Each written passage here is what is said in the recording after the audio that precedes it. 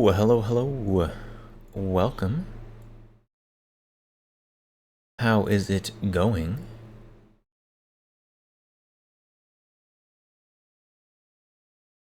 Hold on. Helps if you can see. Hello. Hello, how is it going? Welcome. Welcome to the last stream of 2024. Or if it is already 2025, welcome to 2025. Hello, welcome. Let's say hi to everyone here real quick. Mansum, hello. First, welcome. Potato, welcome. Then Bren 10, very nice. I would love to have one of those. My wallet tells me no, though. King Panzer, hello, welcome. The death count. Death count? No death happening here. Hello. Savage 1911 government. At least it's not a Kimber.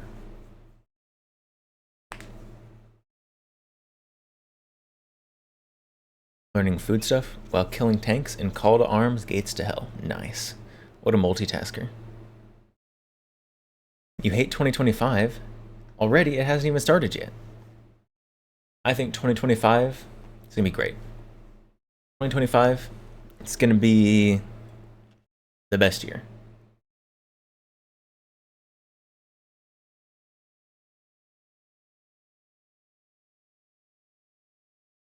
You're gonna hate it? Well, if you go in with an attitude like that, you will.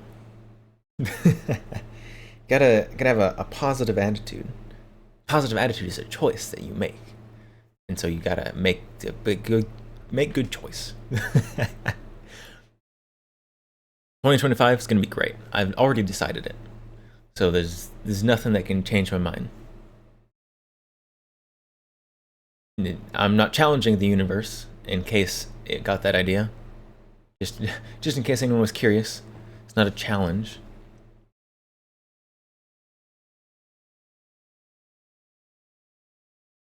Mansum got a SIG PE57. I don't know what that is off the top of my head.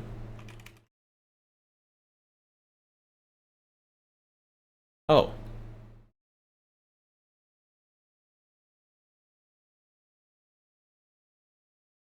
Okay, it's just a SIG 510 variant. Okay.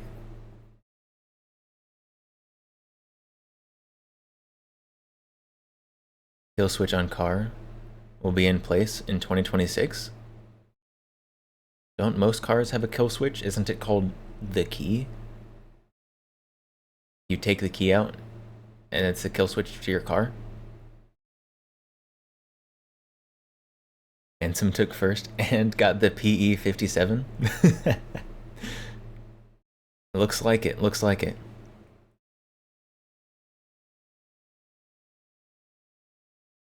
Is why you're not liking 2025 because something's gonna happen in 2026. Sounds like you gotta. New cars haven't had keys for a few years. They still have a button. Either.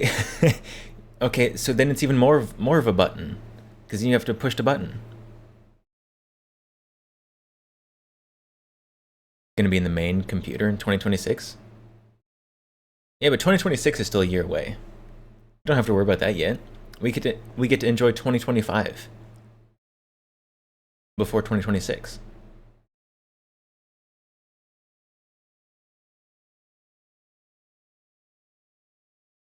Not the BAFTA. Ruger Red Hawk. Man, you got the FUD delight.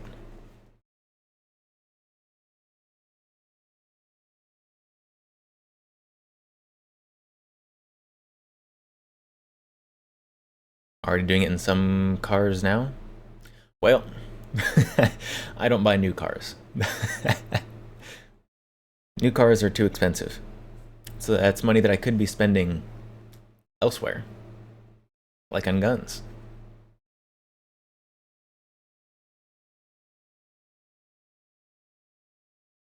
You will not live in Z-Pod. You will not eat Z-Bugs. You will not use a keyless car. Oh, but have you seen the 3D printed houses? 3D printed houses look pretty cool.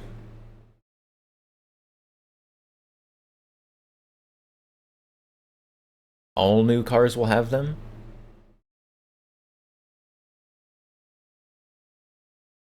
There's probably cars still being made that don't do that. I mean, if you want to, you can just like import cars.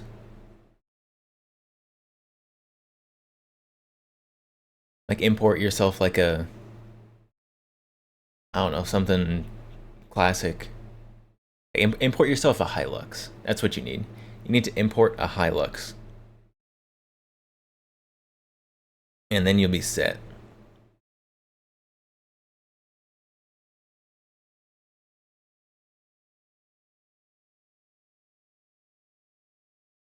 Or just don't buy new cars. New cars have such a premium that like you can get a good used car for way less than you can get a new car, and you save so much money.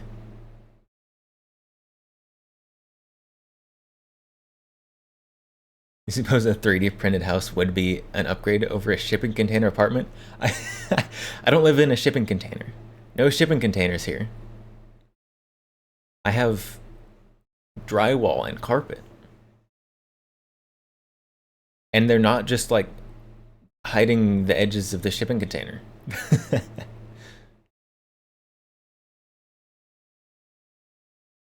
Hilux with a quad gun. Done deal. See, there you go. Make the Hilux technical.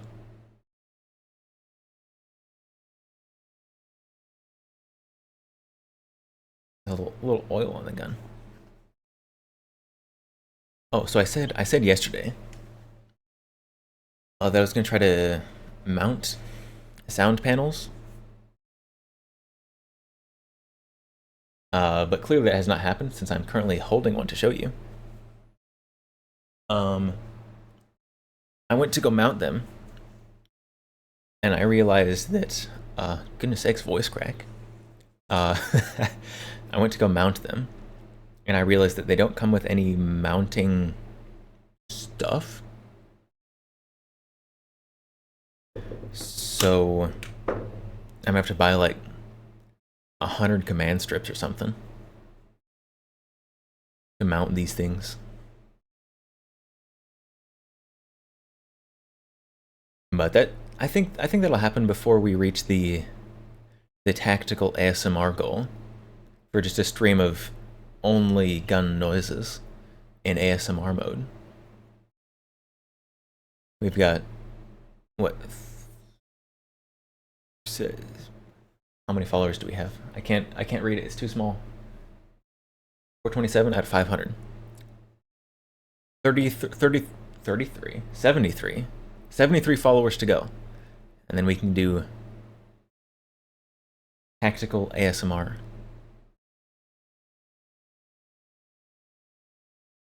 It's hard to mount sound panels to metal walls of a shipping container. I'm sure it is, but I'm not having that problem, as we just discussed, because it's drywall.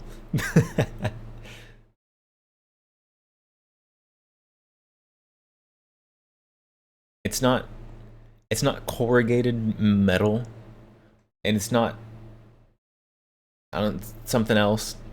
It's not cinder blocks. It's not bricks. It's not whatever other thing it might be. Not concrete.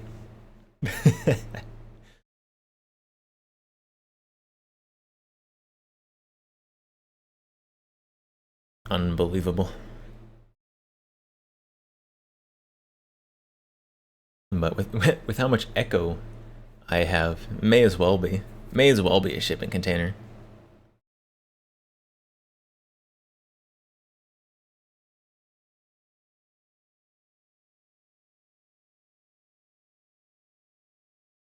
I just need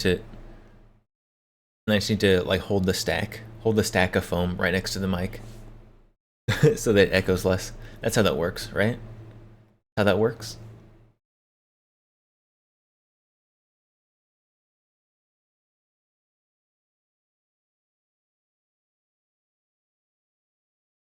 Yeah, so hold on, time.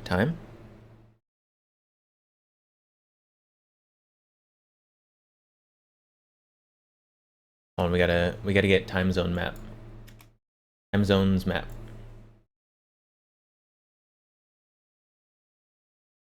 Time zone map.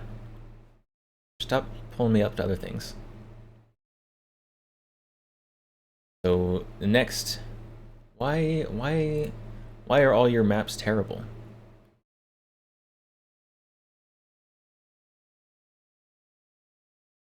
Next next time zone for New Year's is going to be Eastern time zone,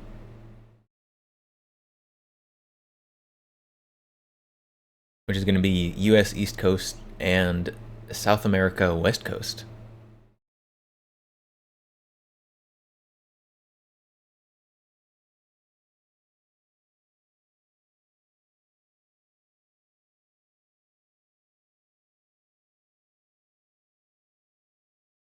$25.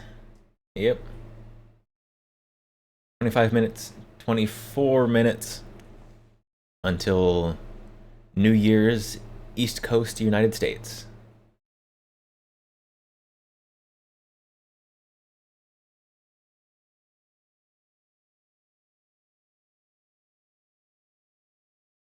Also, some of Canada, Colombia, Panama, I think, Peru, part of Brazil.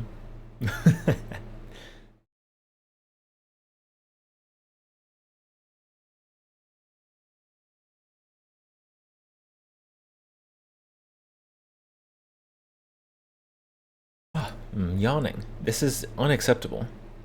Unacceptable. I'm not even half an hour into stream and I'm already yawning.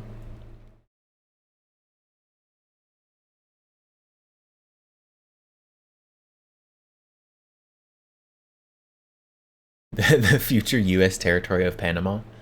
I don't think so. I don't think that's correct.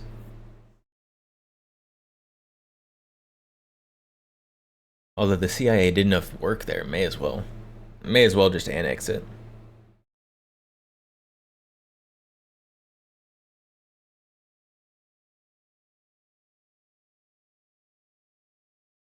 Yeah, so with the new year getting ready to roll around, does anyone have any achievements from the last year or goals for the next year?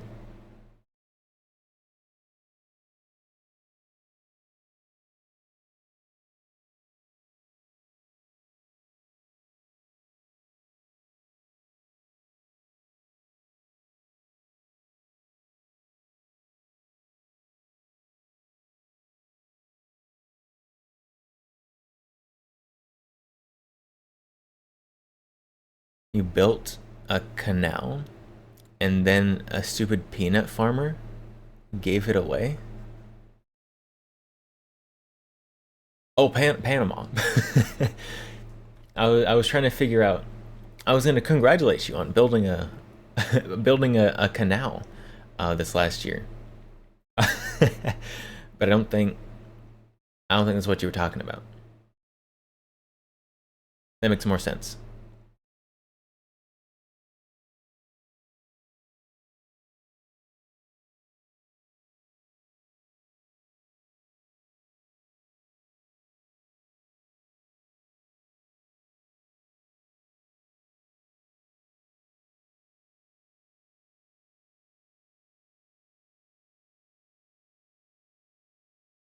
Oh, I guess the guns I got out. There's some repeats from yesterday. One repeat from yesterday, I think. I don't remember what guns were out yesterday.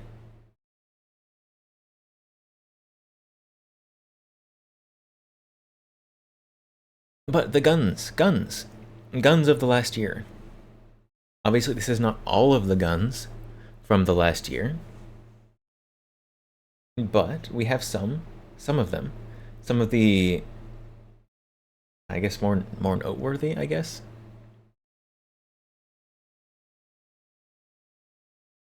Achievements? You bought guns? Very, very noteworthy achievement for sure. But I have some of the guns I bought over the last year.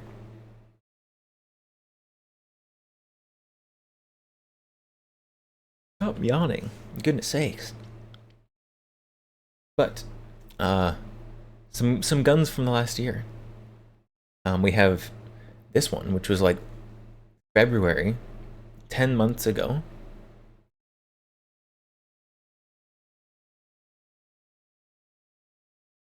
And then we have the Nautaglock, built on stream.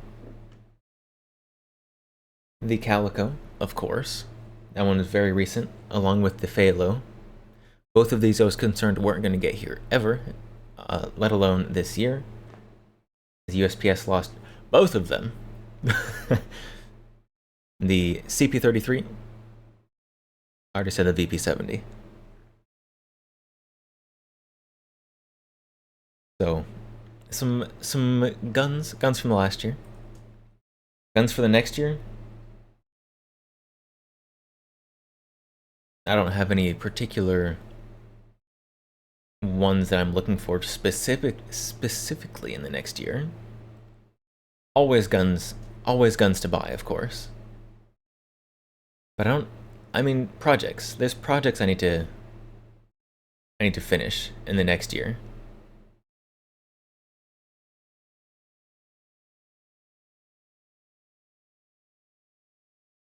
VP70 is hideous.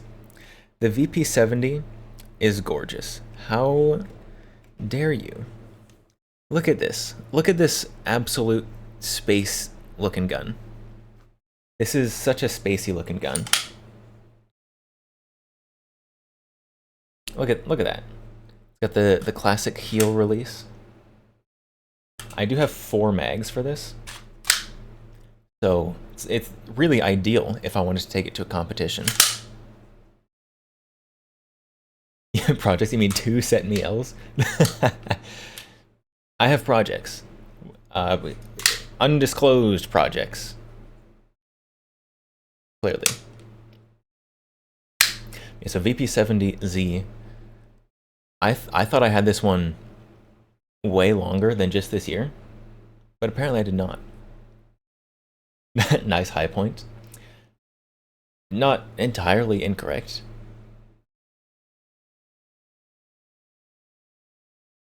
At least have a decency to apply a mosaic censorship? No. No.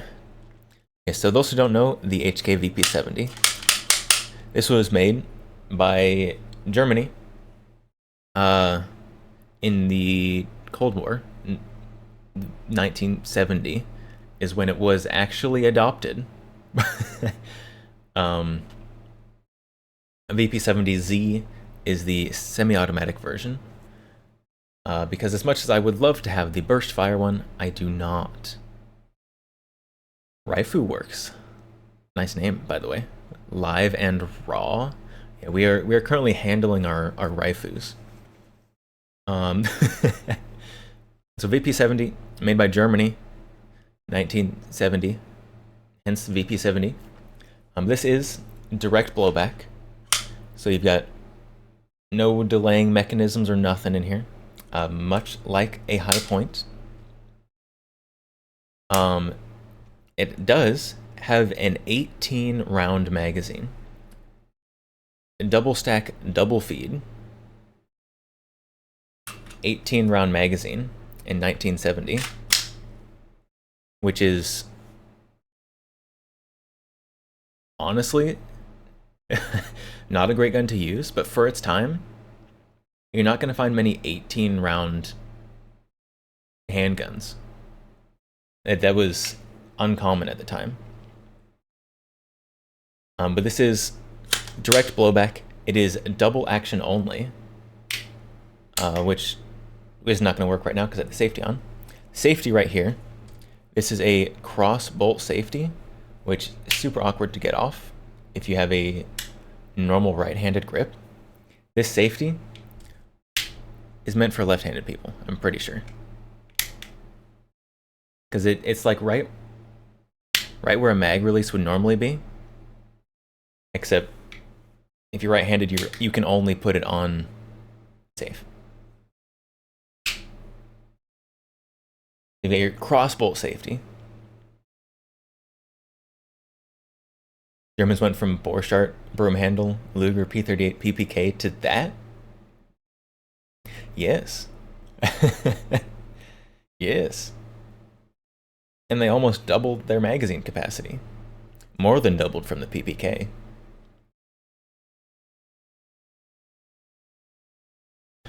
But this trigger, you will notice it is a funny shape.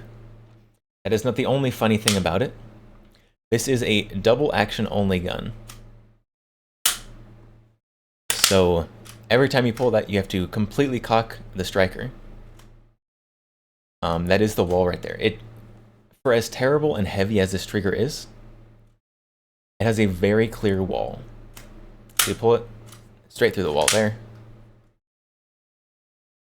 So super heavy trigger. You've got a wall and then a crisp break. Of course, by the time you get to the wall, you already have like a 8-pound trigger or something.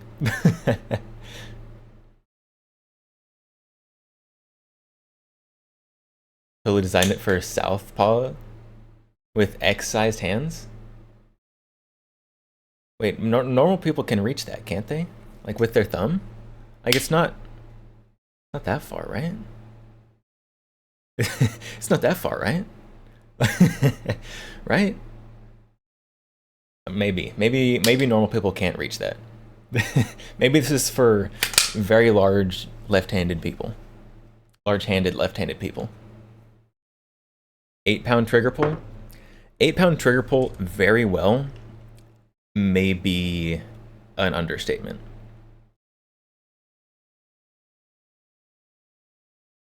I don't have a trigger weight measurer.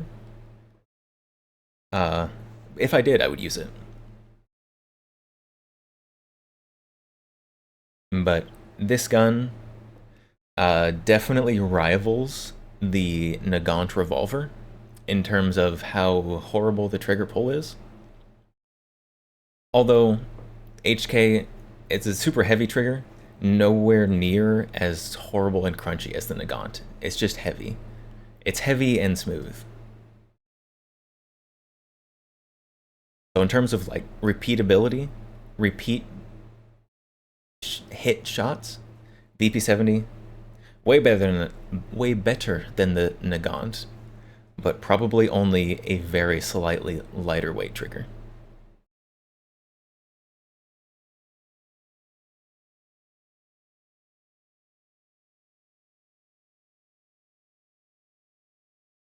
I did. Who mentioned my who mentioned my sized hands? Speaking of my sized hands, I was playing with the FAL off stream, and hold on, can I show this on stream? We're gonna try.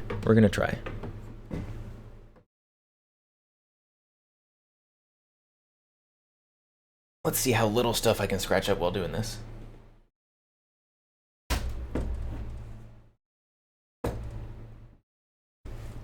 So, yeah, you kind of see it. Come on, a little further. And hit wall. So here we've got the FAL. The magazine release on this thing. Oh, well, that's definitely gonna scratch the desk. Magazine release, perfect place.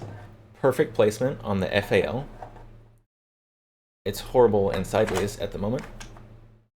Come on. The FAL magazine release is in the perfect spot. Just hit it with my finger. Like not break grip at all. Just perfect. So anyone who wants a good measure for how large my hands are, how long my hands are, if you have an FAL, poke in the mag. But FAL mag release, perfect position. Perfect position. None of that reaching up with your thumb trying to hit the mag well. Just use your finger. Pops right out, just like an AR. Except I don't have to like weirdly curl my finger back to use it, like I do with an AR. All right, let's see if we can put this back. Put this back where it came from.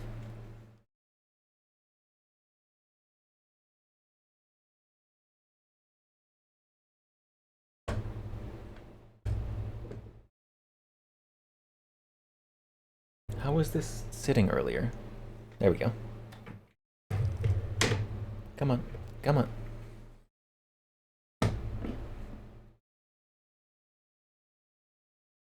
There we go.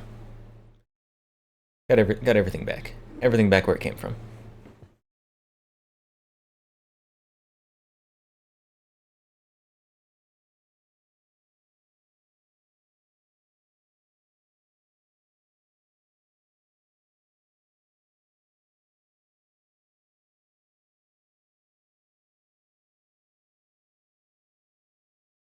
Yeah, I guess New Year coming up.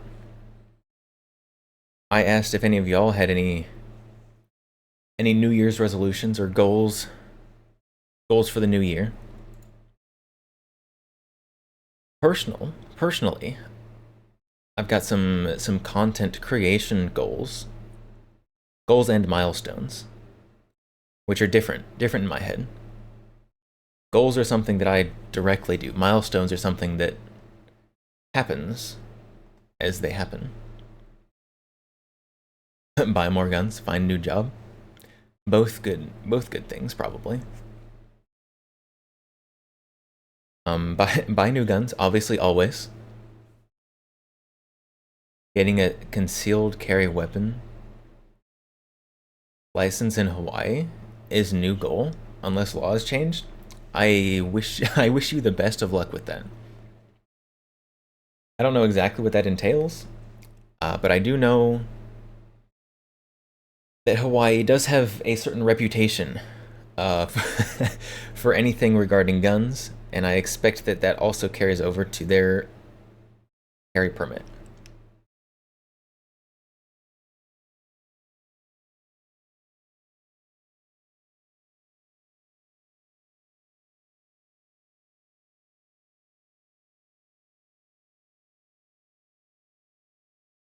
Personally, stream and content creation, because we're branching out.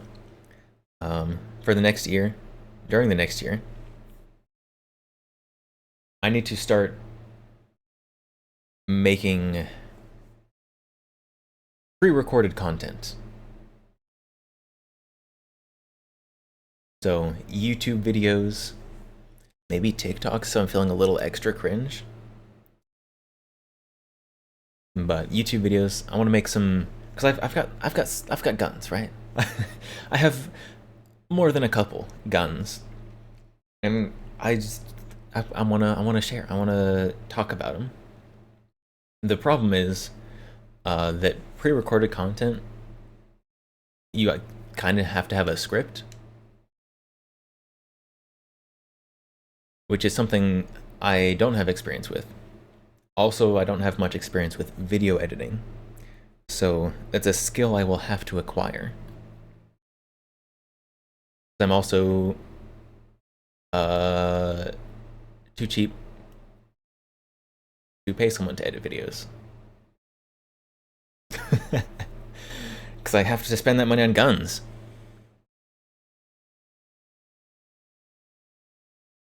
You find it funny that rifles are untouched, but handguns are gimped? I feel like that's kind of the opposite of how it is a lot of other states. A lot of other states focus mainly on the rifles, and then handguns are an afterthought. Hawaii has a Union Jack on their state flag, despite never being part of the British Empire. That's true. I never thought about Hawaii never being part of the British Empire. Why Why do they have the Union Jack on their flag? Hold on.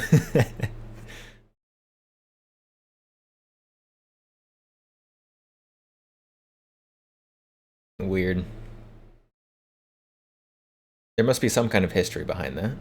There must be some reason. Captain Cook?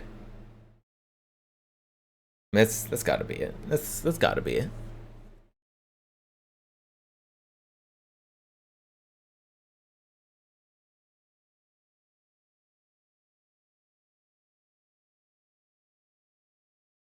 Oh, 5 minutes. 5 minutes till Eastern Time Zone New Year.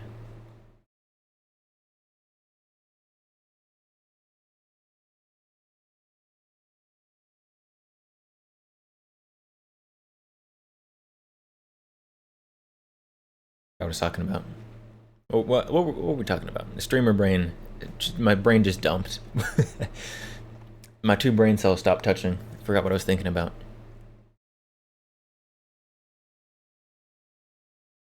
Hawaii gun laws. And hopefully Hawaii gets its gun laws figured out. I feel like it would be so cool. It would be so cool to go shooting in Hawaii. Like the scenic volcanic mountains. Like oh can you imagine an outdoor range in Hawaii? Oh, it'd be beautiful.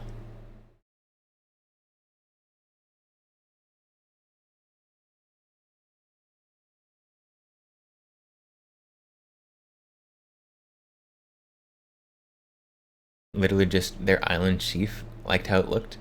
They were Britaboos before weeaboos. I think there's a word Anglophile. I think it's called Anglophile. But Britaboos, I like I like that one better.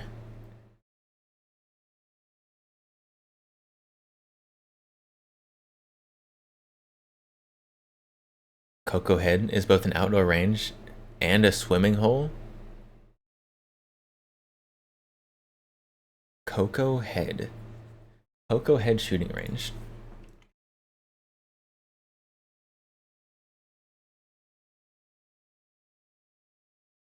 In Honolulu, Hawaii. See photos.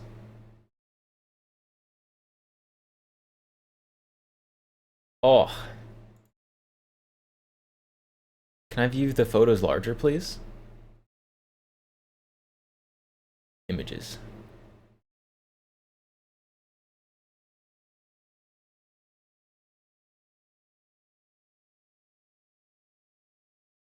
I want. I need bigger pictures. I need bigger pictures.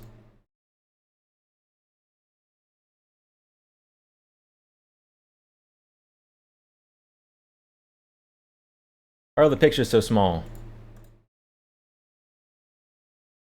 Why you do this to me, Google? Okay, we can zoom in. We can zoom in at least. Look at that one's not super impressive. Look at that. Look at that. 240p Hawaiian images. The images are very small. Look at that. Look at that. You got the giant mountain there in the background. Bro's got a huge scope. I can't tell where the scope stops and the rangefinder starts.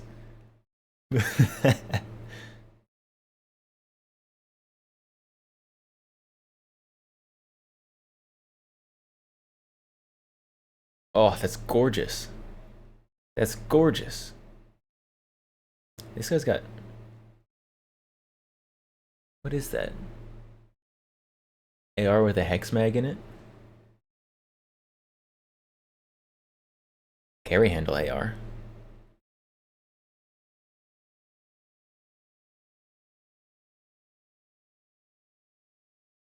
Oh my goodness, it's beautiful.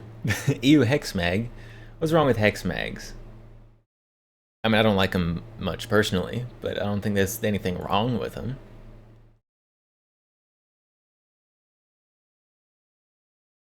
I don't want to see your CZs. I want to Melvin. I don't want to see your CZs, Melvin. I want to see the scenic range. Look at that. Look at that. Look at that, right off your range. Greetings from 2025. Happy New Year, Eastern Time Zone. Welcome to the future. I am welcoming you to the future from the past.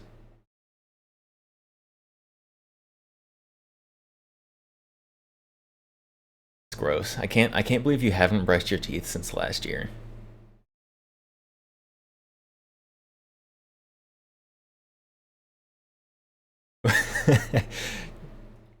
I expect everyone to accept that those jokes will be happening the whole stream.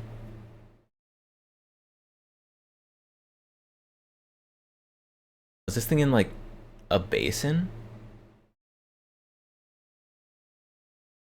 I can't tell if this is a natural or man-made circle, or a little combination of both, probably.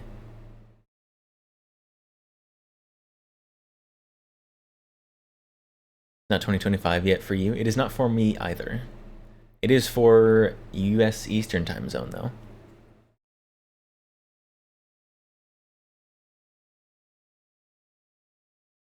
It's a natural bowl. It's beautiful.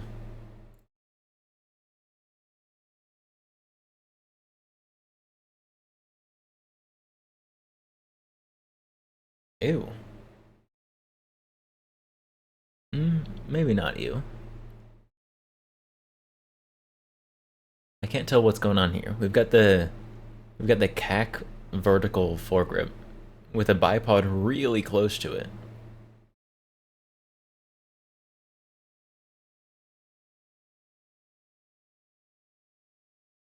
It's quad rail. Quad rail is okay. I don't know why it's so short though.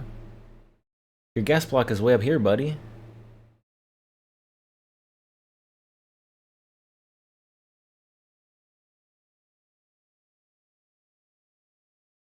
Why doesn't he have a carbine length gas system for his carbine length handguard?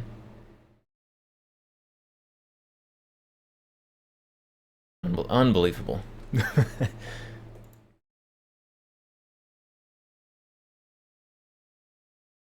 M1.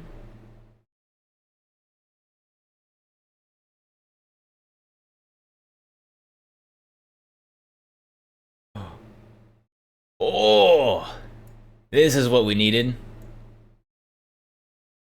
I can't tell where the shooting range is. Probably like just over this ridge, I would guess. Oh my goodness, this is this is a fantasy landscape. Happy New Year, streamer. from recommended channels list. Happy New Year. Happy New Year. I assume Eastern Time Zone, because Happy New Year. Yes, we do guns here. Currently, we are looking at a Hawaiian shooting range because it's it's gorgeous. This is like fantasy landscape. I'm from the flat plains of Texas. This is like mind-boggling. This actually is real.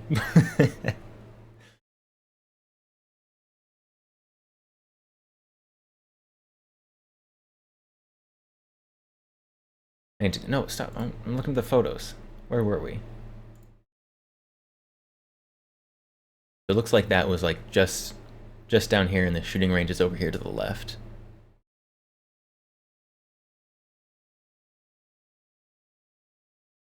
That's from morning. Cocoa Head being on the east side.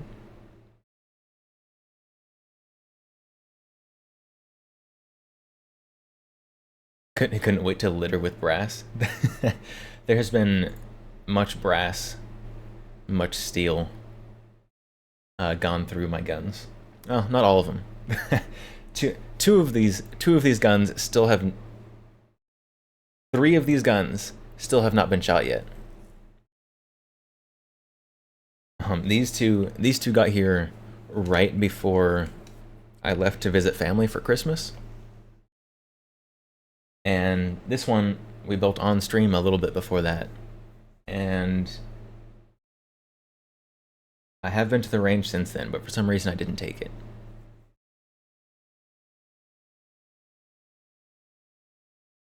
The only 2 guns that are on the table that have actually been shot by me are these 2.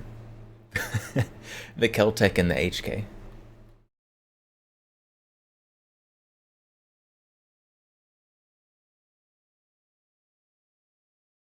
Oh, what does this guy got here?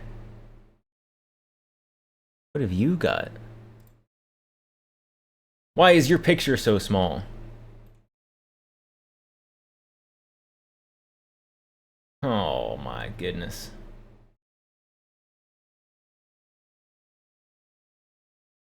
Wait.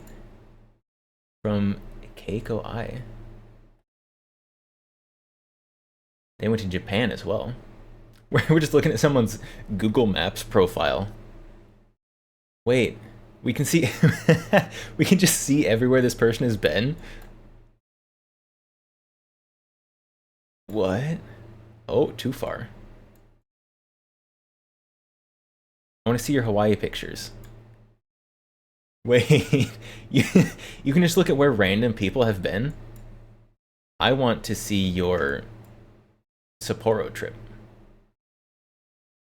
Hokkaido Ballpark. I feel like we shouldn't be looking at that for some reason.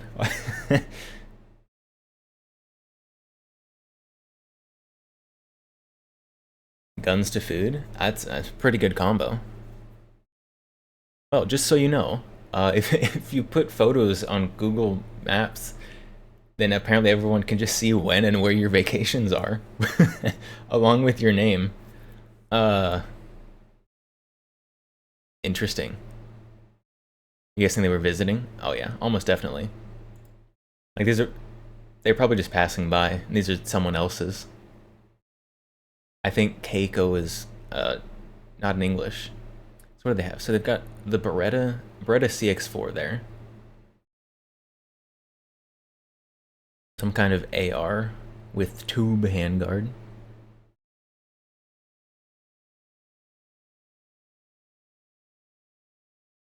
I can't tell if this is an AK made up to look like an SVD, or if it's actually like some kind of SVD variant. SVD stock on an AK? Probably. It's not looking long enough up there, and I can't zoom in far enough to see everything. And back here we've got FAL of some kind. Hawaii legal. No threaded barrel.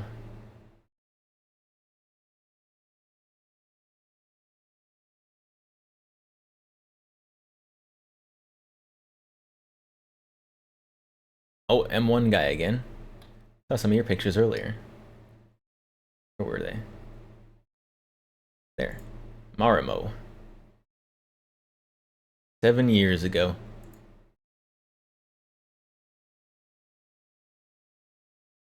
Oh, it's so... Oh, we get a time-lapse video.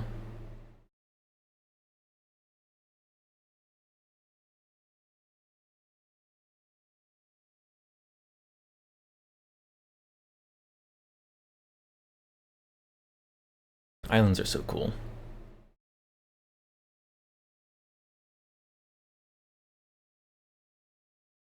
Zooming, they were zooming. Oh. Oh, the mountain in the background with just like the super light fog. Oh. Oh, it's beautiful. I love it.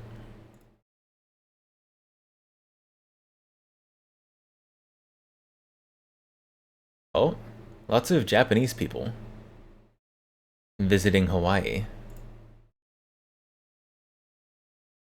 Layla, Hawaii. Goodness. Holy bipod, my guy.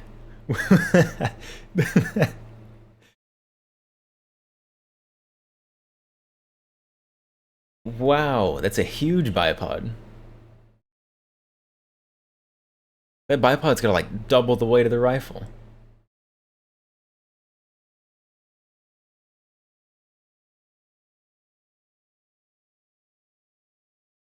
A lot of Japanese visit Hawaii just to shoot guns. Based. Very nice. Hey, this is that Walther 22. Gotcha has this gun. We found Gotcha's gun. Gotcha's in Hawaii. Also, Glock 43.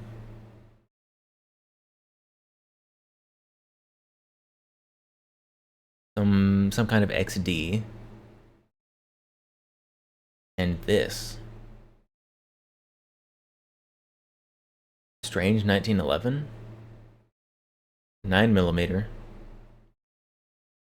From the mags. 9mm, it could be a 38.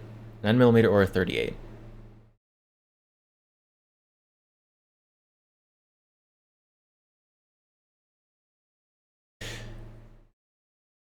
King Panzer, Happy New Year. Happy New Year. Gotcha's name is Tabitha Martin.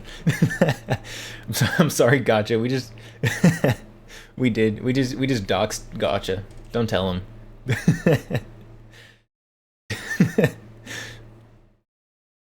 Gotcha's real name is Tabitha Martin, and he's black. That's why he wears gloves, so that we can't tell he's black.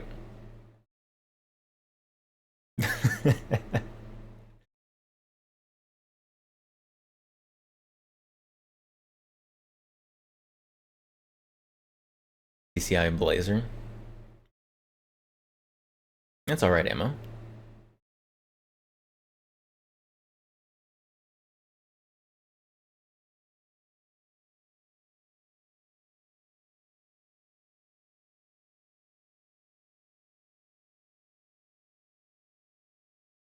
Yeah, so Hawaii has a 10 round magazine capacity. I'm guessing, I can't tell if these are the single or the double stack. Probably single stack. Single stack XD. So XDS. Oh, it's gorgeous. I need to go. I'm gonna go to Hawaii and take a trunk full of guns just so I can go shoot at this shooting range. I need them to change their gun laws first, so that not all my guns are gonna get me arrested.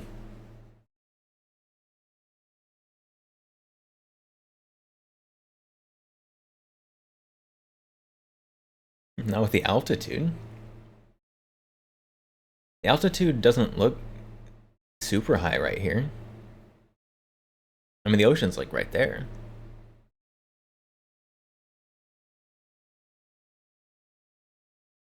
Marimo. Oh, this is before he put his scope on. Oh goodness. Got the hiccups now, apparently. That was very graceful. We can see the evolution of Marimo's gun here.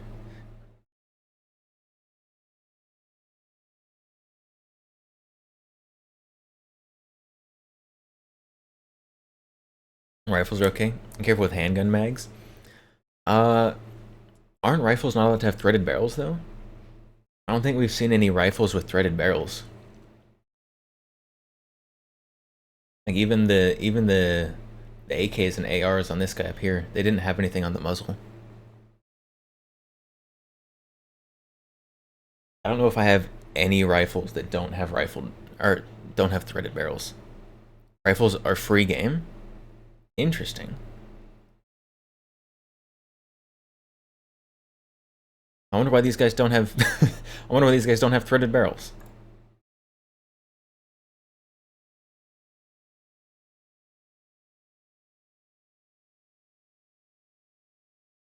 Minoru Tanaka.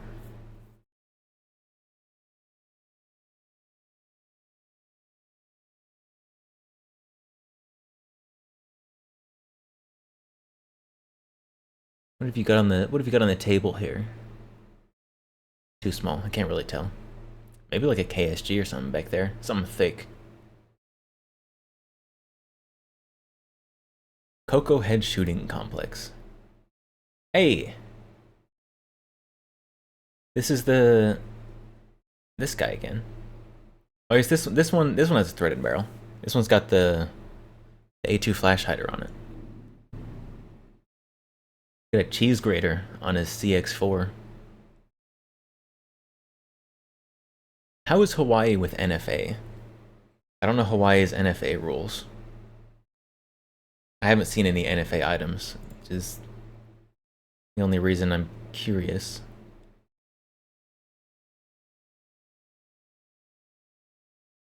No NFAs allowed. I feel like Hawaii would be somewhere that would promote the use of suppressors at least. Like it's like a touristy destination place. So I would think that they would want people to be quieter, perhaps. Obviously I'm incorrect, but they don't have them because boomers don't want to spend extra for a threaded barrel. But guns just come like that.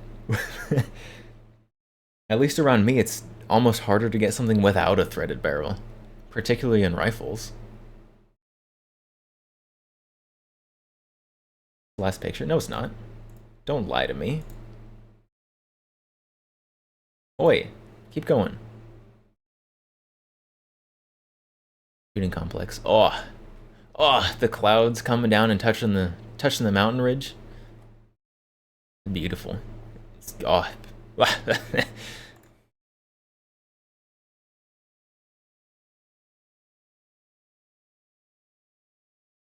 Is this rangefinder? Does it just live here? There's always this rangefinder right here on this table.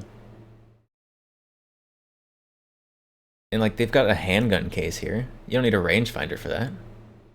Does this rangefinder just live here?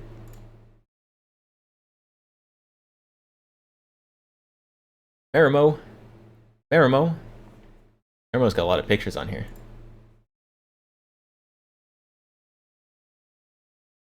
What is that?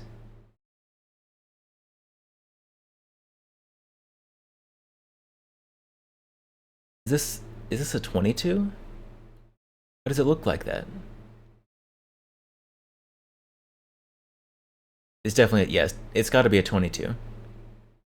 Because it's got the 22 stock on here. What is this? Grip pod.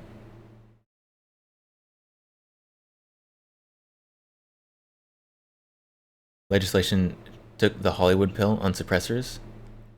Unironically believes they're dead quiet. It's asinine. Gross. I've seen one of these before. I can...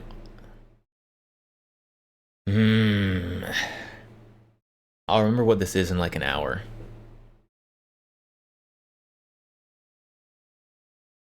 1022 over there.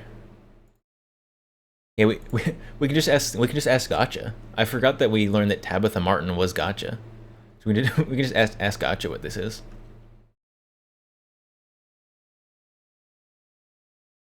Got some Springfield 1911s. Bow.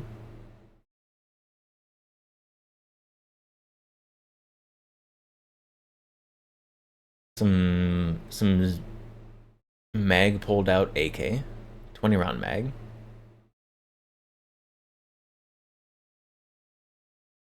With a this looks like a shotgun slug scope on it. Is this a slug scope on this guy's AK?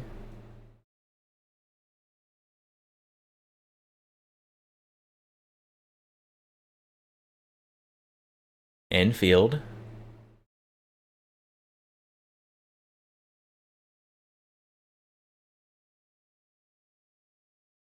From Mr. Nakakawa.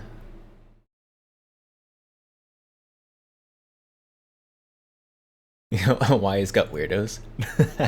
Everyone's got weirdos. Oh, Marimo. Free scope mount. Red. Nakakawa again. This looks like he's downrange looking back at the shooting benches here. So being an outdoor range, they must call like range safe. Have everyone unload so they can go like put up or take down targets now and then.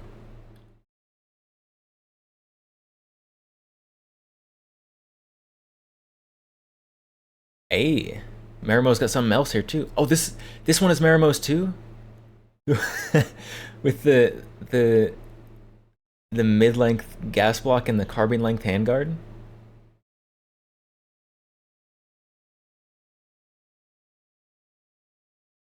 POV firing line.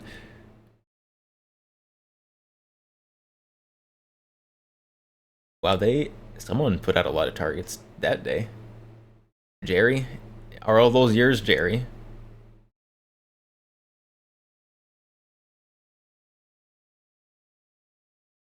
What is this?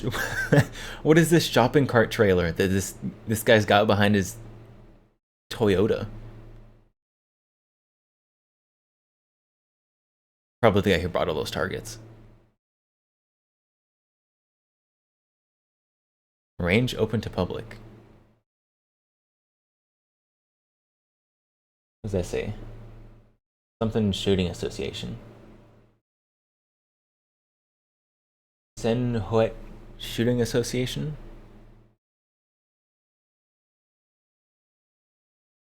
Oh, Tanaka. Tanaka again. Very green today. Very green. Is very brown in some of the other pictures. Oi. Why is that right arrow going away sometime?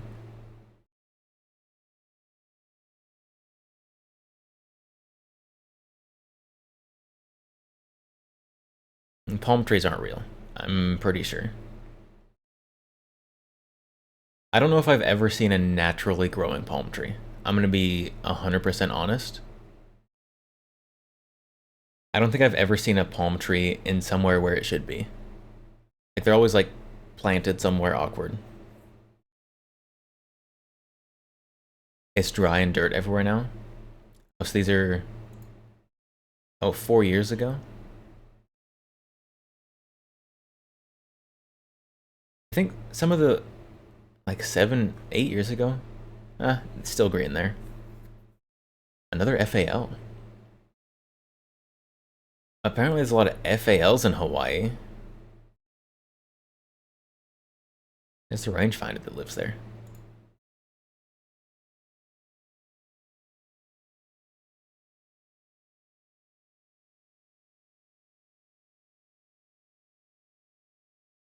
You guys got little like 10 or 15 round magazines.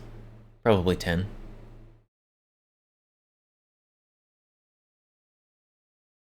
Lemon Cloud. Happy New Year from the UK. Happy New Year. What was it, like 6 hours? 6 hours ago? It was New Year in the UK? 6 or 7. Hawaii is secretly Rhodesia. Yeah, all the Rhodesian forces went to Hawaii when they were done. 5 hours ago. Happy New Year. 5 hours ago. 5:23 a.m. What are you doing? Go to bed. Nothing like it's great in the new year with lack of sleep. Oh, got a repeat picture there of that guy Springfields.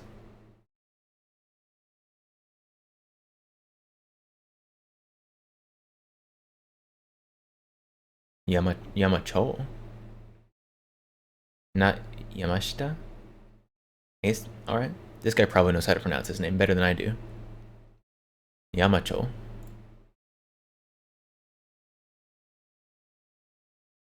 Got a SIG.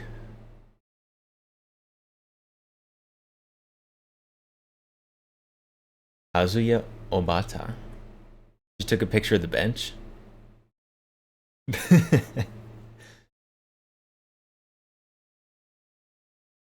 How about no, you won't sleep? Okay, fair enough. You don't have a sleep schedule to ruin. You haven't had a sleep schedule for a few years. Oh my goodness, you're gonna die. You're gonna just pass away. Hey, Marimo, with his mag pulled out AK again. Marimo, wait, he's got.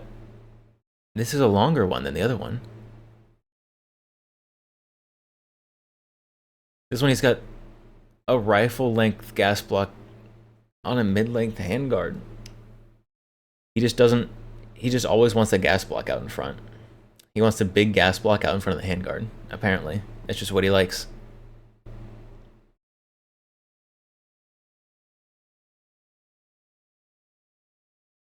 M16 clone. Yeah. Except I don't think the scope is going to be clone correct. But it does have the maximum Skittle capacity stock there.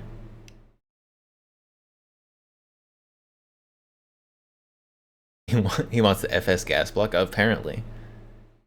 And he's got the either Knight's Armament or clone rail covers.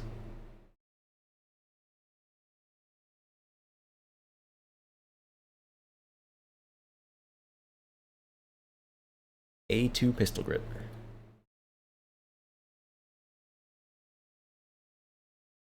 Samroy. 50 yards. That's... We don't have a frame of measurement here. These look like they're probably like 8.5, like standard printer paper size.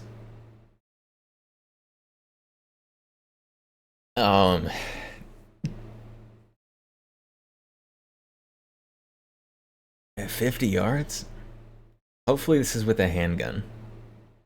Hopefully this is his handgun shooting. Hopefully this isn't a rifle.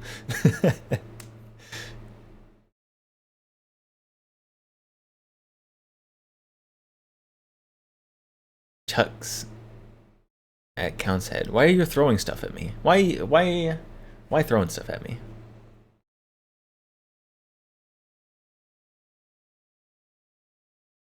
Hitting broadside. Key jingle. Key, you want the key jingle? The New Year's key jingle? Oh, what was that, chat? Chat, what was that?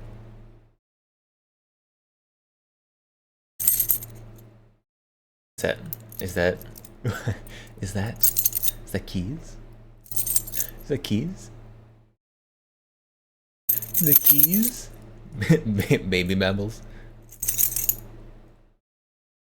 Yes, you guys really like the keys, huh? That's good. It's good. I can keep your attention. Keep your attention with the keys. It says 223 Remington. I mean, I've got a 223 Remington pistol. It's a contender. I think I probably could still do better than that because I've got a nice pistol scope on it. Just don't stop paying attention. We got keys. It does say 223 Remington. There's still 223 pistols. Not a lot of them. There's the keys. The keys. All right. There we go. You also, so you want me to flip over?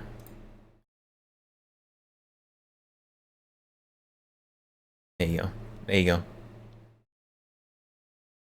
Oh, hold on. I gotta flip over here too. Hold on.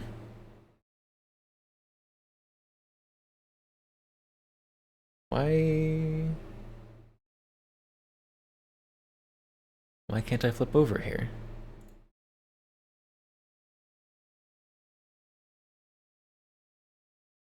Oh, there we go. So, were there any other pictures from Samroy? We have to look for other pictures from Samroy. See if we can figure out what he's shooting. with his like 5 MOA here or whatever that is.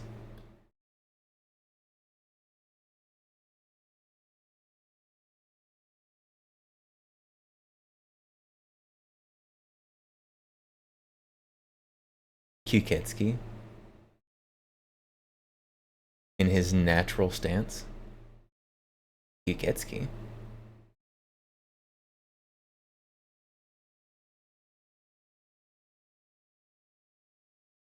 E-Injure. The mountain, mountain is just, it's so good.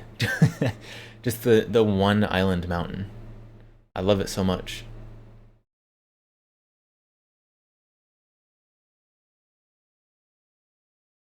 Tell the CP33 that it's better than whatever 5-7 Abomination has cooked up this time. It's okay. You're better than whatever nonsense Celtic is teasing now. There you go. Is that that to your liking? Aramo. He's got a bolt action. Remington something. 783? Remington 783 maybe? Could be like a Bergara.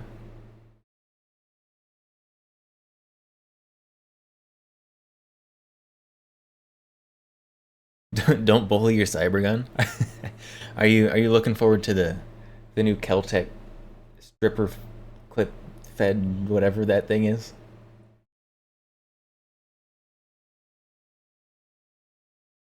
I'll be honest, I'm very curious about it.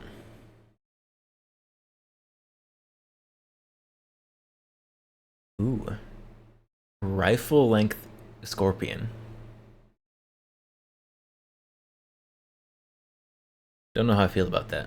I'm not a huge fan. Spicy lavender. Of course. Of course.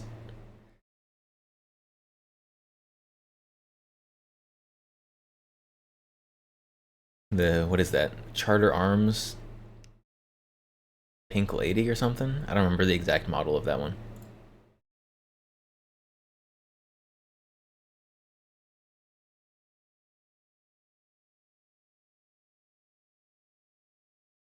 Sam Roy. We don't get to see what gun. I need to know what gun he's using. That he's shooting like that. I just want to like blaze through these and look for Sam Roy. Oh, the range just looks so good. What is this? Why? Why do they have trenches in their gun range?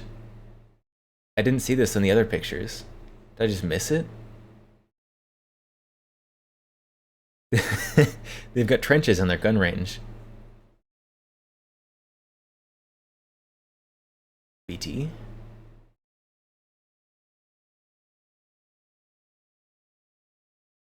Training. Training trench warfare.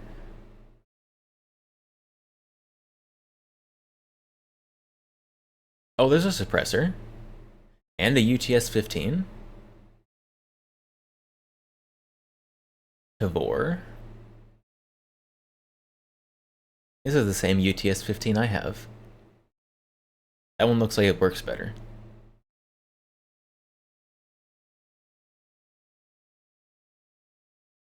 Someone's got a suppressor. Faux suppressor? Oh, maybe.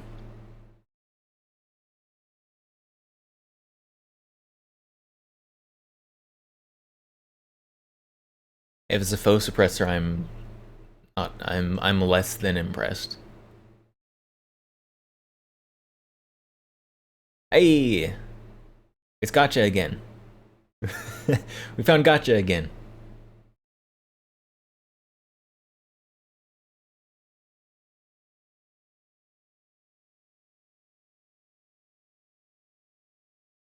That is a hippie looking bus right there. I like it.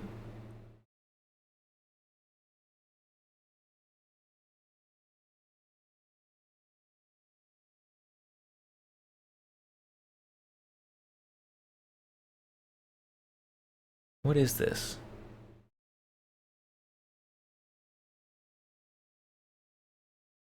Is this a scar? The front end doesn't look quite right. Gotta be a scar though. Like this is clearly like scar back here. It might be angle. Angle and some aftermarket, something going on up there.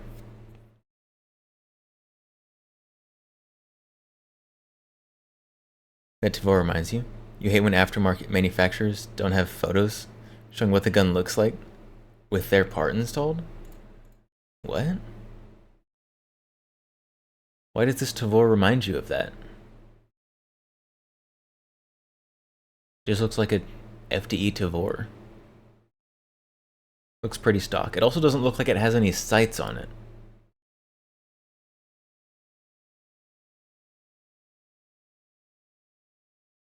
Scars do have M-lock handguards. It looks like it's too long. No, it's probably just the angle. It just looks off for some reason. Who was this? Oh, Yamacho. Scotty. With his HK.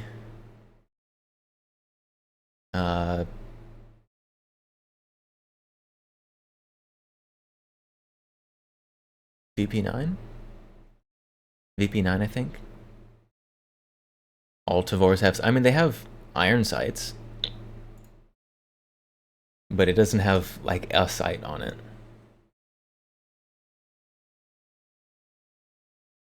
What are these trees? I don't know what these trees are, but I like them. They look cool. Paddle mag release. It is the paddle mag release version. Unlike the new HK compact that doesn't have the paddle mag release. This is called shrubs. They're too big to be shrubs. These are clearly trees. We're going down a hill here, so they're starting lower. Ficus or Australian fire tree? Huh? Calling it a fire tree from Australia checks out.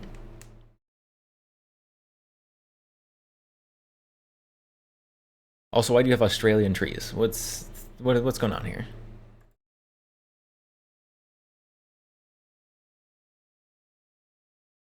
Spicy lavender. Ronald, why are you taking a picture of someone way over there? Jennifer. Keiko.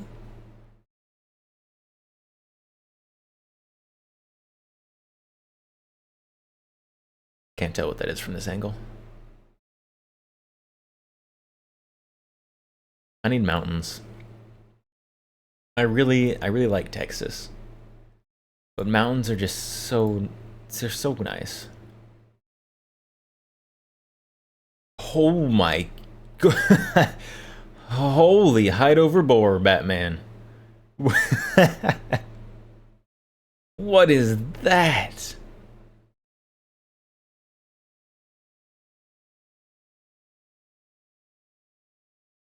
PS90. Okay, I know it's a PS90, but oh my goodness.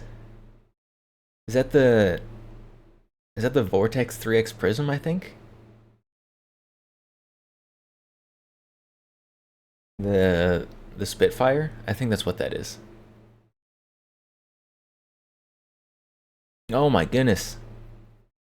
You just set your chin, like the bottom of it, on the stock. And then you can place your forehead on the scope.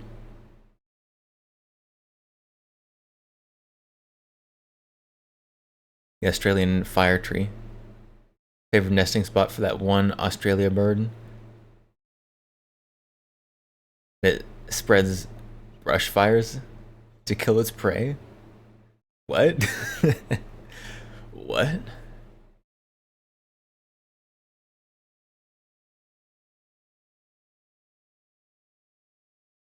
You couldn't afford the FN 90 upper.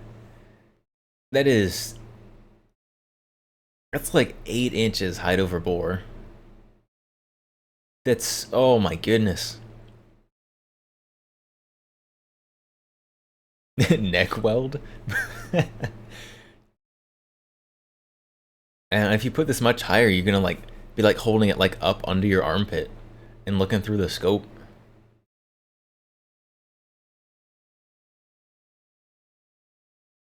Long neck. This isn't just a long neck. He's this guy's a giraffe. Hold on. We gotta. Oh wait, user hasn't uploaded any photos. Where'd you get this one, Google? Google, where'd you get that one? Oh, this guy doesn't look like he has a very long neck.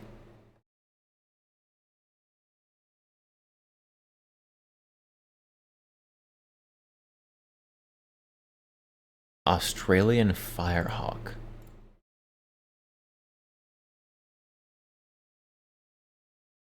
What is this? Is this like a golf course? Jojo.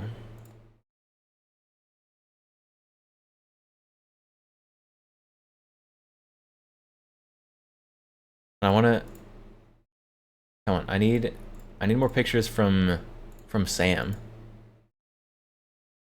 We're just gonna kind of fly through them here, see if we can get any pictures of Sam's gun that he was using.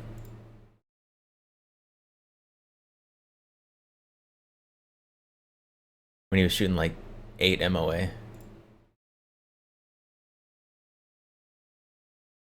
Come on. Alan.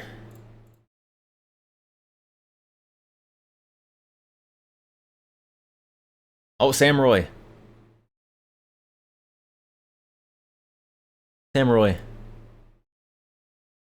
No uploaded pictures. No! Oh no, we lost it. No, that was the guy.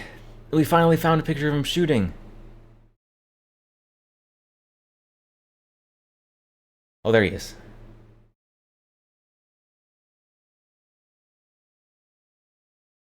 What is hanging off of his belt? This looks like a shotgun range.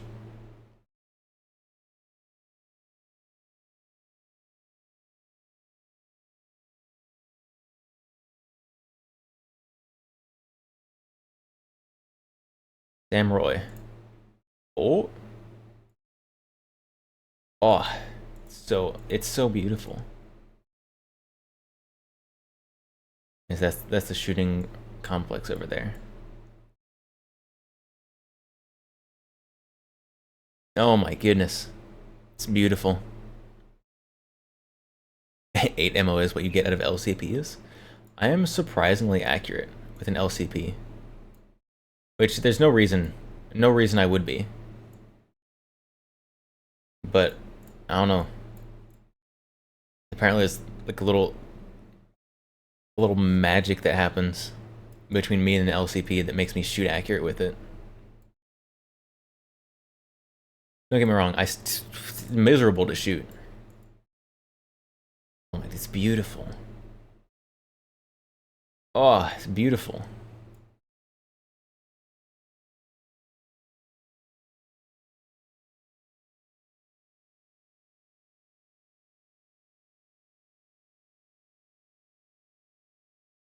Were there any earlier pictures from Sam?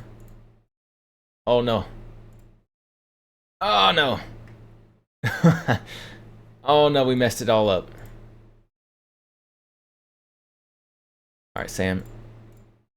I need to know what gun you're using. That you're shooting that horrible group with. Sam. Sam. Sam Roy. He's over there creeping on people.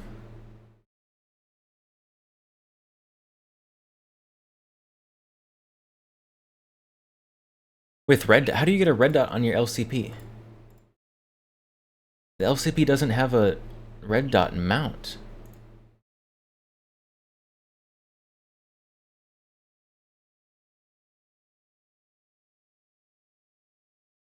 Sam, I want pictures of your... Sam? No gun. No gun.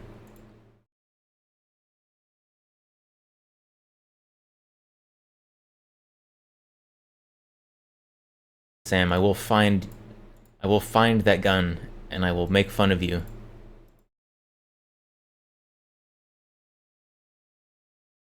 Sam? Oh, no. This is where we got to last time when we found it.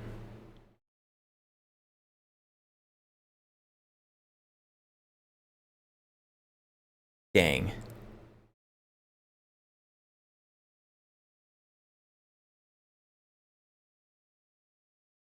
Custom mount. Pins to take down pin holes. Take down pin holes. The LCP only has one takedown pin. At least for just like field stripping. It's got like a couple of roll pins.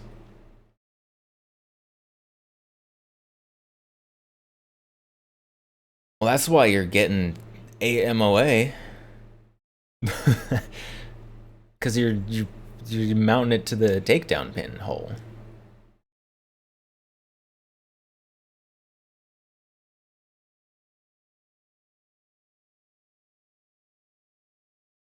Well, Samurai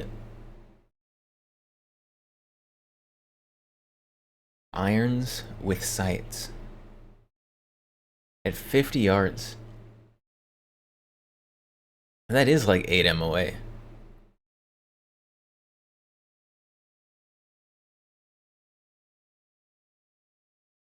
He did the same with irons and with a sight. I don't know what kind of sight. Irons are a sight. But I would assume this is some kind of magnification. Sam. No pictures.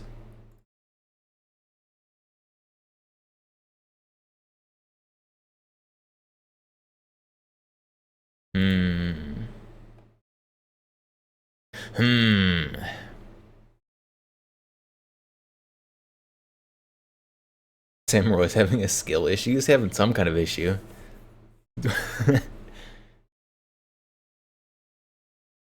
First. Second. Oh my, this second group is larger.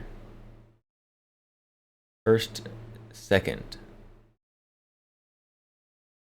On both of them, the second one is... How did he get worse both times?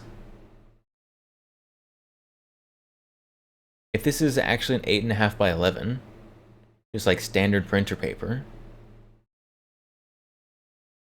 which it looks like it probably is.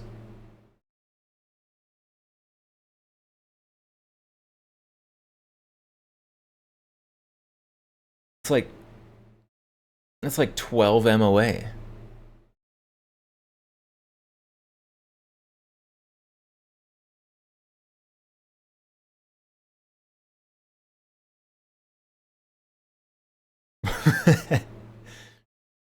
In total, he has an MOA of 10.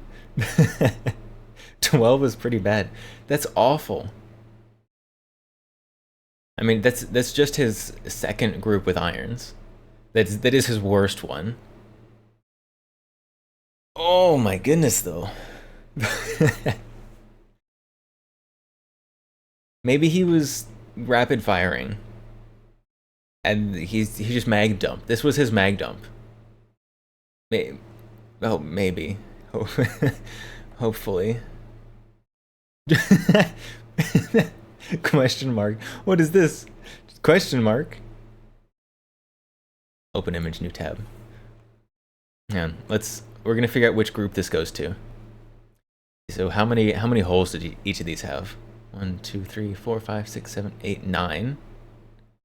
1, 2, 3, 4, 5, 6, 7, 8, 9, 10, 11, 12, 13, 14, 15, 16, 17. Okay.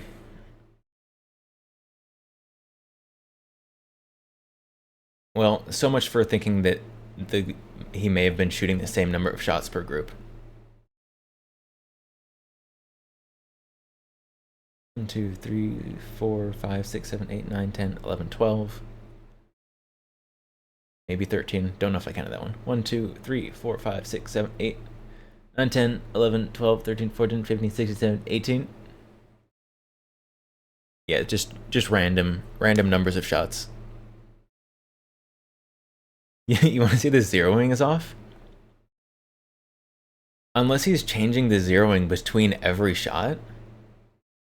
Like if my zeroing is bad and it's like high left, if I keep my aim right here, right in the center where it's supposed to be,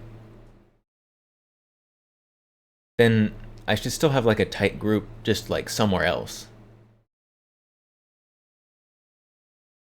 Like it's not going to be where I'm aiming, but it should still be a tight group somewhere.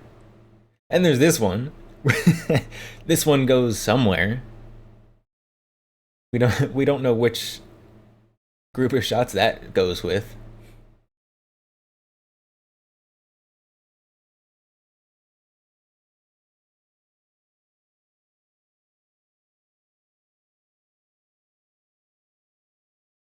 Oh. I'm sorry, Sam. Maybe don't post these photos. With that mark, it became 14 MOA. With either of these, probably it's gonna be about that. Oh. Oh, that's... I mean, everybody has a flyer every now and then. Some people's fly further than others. Oh. Oh.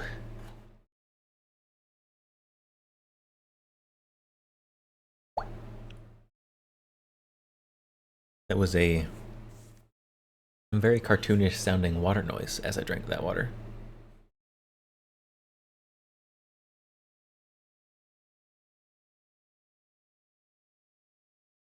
The I roast your MOA group stream instead of New Year's stream. I mean, if he's gonna post them online.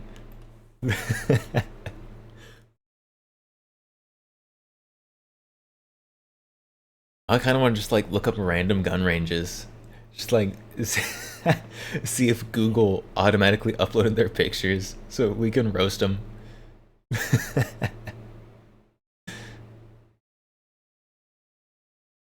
We're not gonna do that, but I am tempted.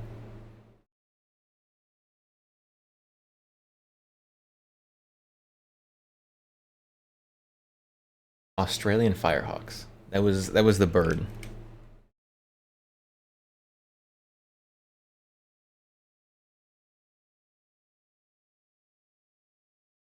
Australian Firehawk.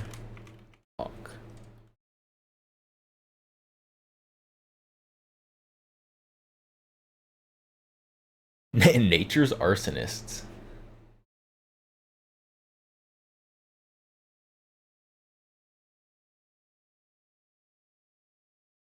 Oh, there we go. Now you guys can hear.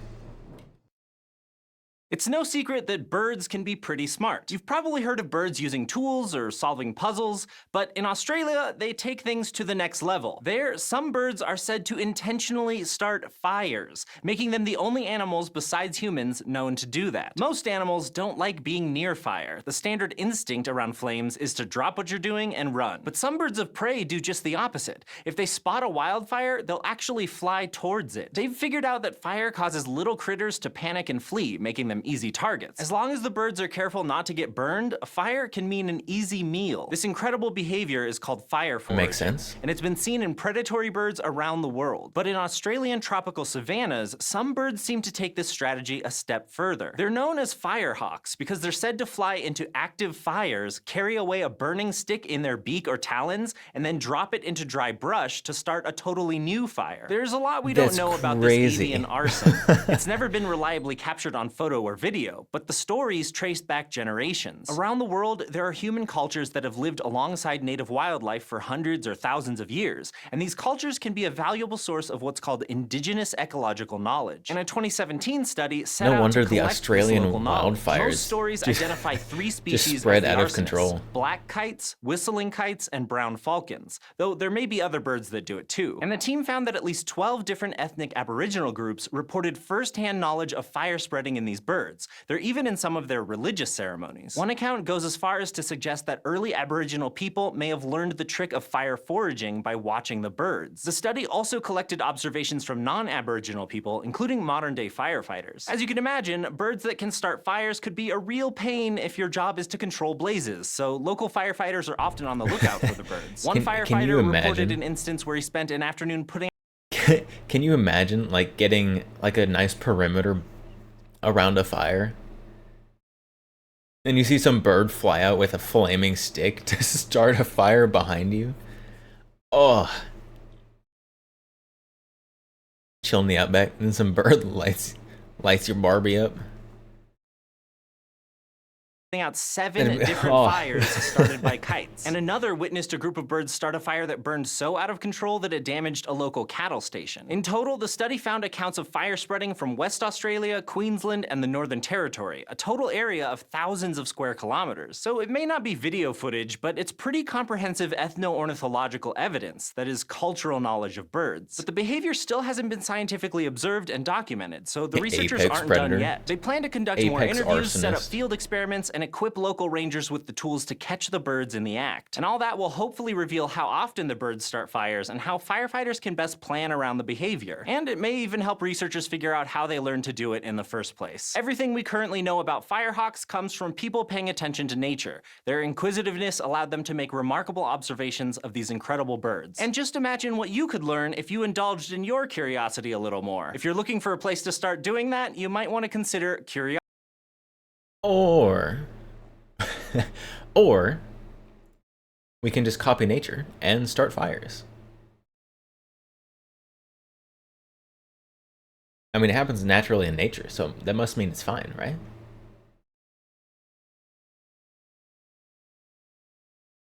Oh, we got 3 minutes. 3 minutes. 3 minutes till the new year. Central time zone.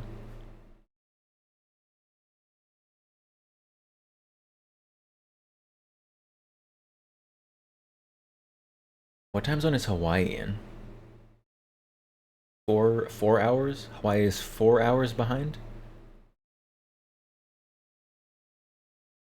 I think.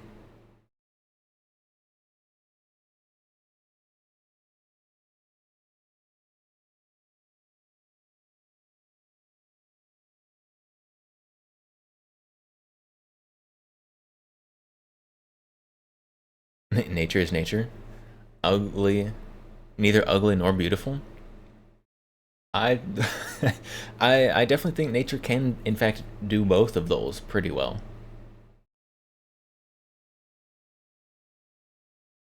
You have your smoke break. It's almost 2000.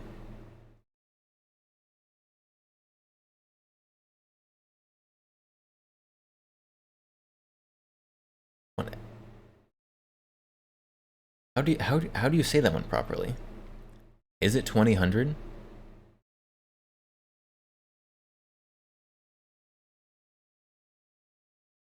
Because I know that one it feels awkward to say.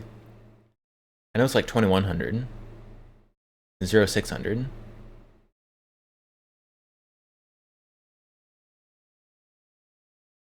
I'm gonna just cause myself an aneurysm here trying to figure that one out. MGR art meme. 2000 hours? So I was right. It just feels awkward to say for some reason.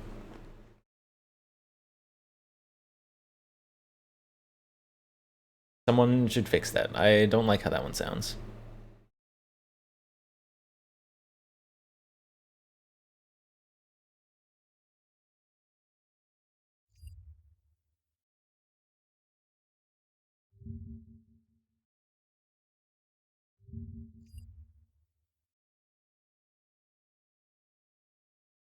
Wait, why did my... Why did my picture get smaller?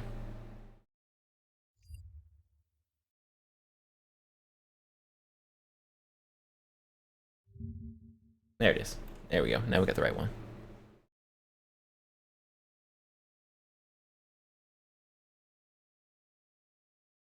So Japan, it's already tomorrow. Happy New Year! Now it's the same day in Japan as it is today. Happy New Year, Central Time Zone US. Happy New Year. Welcome to 2025. People just started setting off fireworks outside. I don't know if y'all can hear it, but it is going off out there.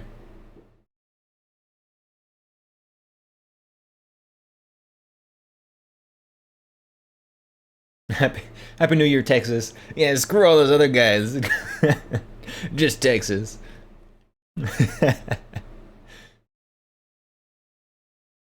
only most of Texas. We gotta wait a little bit for El Paso, because Texas has multiple time zones. Central time zone, you got Texas, a lot of central United States, central Canada, most of Mexico, Cuba, Belize, central Latin America.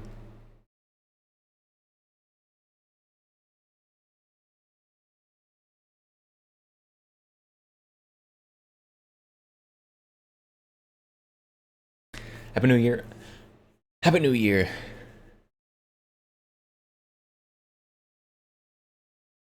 Apparently we've got a lot of central time zoners here.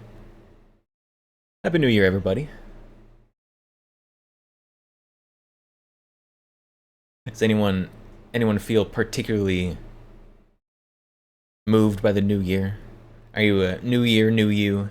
Just the new year switch flicked, and now I don't know. Now you're gonna go start working out tomorrow. Or whatever people do on New Year's.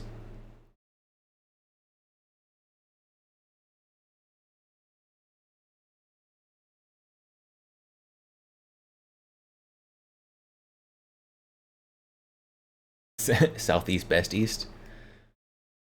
Like the deep south, like Alabama and Georgia. I guess Mississippi. I don't know exactly where the time zone cut is.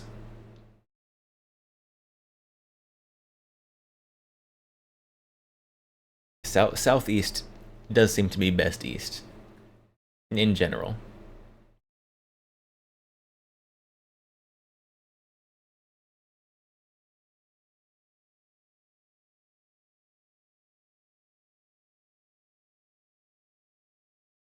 I have this time zone map up. What on earth is Greenland doing?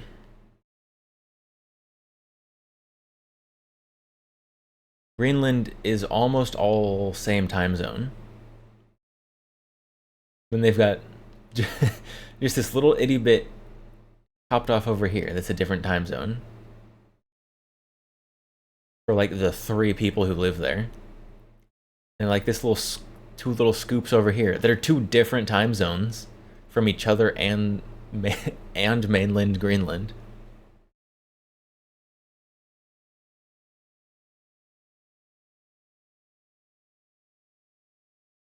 Whatever it wants. And then India. I didn't know India had a half-hour difference. India's like, being the same hour, it's cringe. We're gonna be a half-hour different. Australia too. Why? Why? Wait. Australia, why? +8, +9.5, +10? Why not just 8, 9, 10? What are y'all doing?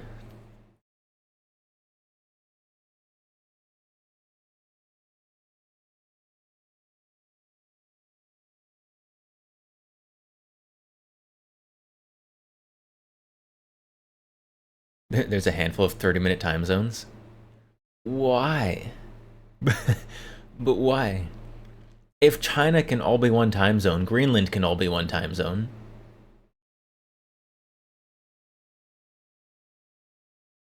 China seems a little large to have only one time zone, but sure.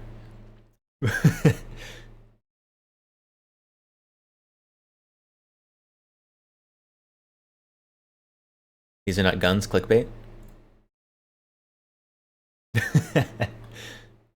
Don't worry, don't you worry your pretty little head. We have plenty of guns here. We're just making fun of Australia right now. Because they have an hour and a half skip and then a half-hour skip. Because screw these guys in the middle, I guess.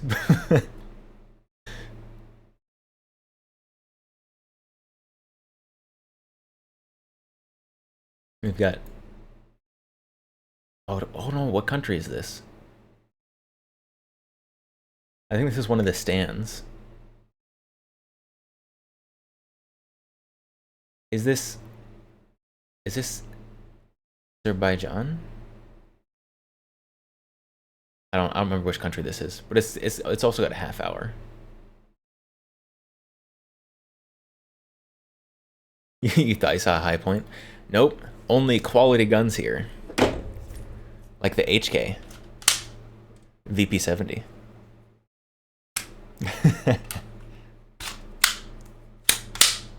Arguably the predecessor to the high point. But actually works.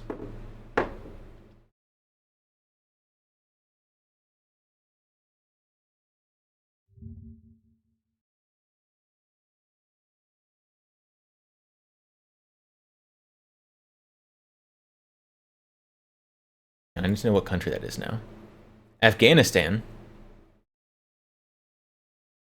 I should have known that was Afghanistan. Goodness sakes.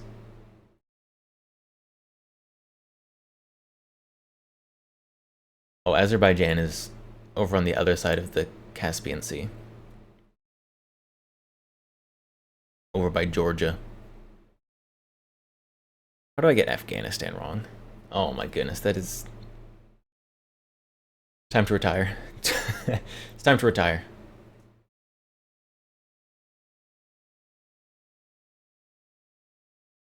High quality VP70. It is high quality.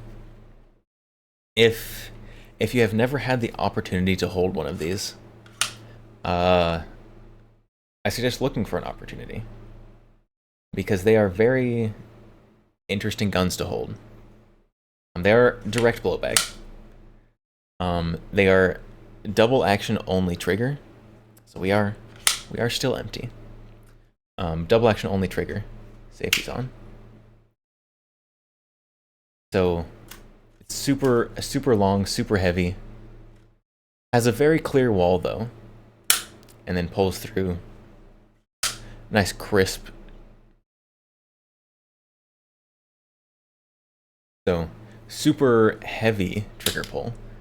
Pretty smooth, heavy though.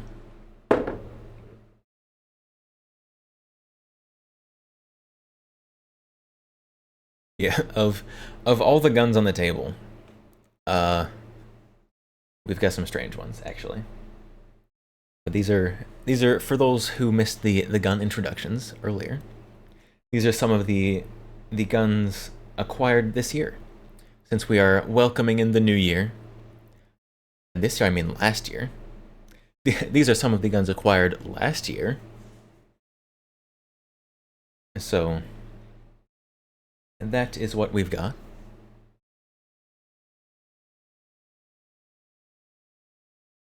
Some of the more noteworthy ones. There were others as well. I do have some of them here next to me.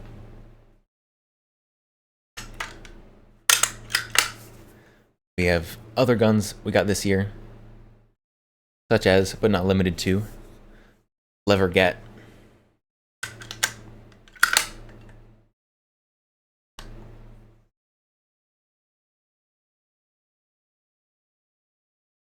Usually no guns from video games, but what's the middle gun? Because the AP pistol from GTA 5? This one or this one? This one is the Keltec CP33. This is a .22 long rifle. Definitely not armor penetration. So this is the Keltec CP33 Quad Stack 22. The CP33, that is how many rounds this holds in the standard magazine. So this holds 33 rounds of 22. You can also get a stendo for it that holds 50. It is just little target 22 blinker. It is definitely not armor penetrating, but it is a super fun gun, super easy to shoot, and cheap to shoot since it is 22. My dot on here is currently dead because I forgot to turn it off once, so the battery ran out. But it is topped with the Trijicon MRO yellow dot.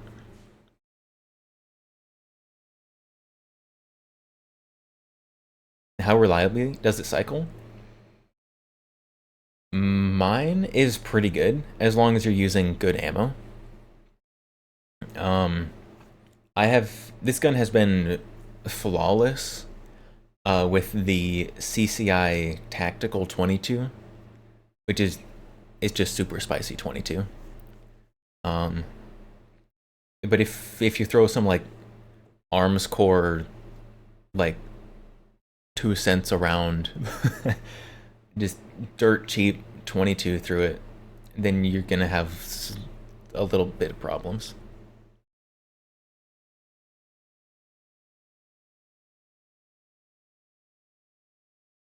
The other one, the one right to the blue Glock. So the blue Glock, kind of correct.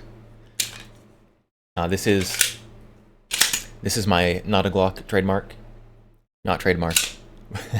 But this is a custom build, I guess. Glocks usually don't come blue with a silver barrel, but this is my custom built Glock because I don't have an actual Glock, and it was a fun thing to build on stream, fun thing to have. So now I've got my Hatsune Miku Glock, Glock 17L, and this one. This one is this my second. This is my second most recent gun. I got this one and this one 1 day apart. But this one is the Calico 950 or the Liberty 3. Those are the same gun. They just renamed it to get around some stupid laws back in the 70s or the 80s. I think it was the 80s. This is the Calico Liberty 3 with a Bison mag. So it is very similar to the Bison mag. It is the helical drum. It is proprietary to these, and it is expensive. But this is a 50 round helical magazine for your pistol. This gun does also have a rifle configuration and a factory SBR configuration, but I wanted the pistol because the pistol is a Rifle. And also, it was cheaper. Where's the tree? What tree? What tree are you looking for? Okay, so this gun, for those who do not know, Calico came around in late 70s, I think. Check Sauce 7 just followed. Check Sauce 7, welcome. I know which tree. The Christmas tree? We had to take it down because it's not Christmas anymore. Okay, so for those who do not know, the Calico 9mm are roller delayed. So these have the same delay mechanism on the inside that the MP5 does. The MP5, wildly more reliable, but it has the same mechanism in there, which is very neat. So this is the 50 round roller delayed pistol. And for the pistol and the rifle, they do interchange mags. The pistol, the standard capacity is 50, and the rifle, the standard is 100. But you are able to put the 100 round magazine on the pistol and vice versa. But so this one did come with the 50. Guns and Knives, Happy New Year. Happy New Year, Guns and Knives. The tree stays up until Easter. The tree does not stay up until Easter.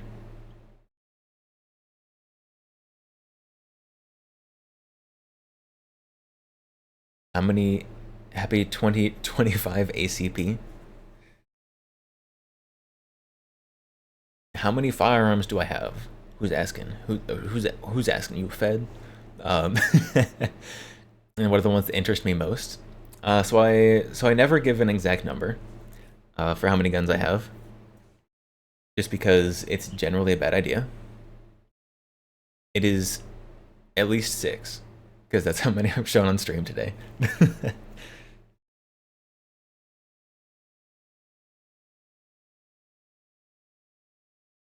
Here's to another year of you annoying me. No. No. What ones interest me the most? What guns interest me most? The guns that interest me most are definitely the strange and odd ones. I don't know if you can tell by the guns currently on the desk.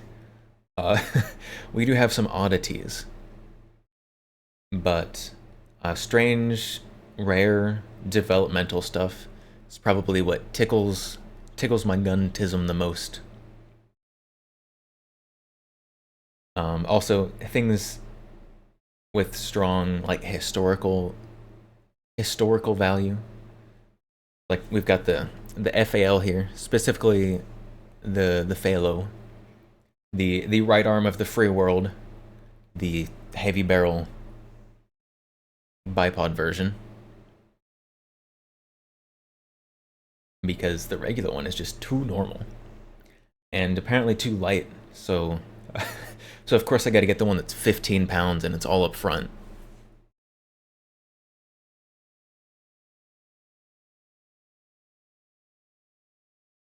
But one of the things that I would like to do, to try and do for the new year, is try and take all my like strange, weird guns to competitions.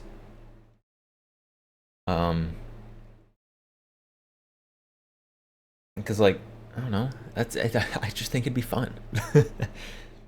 Like show up to a competition with the Phalo and the VP70. That'd be so fun.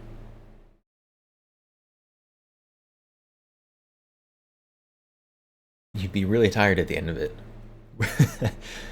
But that is something I want to do for the new year. Go to competitions, take all my strange stuff, and just have fun. Like obviously I'm not gonna win. Go into a competition with all my weird guns, but just go have fun and video it. Maybe make YouTube videos. Definitely make YouTube videos. But just have fun. Because I have been acquiring a lot of stuff, and I plan on continuing to do that. But I also want to use it as well. And I also think it'd just make cool content.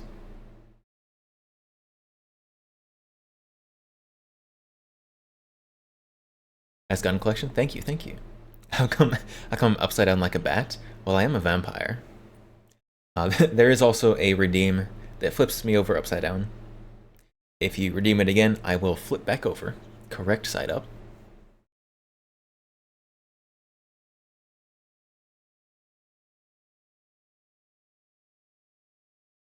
Oh, excuse me.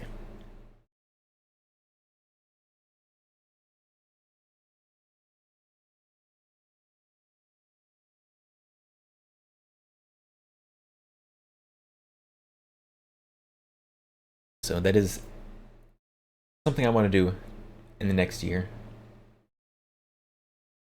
With content specifically, but also just for myself. Also, if I want to take this to any kind of competitive competition, any kind of active competition, I'm gonna have to start working out a little more. That is what's gonna have to happen.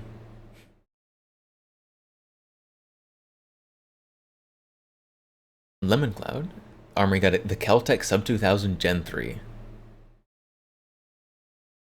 Well, could be worse. Could be worse. Not a huge fan of the Gen 3. The Gen 3 is my least favorite of the Sub 2000 generations. What is one of them? You, my friend, are in luck. I have one.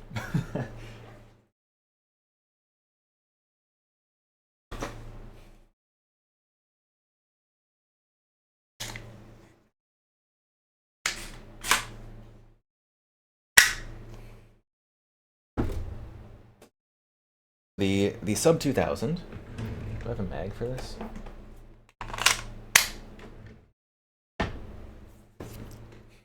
Sub 2000. This is my Sub 2000. Right there. And Gen 2 Superior Generation Sub 2000. 100%. 100% it is. This is the Keltec Sub 2000. The nifty part about this one is that it folds in half. So this is my backpack carry gun. This fits perfectly in a laptop backpack. So I don't have like one of those like, this is my concealed carry backpack. It is just a standard laptop bag that I throw this into. I've also got some like tourniquets and stuff in there.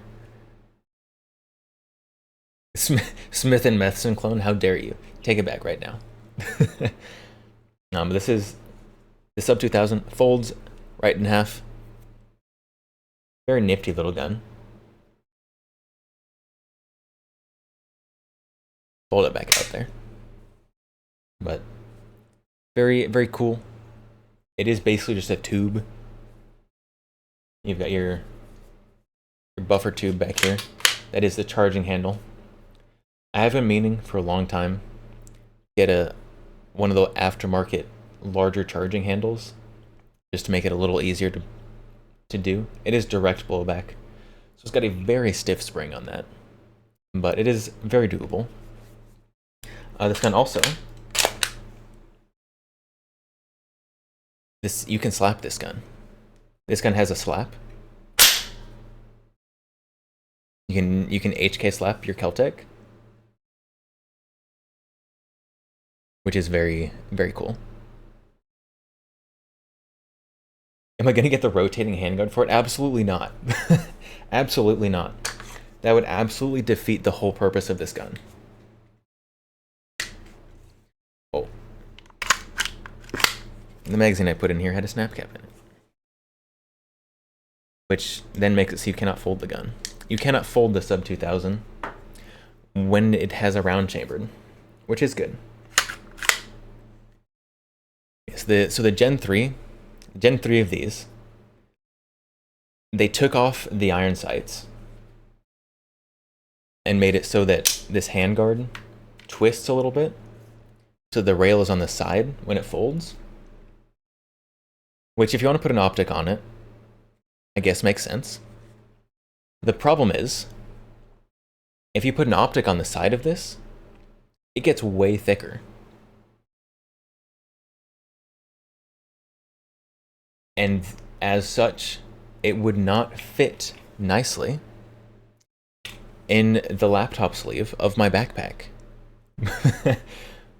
Which is the whole point of this gun, is to be super small and skinny and able to fit in a bag or something. Like if you're gonna get something that mounts on the side and it's gonna be much bulkier because of it, just get the Smith & Wesson.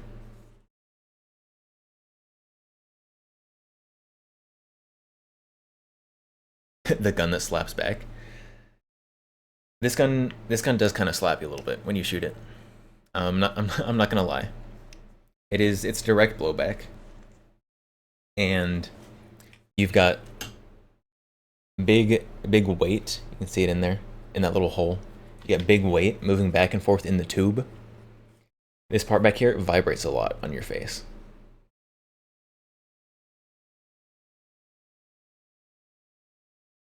Is there a reason Kel-Tec put the charging handle underneath instead of on the side? So that it stays nice, skinny, and compact.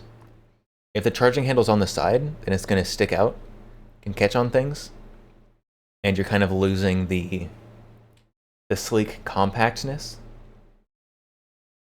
Also, with the charging handle way back here on the stock, if you put it on one side or the other, put it on this side, well, that's where you have your face. And I'm not going to speak for everybody, but I don't want the charging handle reciprocating on my cheek, because this is a reciprocating charging handle. And if you put it on this side, it's fine for right-handed shooters, but then left-handed shooters have the same problem as right-handed shooters if it's on this side. Give it a G36 style charging handle. I mean, theoretically, but this spins. You can't see it, probably, but I am spinning it. This is just placed in a hole in the tube in there, and then you can pull it out when it gets back far enough. But so the charging handle on the bottom does make the most sense with this design.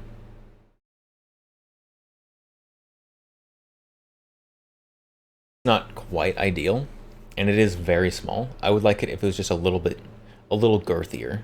The charging handle is very skinny. Could use a little bit of girth, but it does come with iron sights, so that is what I use on it. The iron sights are not bad. They're just standard, like little peep iron sights. Can I show these? Can we look down the iron sights? Perhaps.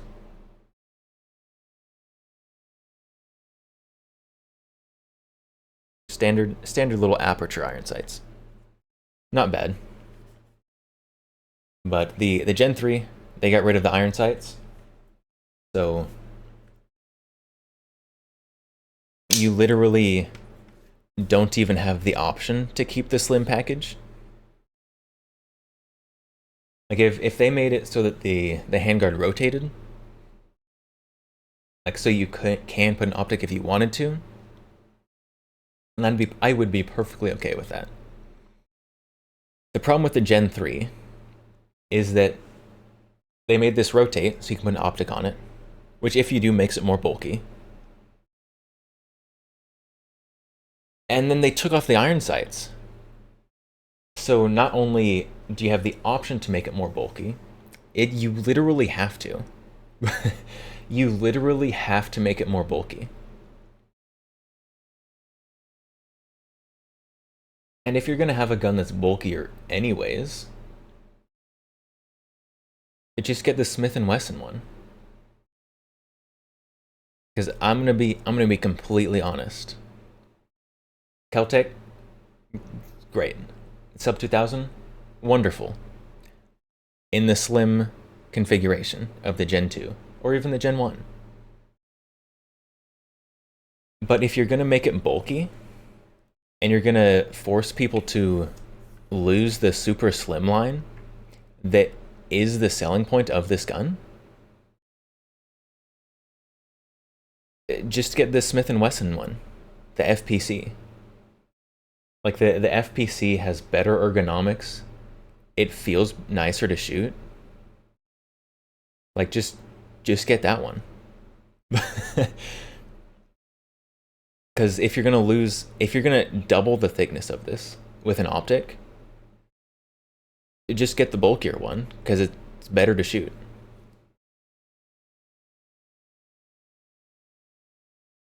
Why not do what the Tavor/Hellion did?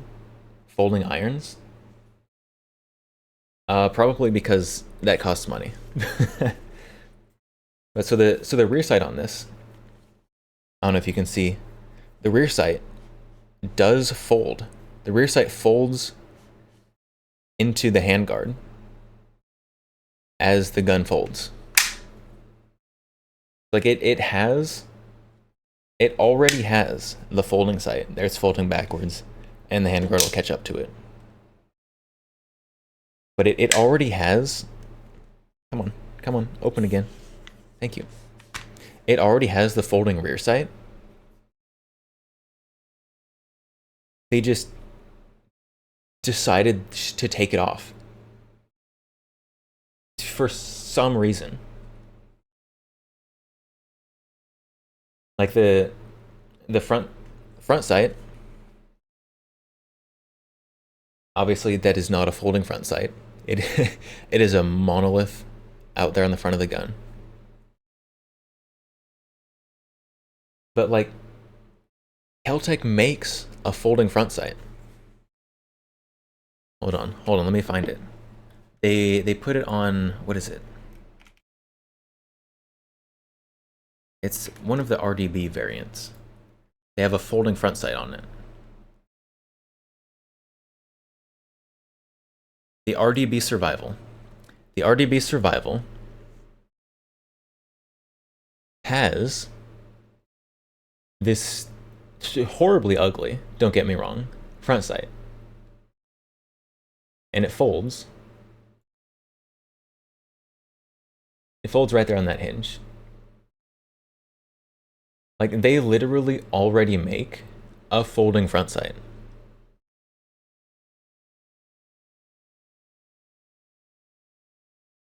They just didn't want to put it on the Keltec Sub 2000 Gen 3.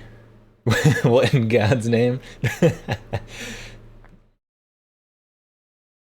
Yeah, so if Keltec just put these folding irons on the Sub 2000 Gen 3,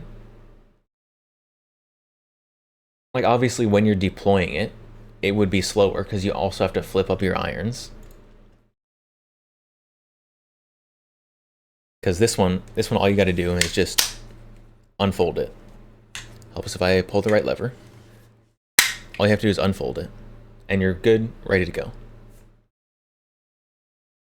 Now, if you also have to flip up 2 iron sights, it takes a little more time. But if you're backpack carrying, like, you don't need it instantly. If you need it instantly, just, I don't know, pull out your concealed carry in your belt holster. Like if Keltec put these cursed folding sights on the Sub 2000 Gen 3, I wouldn't buy one still, but I wouldn't be actively against it.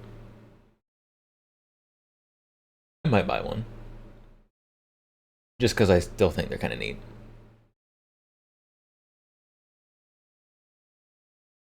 But Keltec they already make a folding iron sight. They just decided not to put it on the Sub 2000 Gen 3.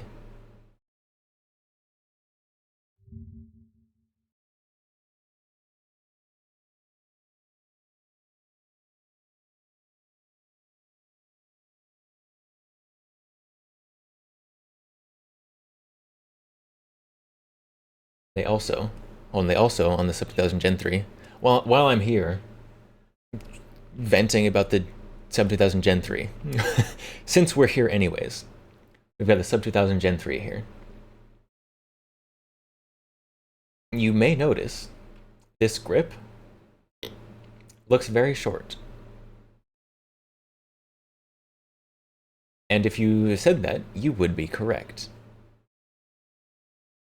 Caltech Engineering is straight up goofy, but functional. But this gun, they made it less functional. They made this gun less functional, and they removed it from the niche of market that it served with the Gen 3. So it has no iron sights anymore. So when you fold it, you have not only do you have the option to, you are required to put a sight on here, which when you fold it is going to stick off the side, make it way more bulky. They removed the iron sights. The grip here, the Gen 2, you could get 2 different grip lengths. You could get a grip length that fit Glock 19 mags, and you could get a grip length that fit Glock 17 mags.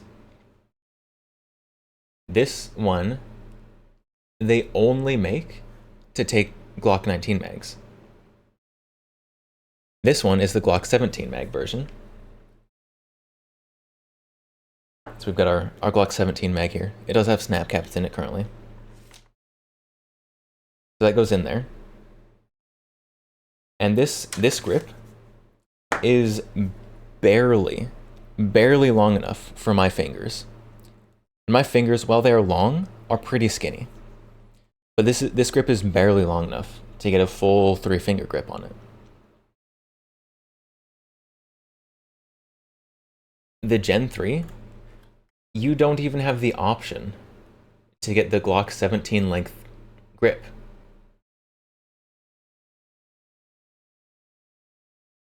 So you're only going to be able to get 2 fingers on this grip right here. And like, yeah, you can put a 3rd finger down here on your magazine floor plate. But if you have ever held a gun with a compact length grip and an extended magazine that's not flush with the grip, it doesn't feel good. Features removed. They removed so many features from this. And like, yeah, they put a rotating handguard on here to give people the option to put a sight on it, but their option to put a sight on it is a requirement. Like if all they did was just take Gen 2, put a rotating handguard on it, I would be on board. I would be down. But they didn't. They didn't. They put the rotating handguard on there and took away a bunch of features that make this gun work. I don't understand. I don't understand.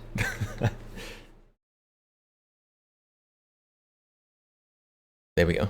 Vent over. Sub 2000 vent over. Still upset about it.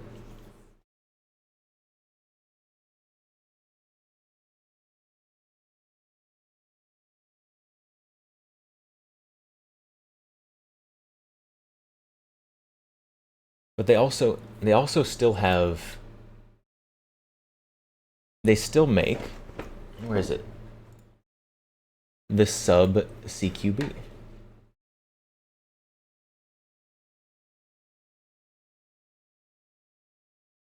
So the sub CQB here. And this is the sub 2000 Gen 2 with integrated suppressor. You will notice, you see this grip length here? It has the full-size grip length. They're still making these. You just can't have it on this gun. Ah! Infuriating. I said the sub 2000 rant was over, but I apparently was lying.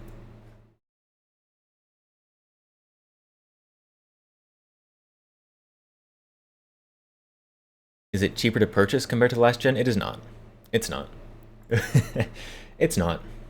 It is not cheaper. I think it is more expensive. Don't quote me on that one. I think it is.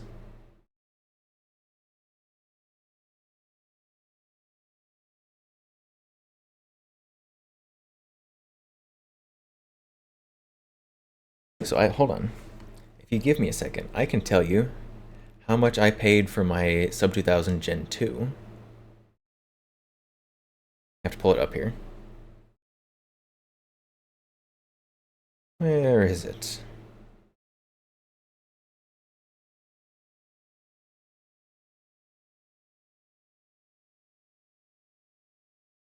So I paid $350 for my sub 2000 Gen 2.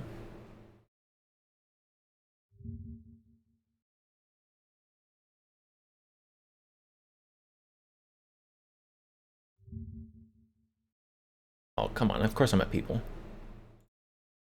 So I paid $350 for my sub 2000 Gen 2. That was in what year was that? This is important.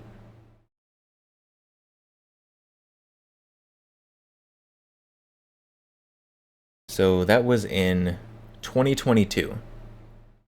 So in 2022. Early 2022. So that is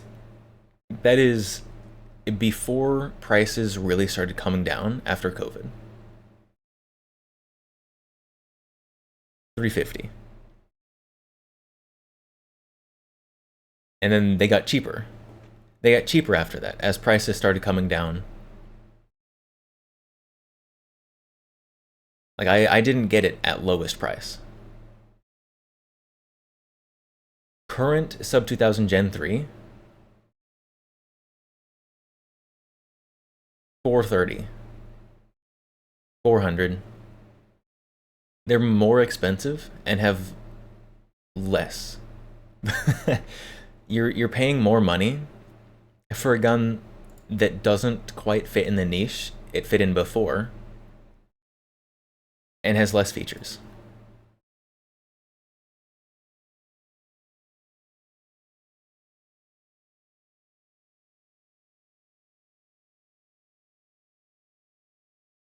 And then its competitor, probably its main competitor, is the Smith & Wesson FPC.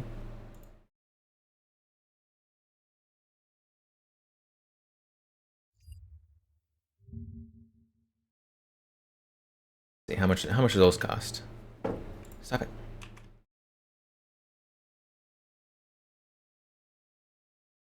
So the FPC, it is a little more expensive.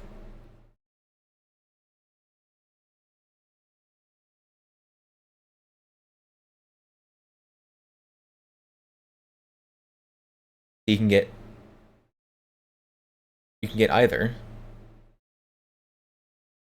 the Smith & Wesson, which has better mounting, better ergonomics, and is more pleasant to shoot, for $700 with rebate. They do have rebate. What's the rebate? Oh, it's just you get free optics. All right, whatever. But so basically, you get this with an optic for $700. Folds to the side. It does fold to the side. But if you have to put an optic on the top of this, your optic's going to be off to the side anyways. So like, if you're going to be putting them into a space, effectively they're going to be taking up the same space. In this one, you're going to have the barrel on the top, the optic on the side. This one, you've got the barrel on the side, optic on the top. They're going to be taking up pretty much the same amount of space, like in a bag or something.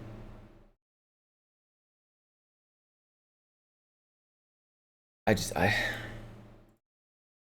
don't know. Have I noticed that some of the low volume Celtech upgrade parts are 3D printed these days? I have not bought many Celtech upgrade parts. My Celtech, it's not entirely stock, but it's pretty close. So my Celtech, let me show what I've added to it. So my Celtech, pretty simple. I have added angled grip, muzzle device, and cute pink charm. that is what I've added to my Celtech. The one Celtech upgrade that I have seriously considered is the trigger upgrade,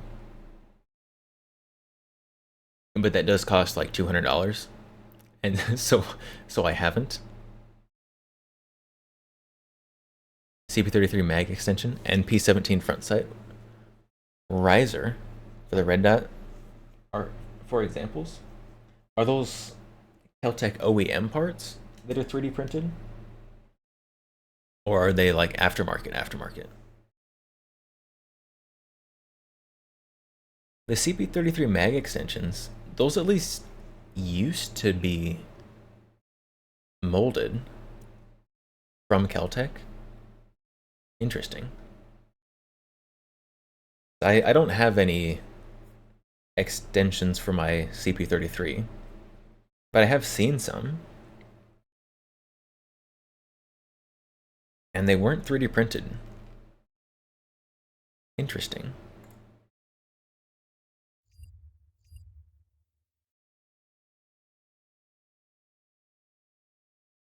CP33 mag extension. Helps if I can spell correctly. Is that 3D? Oh, that might be 3D printed.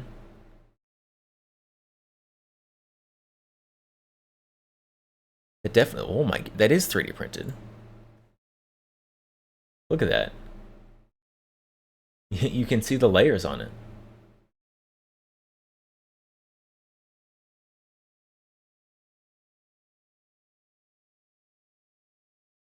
Why? Why are they 3D printing those? I guess because not enough people are buying volume of them. Interesting. I don't know if I trust this little lip on the top to hold all that spring tension when this is loaded to 50 rounds. Because those last rounds get really hard to push in. Oh yeah, multiple technologies, additive manufacturing.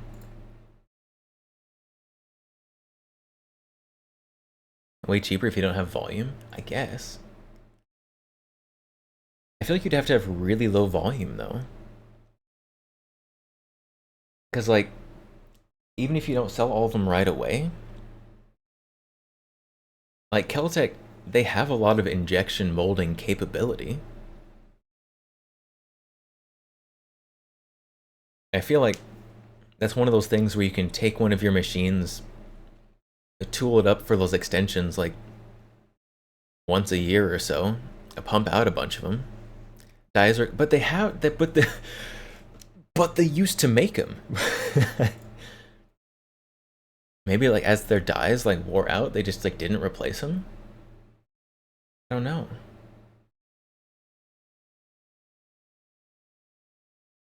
They didn't used to be 3D printed.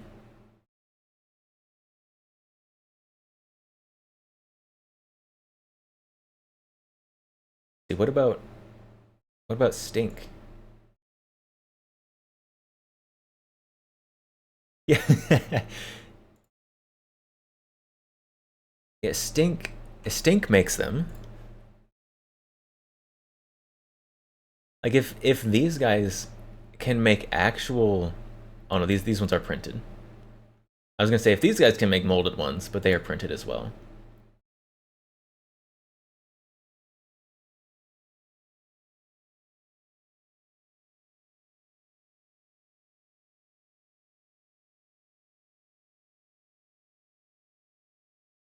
These ones are printed, but they look smoother. Like if this one didn't say it was printed, I don't think I would be able to tell it was printed. Like this is a way higher quality print.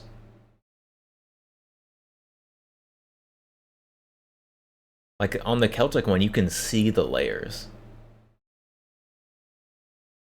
Might not be worth machine time for them, maybe.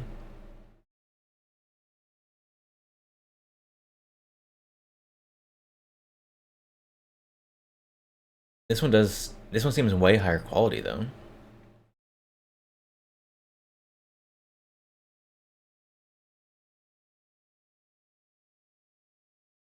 Huh.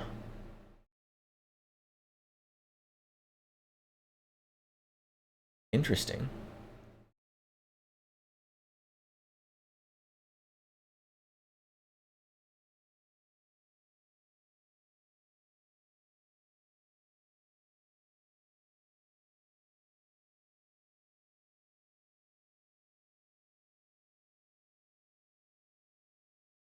So Ferrotech makes one as well.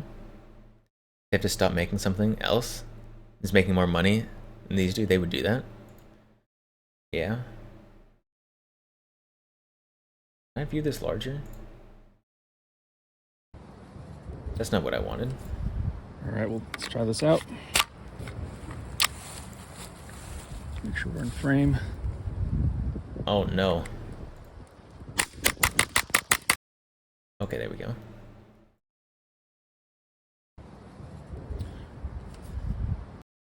Are these 3D printed? Well, let's try this out. Make sure we're in frame. Probably. It's either 3D printed or it's like 70s molding technology. Very nice.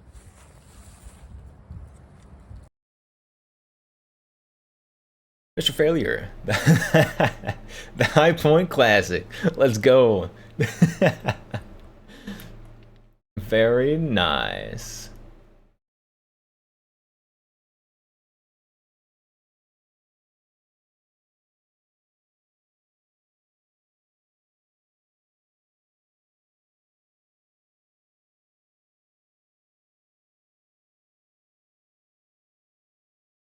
So here's the Ferrotech ones. They're probably 3D printed, but I can't tell very well.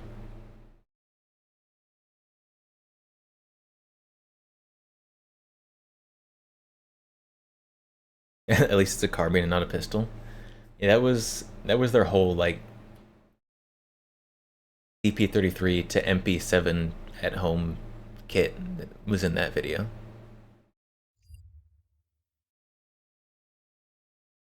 And now you got me looking at this sub CQB. Why would you do this to me? How much do these cost now?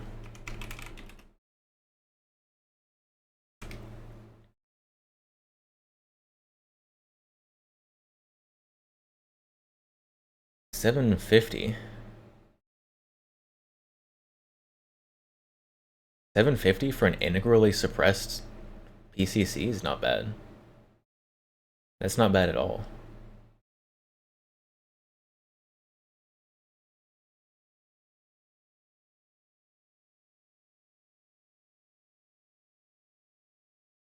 $670.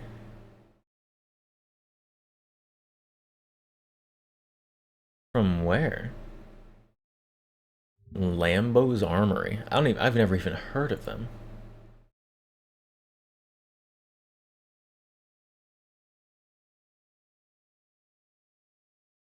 Oh, they're sold out.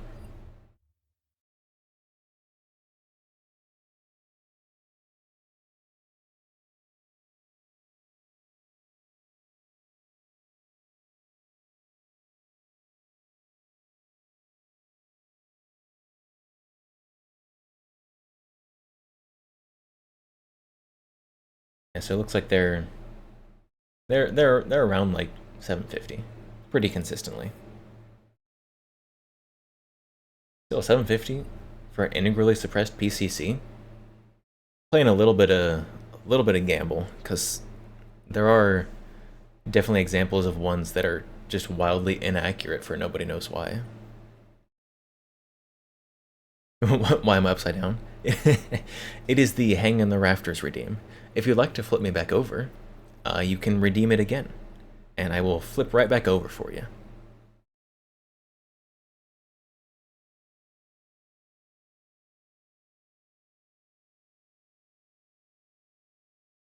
Oh. Oh. 4 minutes till Mountain Time Zone New Year. 4 minutes. Any Mountain Time Zones? Enjoy your last moments of 2024.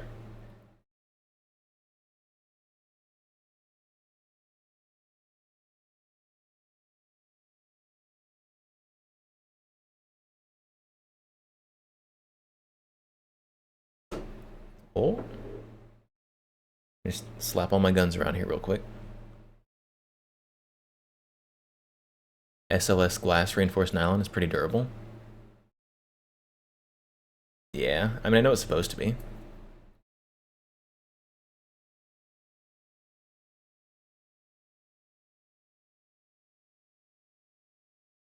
I guess I'm a little bit of a FUD when it comes to 3D printing stuff. I think it's cool. Don't get me wrong. I think it's very neat. Just I don't know about it for me personally. Oh no, a FUD. I mean, I have my own 3D printer. Don't tell the feds. Got any of them brass left? I have a 3D printer, and like 3D printed stuff, like if you want a specific like part that you can't find to buy, if you want a grip or something that doesn't have any particularly important pressures acting on it, perfect for that.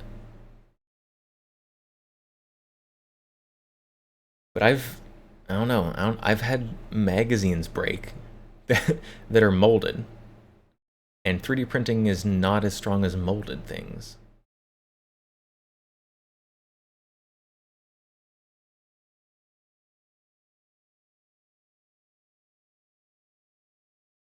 FDM is way weaker than SLS. Interesting. Interesting.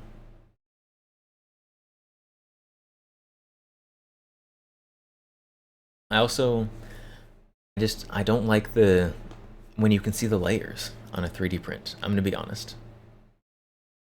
Like, it's something you don't notice till you're up close or touching it. But smooth. I like smooth plastic. I don't want to see the layers in the 3D printing.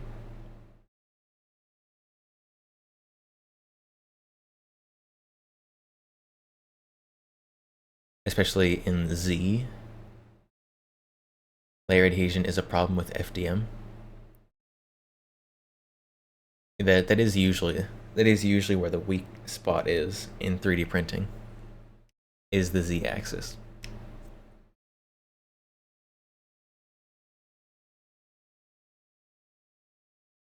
Like for the the layers, obviously you can sand it down and stuff. But most people who are at least pseudo mass producing 3D printed stuff don't do that.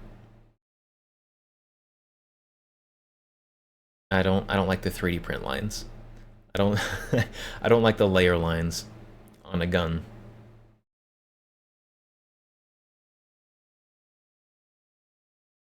Unless you're doing it intentionally. Maybe. Maybe then it could be okay. Because I have seen 3D printer filament that like changes colors. So maybe if you're doing it intentionally, that'd be okay. Perhaps. Happy New Year, Mountain Time Zone. Happy New Year. Woo. Happy New Year. Any Mountain Time Zoners celebrating the new year?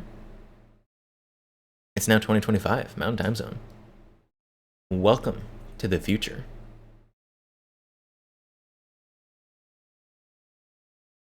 Crazy that I haven't showered since last year.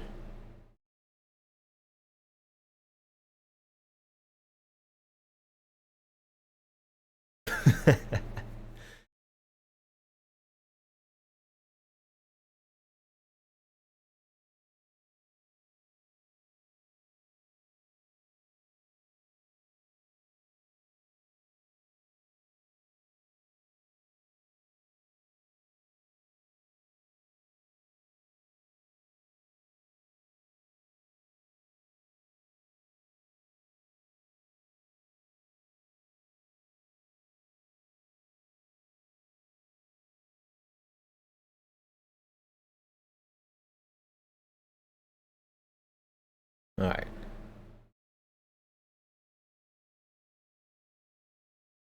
Well,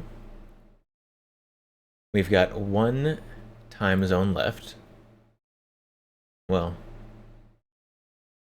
one mainland United States time zone left to welcome to the new year.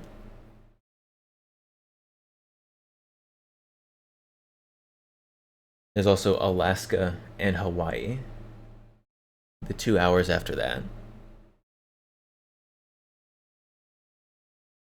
So, what do we do? What do we do until then? What do we do until then?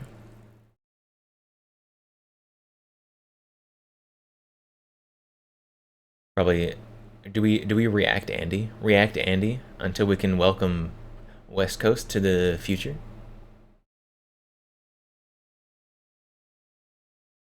Ooh, has Forgotten Weapons. Has Gun Jesus released anything recently? I'm behind. I'm behind on Forgotten Weapons.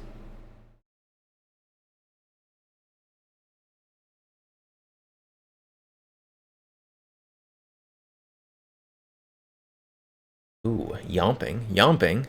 We got Yomping. An hour and 7 minutes. Or we can watch how cellular and bellet ammo is made. FAMAS? FAMAS? We got, okay. If you ever want to know why I block ads with Pi, this. Well. Hey guys, thanks for tuning in to another video on Forgotten Weapons. We do have the possibility, and be it a far possibility, of FAMAS part skits here in the United States. So we gotta watch the FAMAS video. Weapons.com. I'm Ian McCollum, and I'm here today by the gracious invitation of the French Gendarmerie at their Central Ballistics Lab. We're taking a look at some of the very cool French rifles that they have here. Today, we have a FAMAS Valorisé, or improved model. Valorisé. This is the result of essentially it's the Felon program, which was the infantry equipment and integrated equipment and communications program, or Fantasson d'équipement et liaison intégrée. The concept, this was released in 1995, was essentially very similar to the U.S. This looks a lot better than a lot of FAMAS that I've seen. Force Warrior. They were army modernization programs, and the main point of Felon was to add a really multi-purpose integrated computer system to the FAMAS rifle. It was thermal, had a video link in it, it would, Oh, look at the finger grooves. you could convey, Oh, you no. could see the view through the scope on a helmet camera, you could transmit it to other people in the squad, you could hold the rifle around a corner and see on your video monitor what the scope was seeing. A lot of computational power, but it was in a package that was really pretty large and clunky. This photo is a little bit of a goofy joke. That's huge.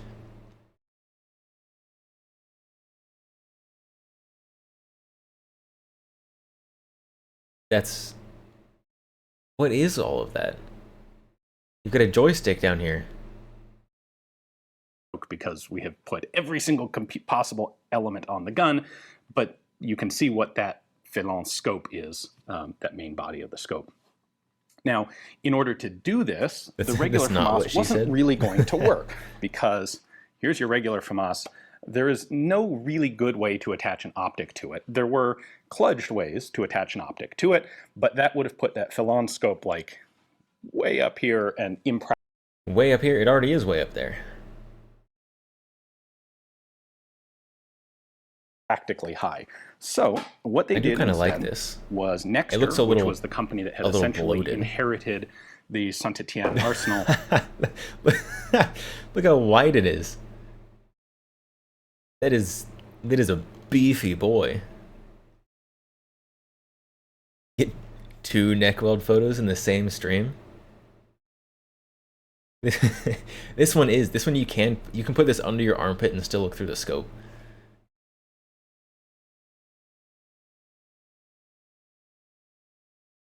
That main body. Where were we? The Saint-Étienne arsenal. They developed the lowered or improved version of the FAMAS, where they took that optics mount, dropped it down, gave it a solid Picatinny rail, and this would serve as the base for the Felon optic.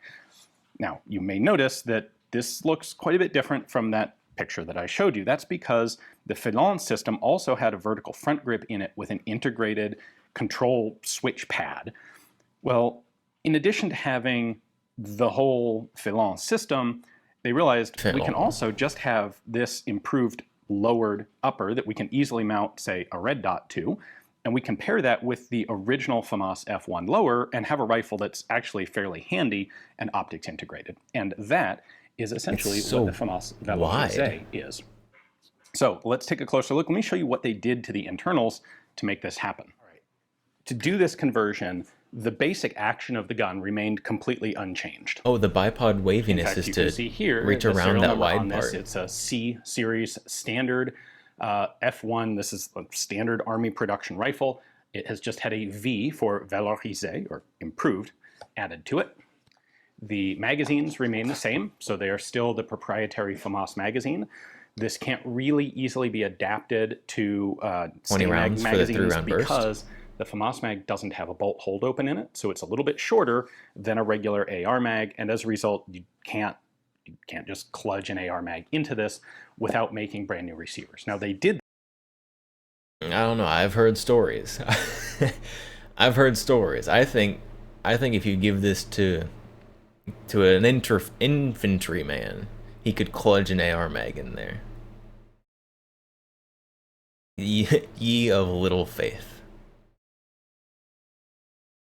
You hate the bipod legs? You don't care if it's for functionality? It's stupid. For the FAMAS G. Yeah, the bipod legs, they like curve around this weird, like bloated midsection. 2, which was largely intended for export sales and largely didn't get any, but the French army had 300,000 or 400,000 FAMASs manufactured, and it would not have been feasible. Wouldn't have been cost effective for them to try and rebuild them all with new receivers to use a different. Or, hear me out. Now hear me out, France. You could just sell all of those guns to us, and then use the funds you get from that to retool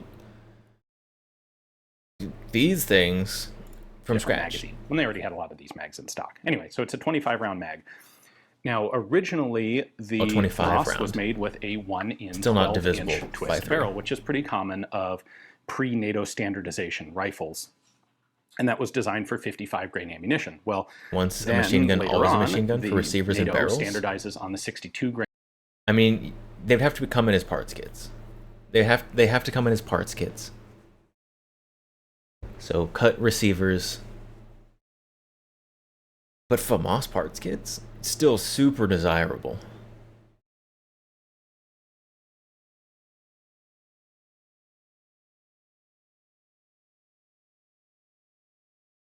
Things are going on behind the scenes to bring a bunch in. I hope so.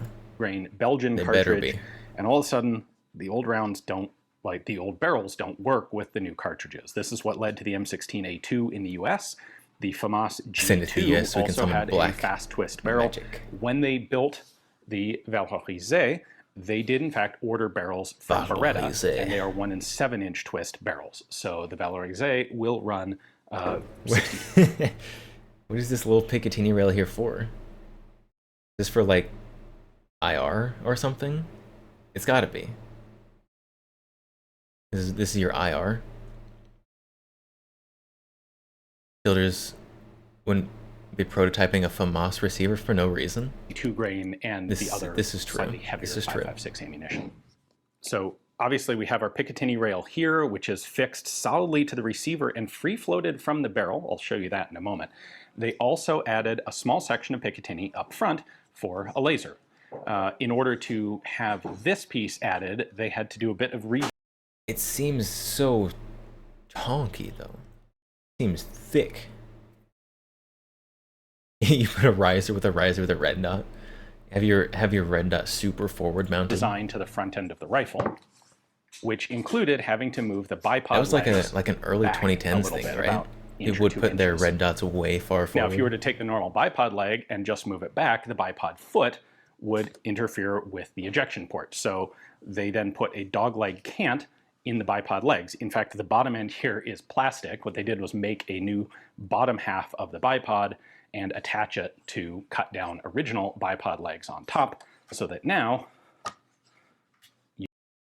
Oh no. Oh no, these are original FAMAS bipods.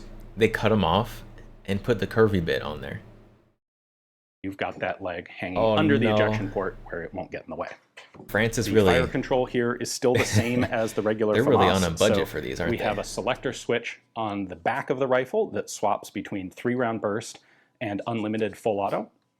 And then we have the selector switch in the trigger guard that allows you to select between semi-auto, 1, and repetition, or full auto, this being either 3-round burst or unlimited full auto, whatever you set on the back of the gun. Now, the original FAMAS had an It is strange that it has ambidextrous two top charging selectors. handle here, and that it was an AK thing because of handguard top rail. This is whole FAMAS. thing here is actually The a classic protective shroud FAMAS. for the charging handle. Pro tip, that's actually why the AR-15 has a carry handle on it as well. It's just they got rid of the top charging handle on the AR and never updated. I need a top charging AR. I know that at one point Brownells made a run of them, but I missed those, and now I don't want Brownells to do it, so I need someone else to do it. The rest of the upper receiver design. Since the Valorisé is adding a Picatinny rail, they can't have a charging handle sticking up, so what they did instead was essentially just bend it off to the side. So you now have a non-ambidextrous charging handle. Still works the exact same way. It's okay. Screw left-handed people. The front sight is I don't the need to same, reach the but it charging has also handle. been moved back to allow this piece of rail for the laser. The rear sight has been modified a bit, again, so that it doesn't obstruct your Picatinny rail and optic. You have a flip-up small aperture, and then you have a secondary flip-up here, which is your grenade launching sight. So you have ranges for the grenades, and you also Pretty have standard. an aperture there, which is identical to what's a reminds little bit me- larger than, but it's in the same It's position it's like a the aperture for the This is a budget VHS top rail. They've got very, very similar flip-up irons, except the VHS are spring-loaded with a button. They still use rifle grenades, of course. This is France. They don't have the arms budget for a whole separate grenade launching apparatus. regular rifle shooting. So if you're using the grenade launcher, you do have a rifle sight ridiculous. right there as well at the same time. At the front end, we have the same muzzle device. They have gotten rid of the adjustable grenade range segments on the barrel. So again, on the original FAMAS, we have these grooves in the barrel, and they're numbered down here, and that allows you to set range on your rifle grenades. Croatia does... Mine's not here. Croatia does also still use rifle grenades. The VHS, the 20-inch one that's imported also has the rifle grenade rings on it. And does actually, it still has them on the imported version, which is very cool. The Valorizé got rid of that feature. It has just a fixed rear rifle grenade retention ring here, so you can still use rifle grenades. And then they have fitted it with a literal bolt-on bayonet lug behind that. The original FAMAS used a bayonet with 2 rings that would slip over both of these to lock in place. With the Valorizé, you're now fitting a standard American bayonet. If you are familiar with the FAMAS, you know that disassembly is super easy. American We're just going bayonet. to take out this one pin, which will allow us to take off the upper handguard, except it's a little more complicated here. And frankly, why wouldn't they this keep upper using the plastic bayonets they piece already is had? Really pretty crummy. It's I thought the whole point of this project was to use as much of the stuff they could that they already had. But they're going to be buying new bayonets to fit the new bayonet lugs?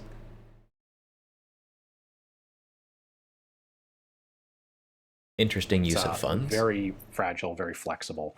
And it's actually held in place by 2 little pins up here. And to remove it, we're actually going to grab this and just squeeze it together and lift it out like Very that. flexible, very fragile. Does not seem like a good trait to have. The rear sections are not attached to each other. They just slide pieces. under the buttstock here. I pop these out from there. We have to finagle this off around the charging handle, and then finally we can take that off. So this How thing frequent is are probably attached the worst bayonet part use? of the Valorizé. I guess the fortunate side is it doesn't have to actually do anything. Bayonet use, aside from just general shenanigans, very rare. Very rare. But don't you be just forgetting about general shenanigans and just pure cool factor. Those are both very important things. It's just there to cover the rest of the internal parts, but man, that is not a great piece. Going back to the original FAMAS once again, we have this Better to tube have and that's not fixed need to than the need and not receiver. have. The top Yeah, handguard I mean, and bipod. you never know when you're going to need to take your platoon and do a bayonet charge in 2025.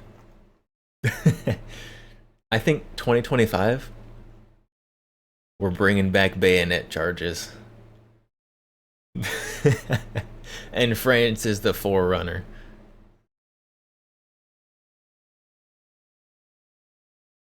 If gun has no ammo, chuck it like a spare. And drones need bayonet attachments. I mean, some of them have sticks with buttons on the end that blow them up. It's like a exploding bayonet. Pokey sticks are incredibly useful tools, even outside of fights. This is true. Knives are also very useful, just like by themselves. Pod fit onto this nut. Your charging handle, your rear sight are both fitted onto this tube, which is not connected to the barrel. So if you look at the front here, you can see the barrel is free floated inside that tube. To do the Valorizé, they essentially extended that tube out. Take off the one bipod leg so you can see in there a little more easily. What they have done is bolt on an extension. So you've got 2 hex bolts here.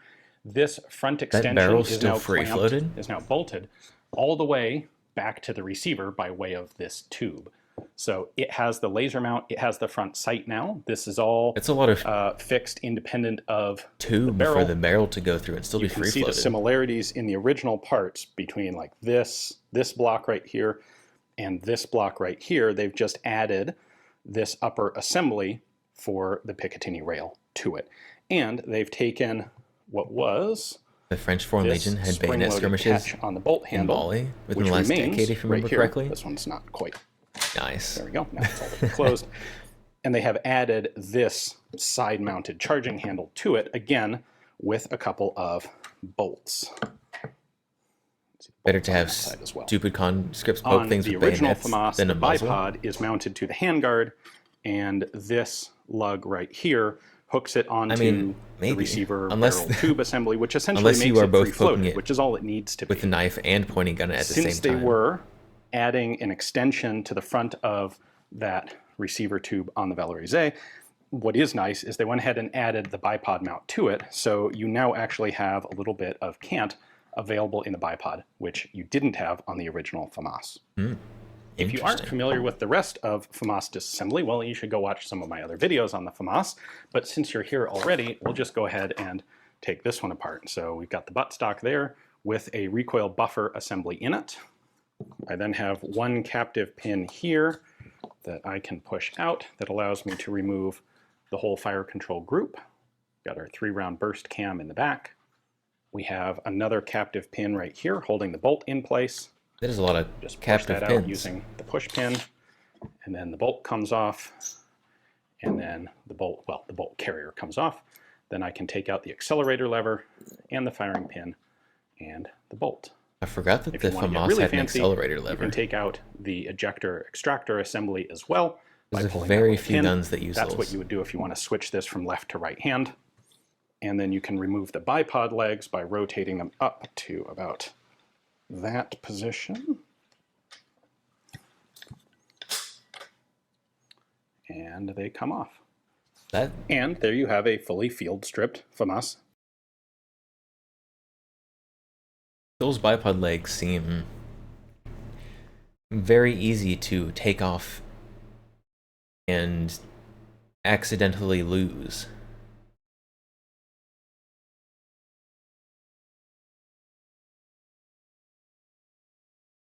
Valorisé. Was this a good project? An To adopted my mind, lever to light yes. infantry rifle It has is certainly extremely had rare. its pros and its cons. It- Not all the elements Actually, of the I conversion can't think were of any the others highest quality besides this one. in particular. And not all of them were done in the most elegant manner. Had this been a ground-up design, things would have been a lot cleaner, but it wasn't. It was a conversion program, and so there are some compromises that had to be made. These rifles were purchased. There were, I believe, 20,000 Beretta I think barrels one of the purchased. VHS prototypes was lever to lever. 18,500 Felon Maybe. rifles were budgeted. But then it wouldn't be an required. adopted lever The delay, Valorisé because was the adopted never one is really just a mass issue rifle standard for conscripts, for rotating bolt. the general mass of Gas the army. The system rifle remained the everyone standard uses. FAMAS F1. That guy, until it was replaced a couple of years ago by the HK 416F. So this was sort of a specialty thing. You would see them every once in a while around, but they were never particularly common. There weren't that many of them manufactured. The soldiers I've spoken to who used these often complained about their fragility. Like, you saw what they had to do to this upper plastic to make it fit the new layout. And So, you get the conversion FAMAS here.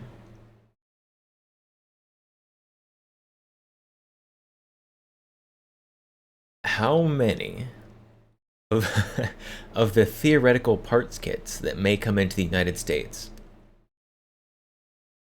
are going to be this Valorisé conversion? it is, in fact, very fragile, clunky, awkward. They didn't And really how like many the charging tens of handles thousands of either. dollars It was a rifle do with you really think that a they mixed would be? reception, but it did allow the FAMAS to more or less Gotcha. enter Hello, the hello, welcome. modern age with a proper optics mount. And to my mind, You'd buy had they not gone to you'd buy the Valorisé, Valorisé this would have kind of been FAMAS the parts obvious kit. pattern to upgrade the FAMAS rifles to. Like, if you wanted to keep the FAMAS in service, this is how you would do it. Maybe you could come up with a better system for I don't know how I feel about this one. that would have been. It's cool, don't get me wrong. But just the standard FAMAS is is the one that has the feels. It's the one people recognize as the FAMAS. This one's cool. It's a little beefy and bloated here in the middle, which is, I don't know, I don't like that part. I'm gonna be honest. It looks like somebody inflated the fore end here. In the way forward. Anyway, big thanks to the Gendarmerie for giving me access to this one to take a look at. They are, needless to say, quite scarce today, as they were never made in large numbers and now they're being phased out completely. Hopefully you guys enjoyed. Oh. Well, that was my next question. If France was keeping any of these. Because I would imagine if they're keeping any, they'd keep the updated one. But they're phasing out these ones as well. So maybe we will get both versions. Maybe we will. Thanks for watching.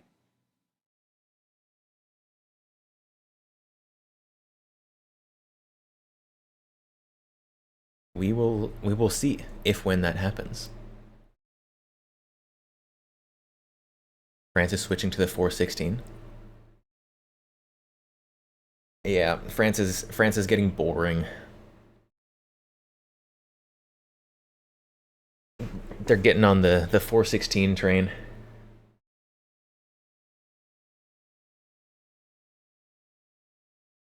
It's a boat pup. It does look a little boaty with that bulged front end there. Oh, I went and searched for it in the video.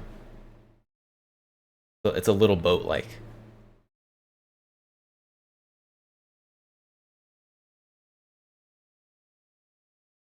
It's slow because they're broke. Maybe that will mean we will have a consistent and slow influx of FAMAS parts kits. Do I want the link for the Valorise parts kit? Yes. Yes.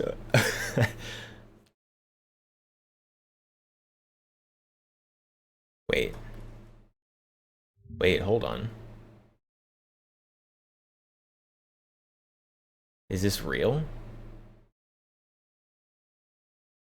Wait, I thought you were joking. I thought you were pulling my leg. Who is this? Post-rock guns? It even has the joystick controller.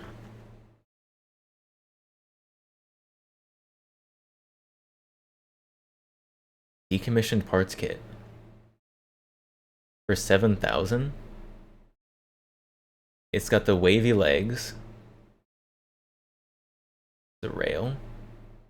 Your little top handguard. Yeah, there's the joystick controller. Hold on. There it is. Oh goodness. Can I view these images? No, there we go. What is this? Does this come with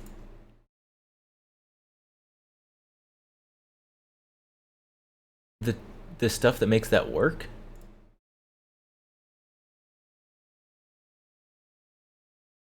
What does that say? Chahabilité.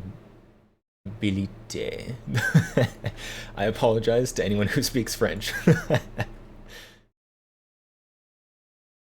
There's your upper handguard thing. Bolt carrier.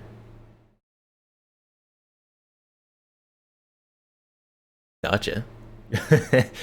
Gosh, you got $7,000. Fire control group.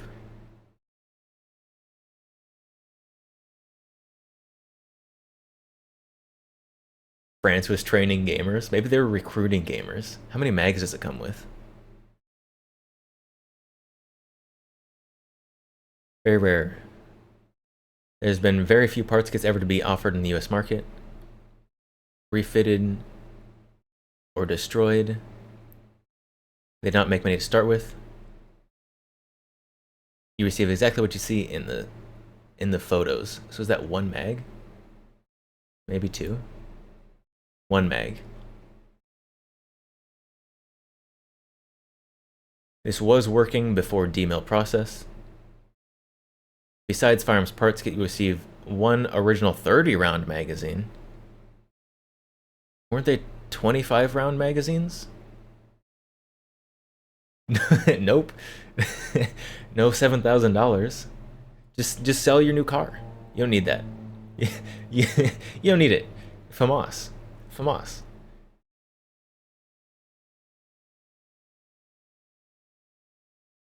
If you order this and you live in a state that prohibits ownership of the 25, so that one's just a typo. They got the number right here. We will keep the magazine and ship you the kit without it. No money will be refunded. Thank you. Free shipping. Free shipping. That is what I was concerned about when buying a $7,000 parts kit.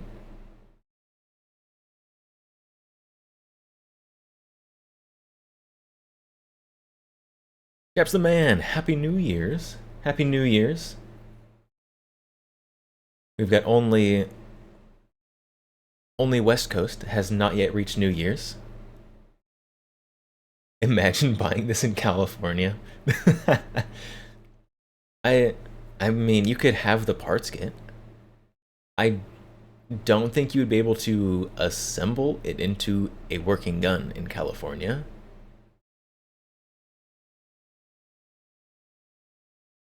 Someone from California is gonna put a fin grip on this.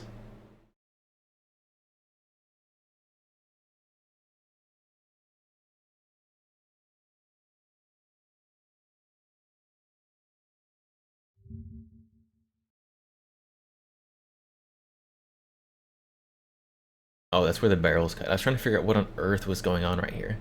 The barrel's cut off.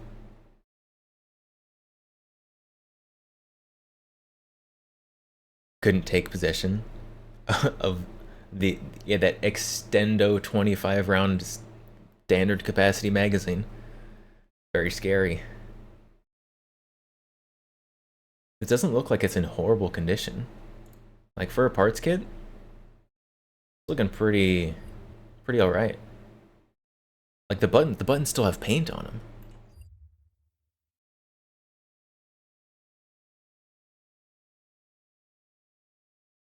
Bling.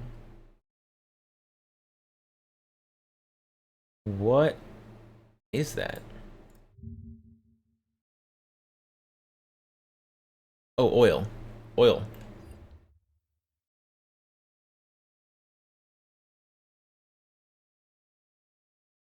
Got all your accessories. Oh. Oof, that part's looking a little rough. Gonna have to refinish that one.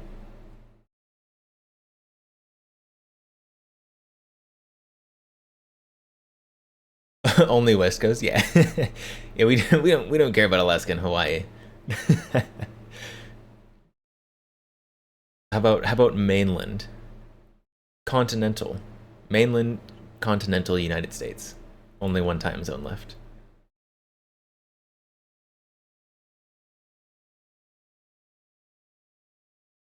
Okay, chat. So we need to raise $7,000 here real quick.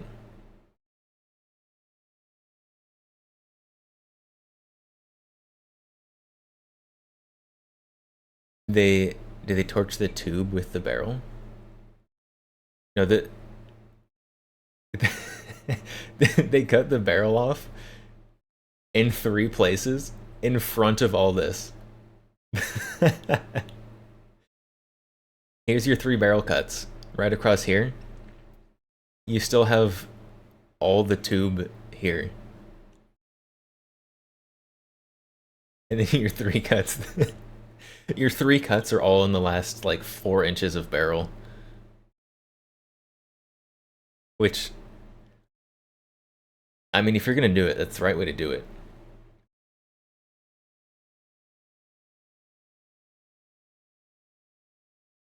It's great. I like that. That's wonderful.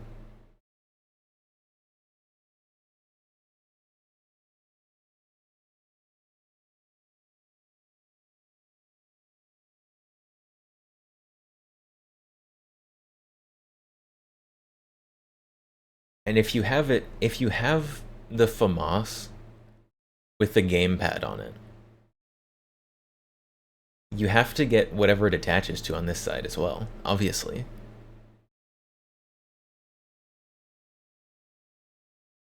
You don't even have a choice. Like if you buy this, you have to get all the French gear that attaches to it.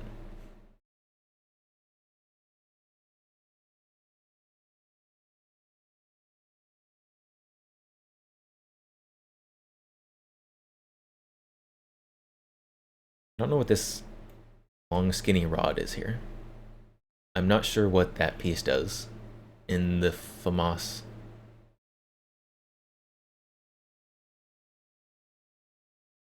Is that a trigger linkage? Looks too long to be a trigger linkage. I don't know what that is. Trigger bar? Maybe. I don't know. I thought it looked too long. It might just be because my reference is bad since it's all disassembled.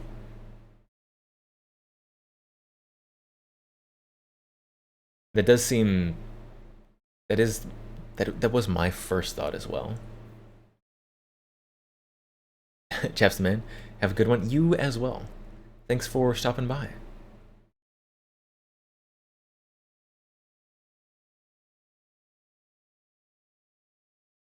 So how fast can I get $7,000?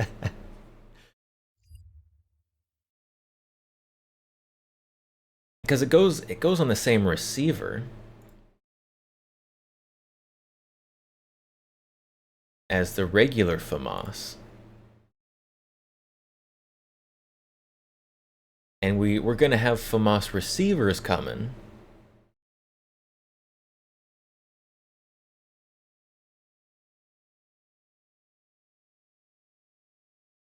Which would mean you'd probably only be into this like a little bit more than a 249.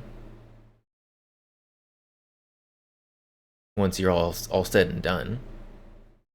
Obviously before you get whatever connects to this wire back here.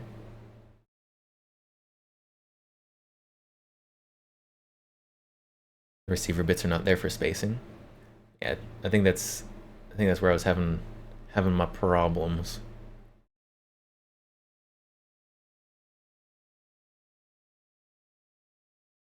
So would you rather have an M249 S Para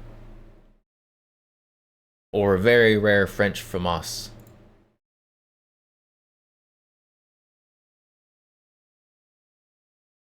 Post-rock guns and militaria. I have never even heard of these guys. And they're out here with FAMAS parts kits?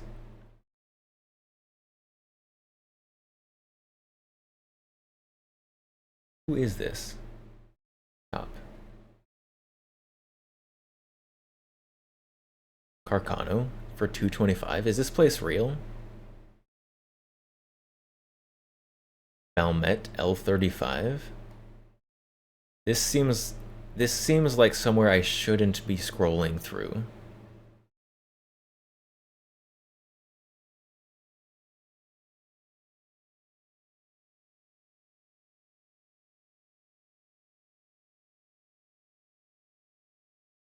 Oh, Finnish Mosins. For goodness sakes. There's a FAMAS. Oh, Bayonet sold separately. Dang it.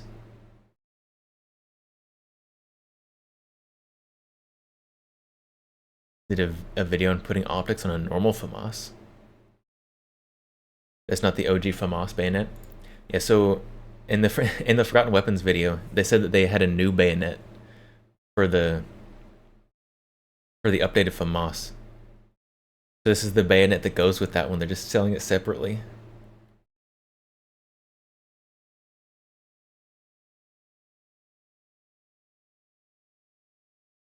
Lots of Mosins. Krag carbine.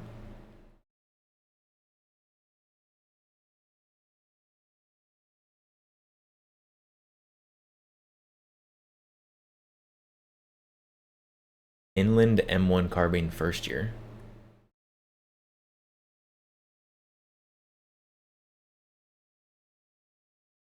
HK94. Low serial number.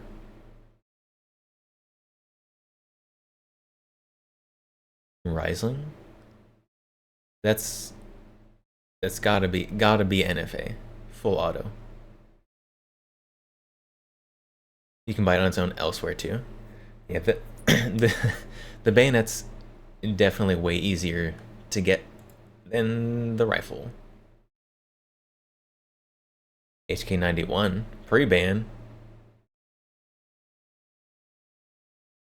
96 non-import. Some bring back there.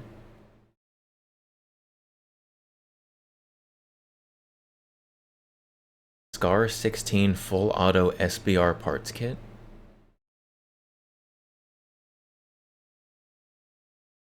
You definitely would have to be a class 3 NFA dealer to actually make that into a full auto though.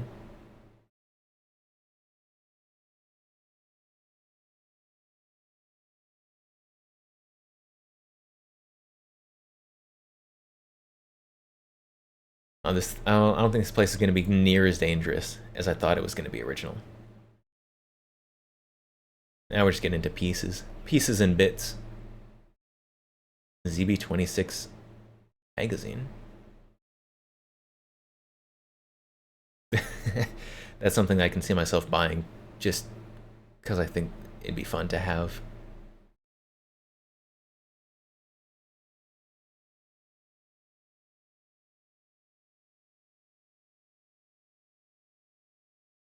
Oh, we got a vest gun. $1,100 for a 22 short single shot. I am not the collector who they are looking for that one. All right, let's look at this video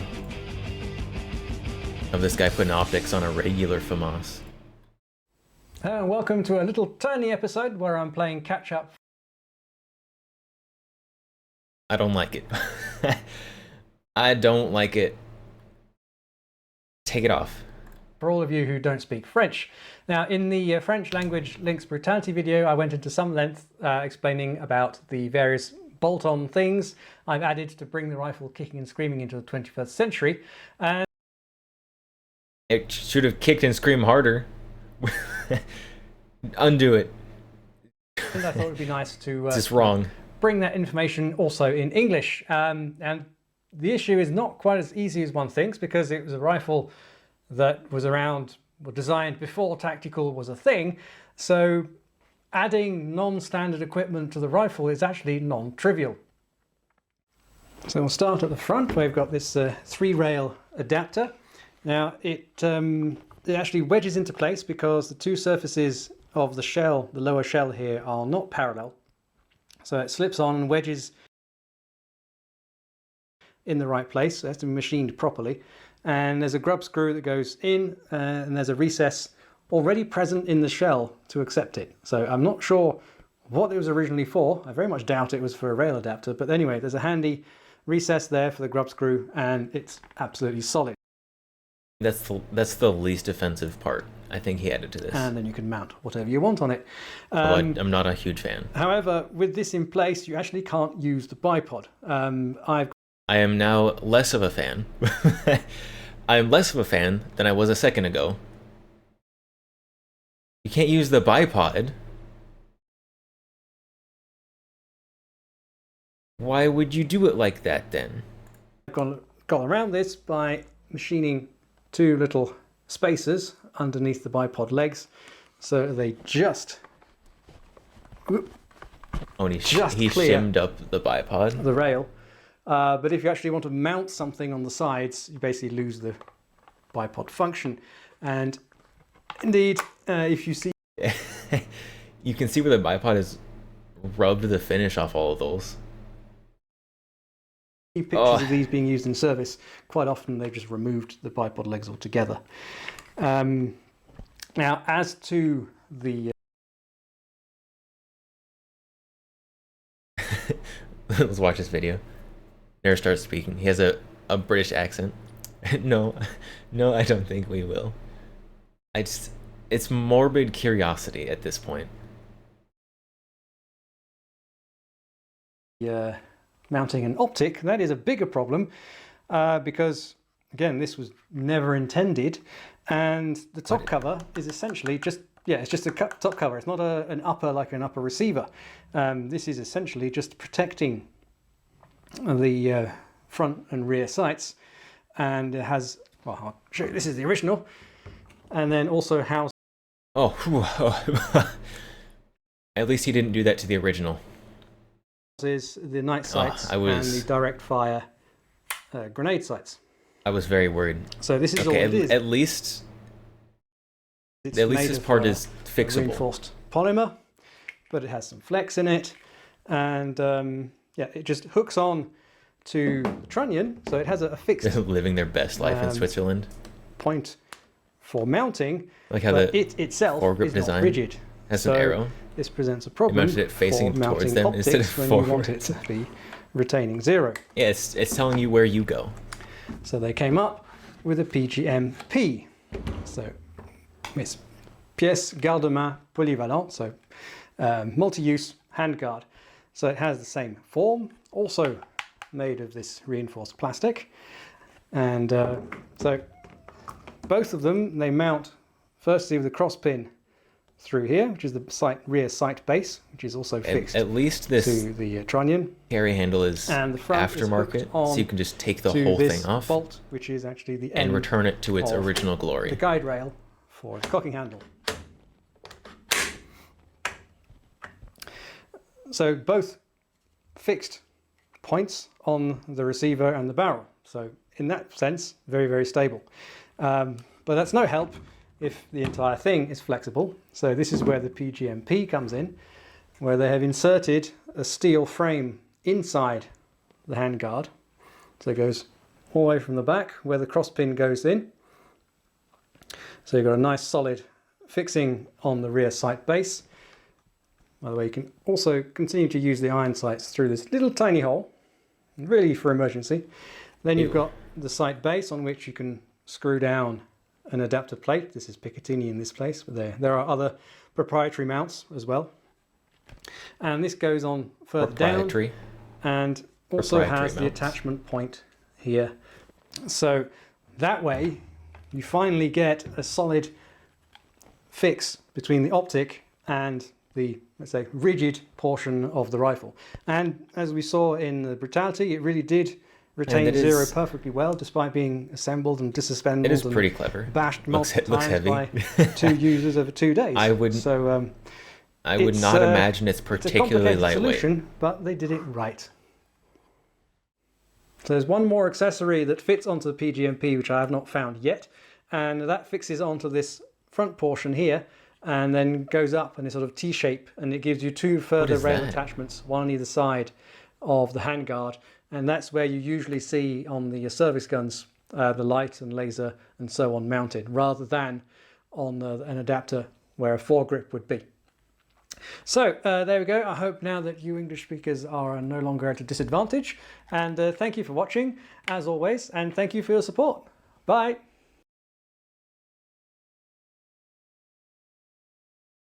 This is neat. No, put it back how it's supposed to be. This is neat. No, undo it. I don't like it.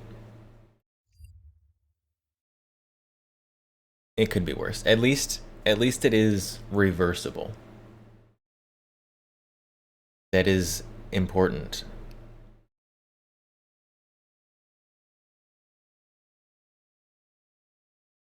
Like SKS stocks. They're gross. But at least you can take them off and put the original wood back on there.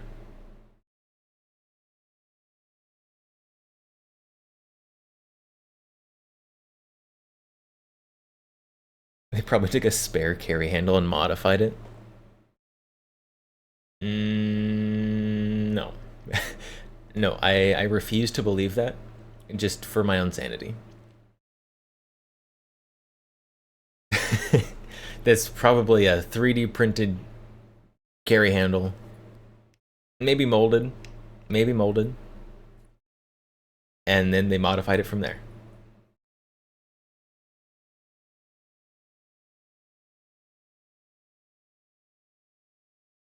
Airsoft carry handle for sure. Oh yeah. Yeah, the Airsoft FAMAS carry handle that fits on the same attachment points as the real FAMAS. It's the Tokyo Marui FAMAS carry handle. I don't even know if they make a FAMAS. Probably. They probably do.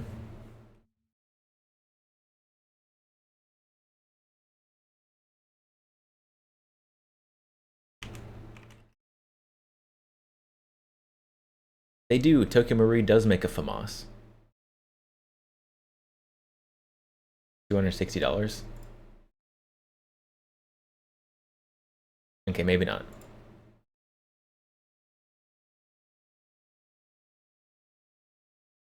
Maybe not that one. That one does not look quite correct. Looks alright though. Do you think it was their first gun actually? It doesn't look quite as accurate as some of their more recent ones. Expensive though?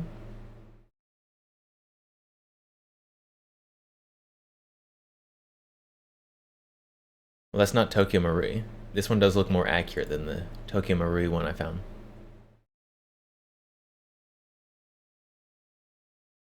I mean, $925?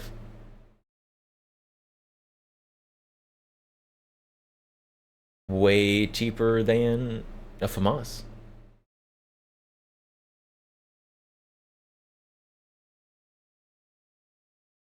It went up another $200 from a few months ago.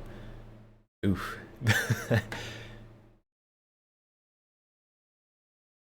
That's not wonderful.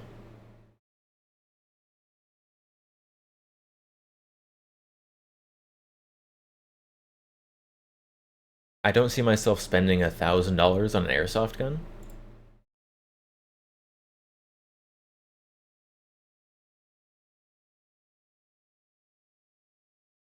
This one.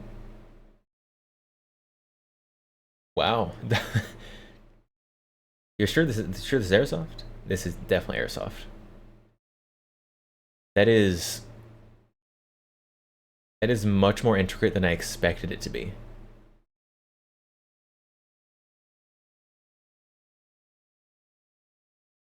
That is impressive for an airsoft gun.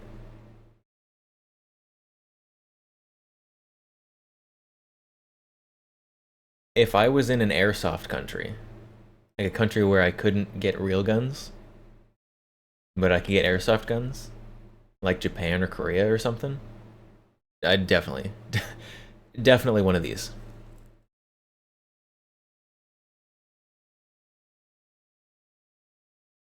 Then you could only do it if there was no hope of ever getting a FAMAS parts. Yeah, FAMAS parts are looking more promising every day.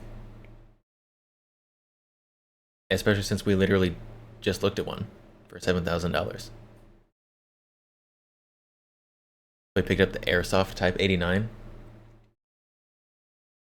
And I'm still holding out hope that maybe someday in the future, if I hope and pray hard enough, we can get Type 89 parts kits.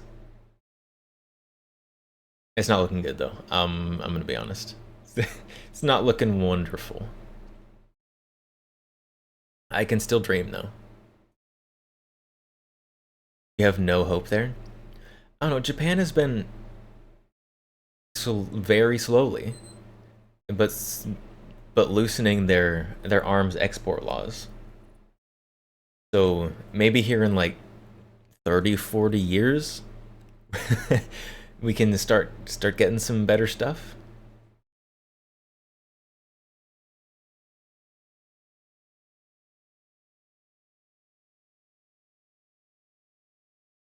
It's less likely than SAR-21 full rifles being imported.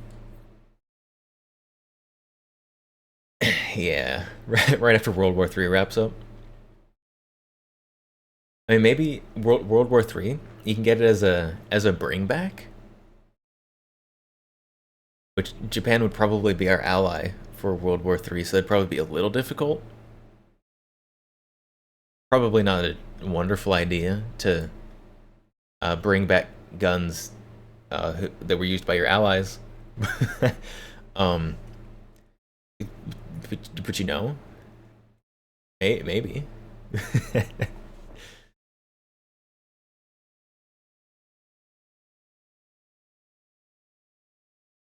They're gonna have to re-implement veterans being able to bring back guns so they can recruit more people for World War III.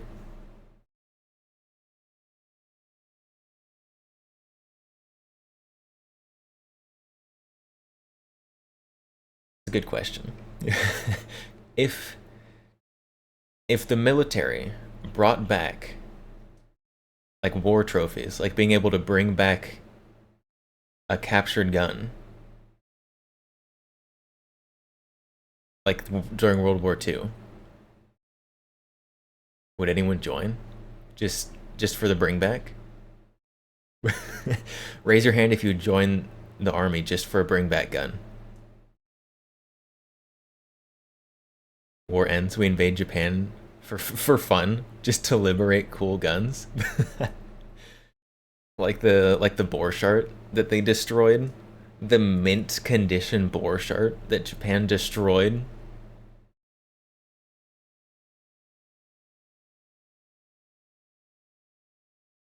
Still mad about that. Still mad about that. Maybe they secretly put it in a museum and didn't tell anyone. I don't think so.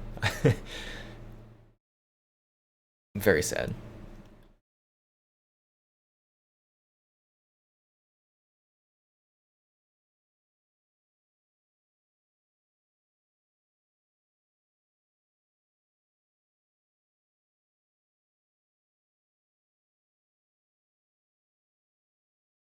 There's so many cool guns. So many cool guns that we don't get.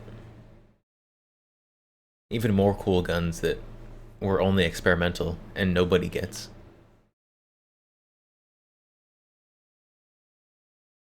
Eliminating the taking of war trophies is akin to not giving you any loot for completing an MMO raid. I don't know if it's quite exactly the same, but I see the parallel there for sure.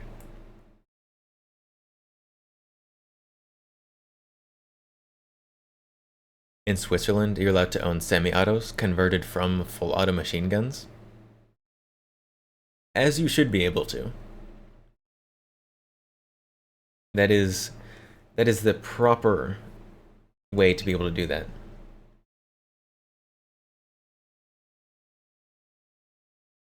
It's worse.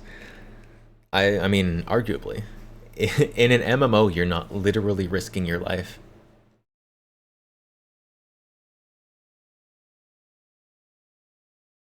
It's like you're playing Sword Art Online when there was still a death penalty for dying, and then you don't get your drops for participating in the raid.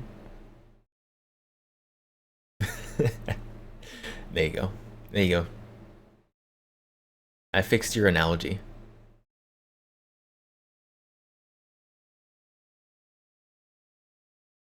I am disappointed. I'm disappointed we haven't gotten the Sword Art Online.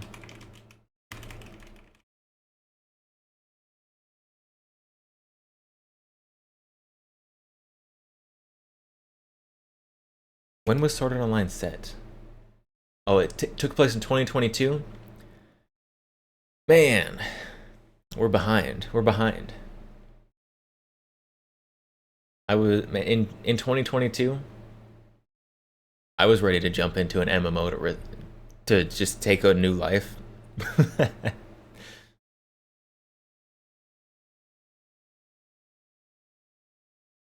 Thought it was 20XX. No, it actually had a specific date of release. 2022, apparently. It's probably a more specific date if I don't just only read the Google AI overview.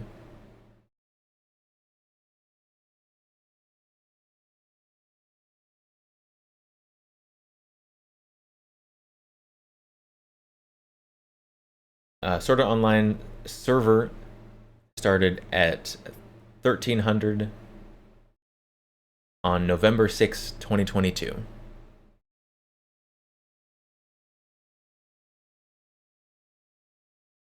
There you go. There's your Sword Art Online lore.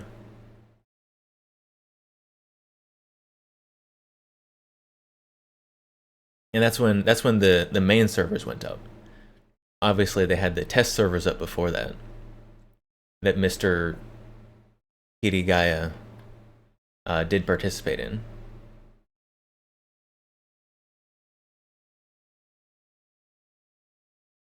I haven't seen that show in forever. Why do I remember this? Probably been many years. It definitely has been many years since I've seen that show.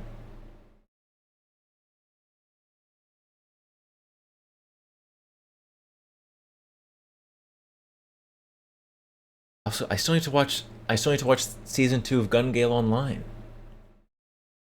I didn't watch it when it was first airing because I hate having to wait for the next episode. I want to binge things. It's definitely fully released now. I need to go watch it. Maybe get some new notification gifts out of it.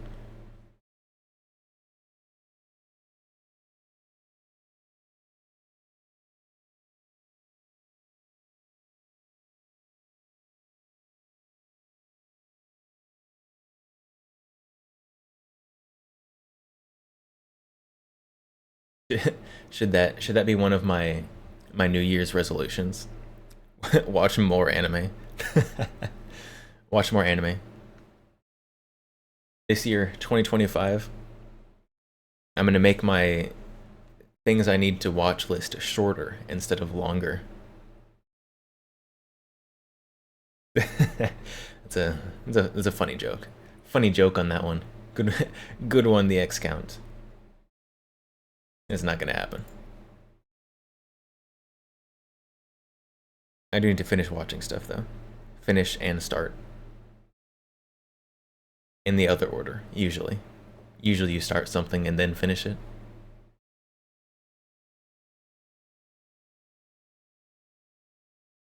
We missed it! We missed it! Happy New Year! Happy New Year, West Coast, 3 minutes ago. Happy New Year. Happy New Year, West Coasters. And Polynesian Islands. Happy New Year. New Year resolution, buy a Tau 50. Wrong. Wrong. I may have long fingers, but I don't have long arms. The Tau 50 is... No. No.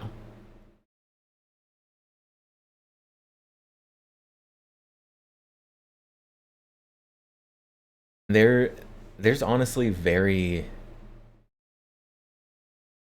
few 50 BMGs that I'm interested in. Like, obviously, GM6, bucket list gun, and it is a 50. Other than that, I don't know. Maybe like an M107 or something. But I like the idea of 50 BMG more than I like having to actually spend money to feed a 50 BMG, I think. The Barrett is iconic. Yeah, that's why I like kinda want one.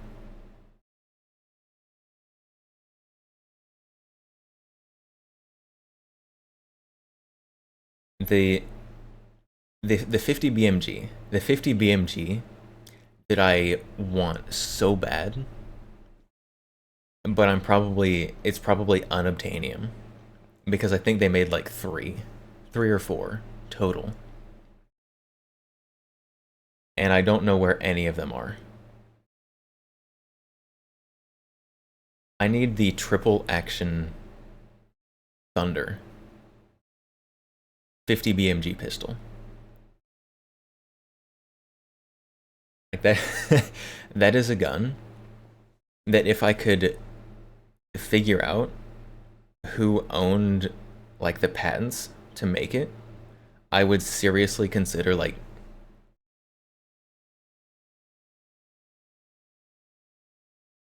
trying to get a business loan to start a business to make these stupid pistols.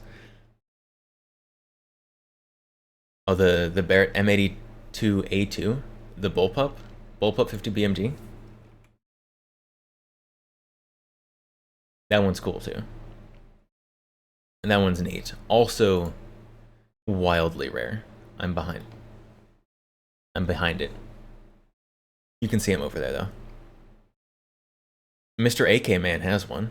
He's got a couple videos featuring it.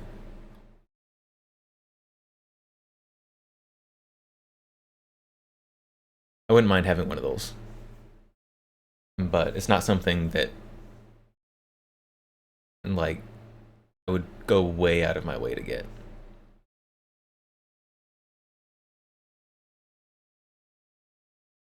Completely unrelated. I know there's a free VN voice novel.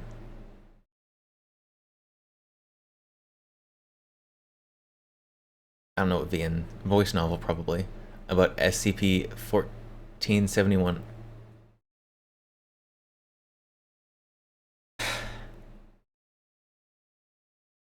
I just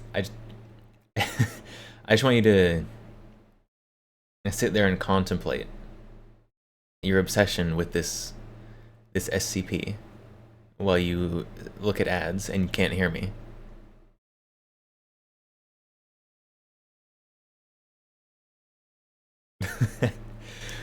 (1471A).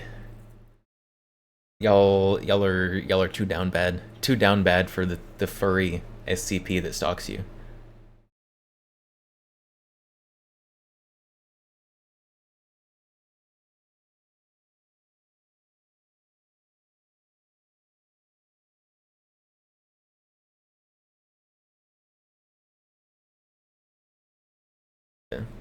I'm just sitting here scrolling through pictures of the M82A2, of which there's not actually very many.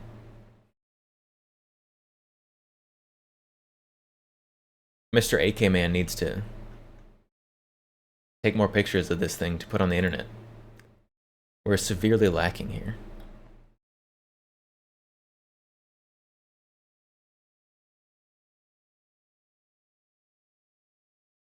But no. No, I did not know that there is a free VN, whatever that stands for, probably voice novel, of SCP-1471-A. This is not something I knew. Ads, yes, they're ads. Dem ads.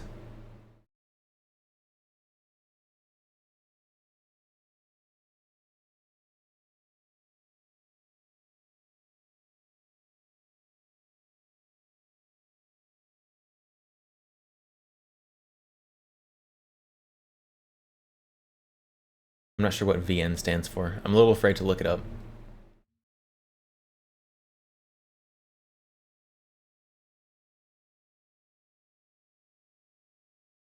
Visual novel. Okay, that's okay. I was close. I said voice novel.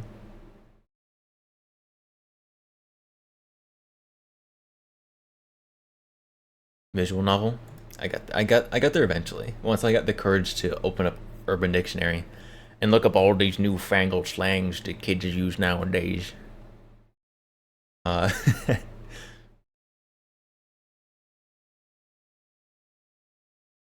No, I did not know. I did not know there was an SCP-1471-A visual novel. Nor does it surprise me that there is. Because the internet is full of down bad people.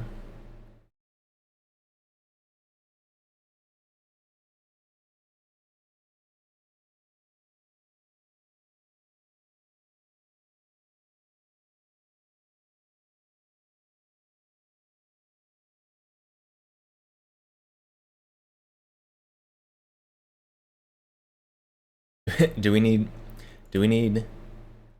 I hate asking this. Do we need a stream goal to read the SCP-1471-A visual novel?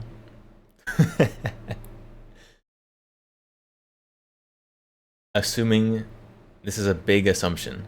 Big assumption. Assuming that it is safe for work.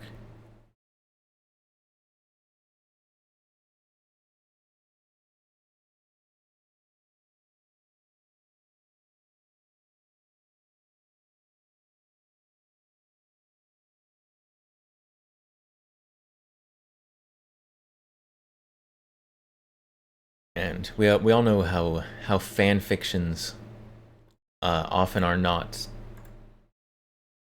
safe for work. Really needs to be safe for Twitch TOS. Who cares about work? Safe for Twitch TOS. It needs to not get me banned.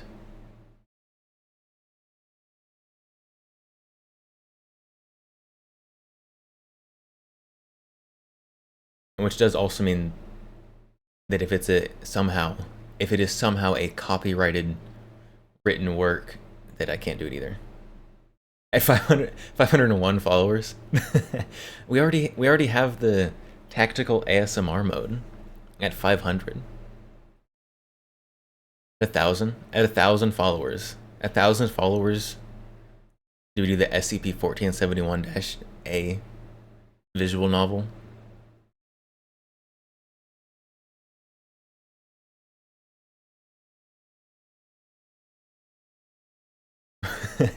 We can't just be giving that stuff out for free.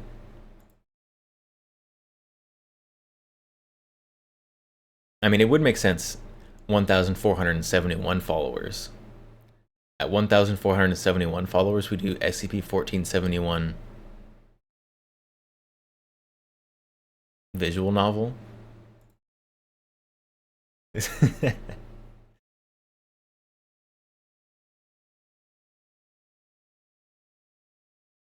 Nothing you want to help me? Voice novel at 1471 followers? I mean, it makes sense. If something like that were going to happen theoretically, we wouldn't want to commit to that too soon. But it makes sense. Like, it's got a number in it.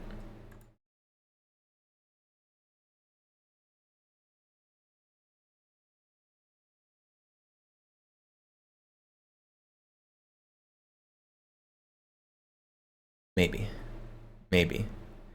It's to be considered. We do have to get to the 500 first, though. We got one goal at a time.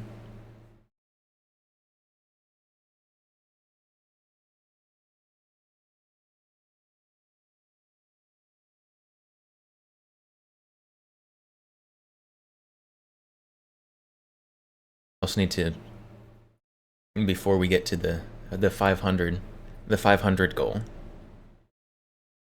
I need to get all my acoustic foam hung up finally. Which, I mean, I've only had it for a few days now. But I need to get the hanging equipment, the wall sticky equipment.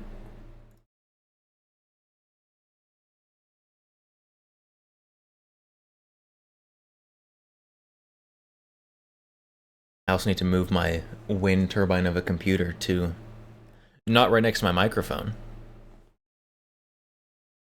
so we can have high quality ASMR.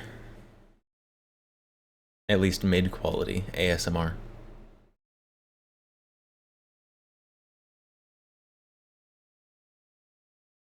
I'm gonna be completely honest. I have never listened to my own ASMR while I've done it. Can we how do I do this?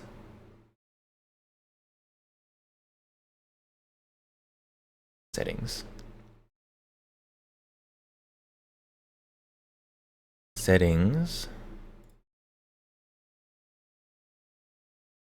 Okay.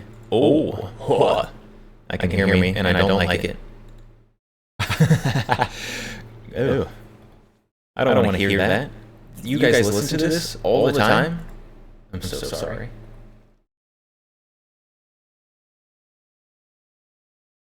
All right, real quick. We're gonna do some free gun ASMR. Because I need to know what it sounds like. So I know what to improve, of course. Also, I apologize if you guys cannot hear me.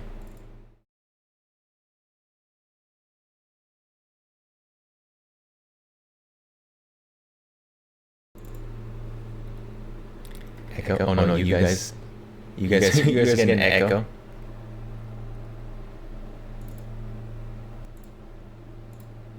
There. That... Stop. You guys might be getting no echo now.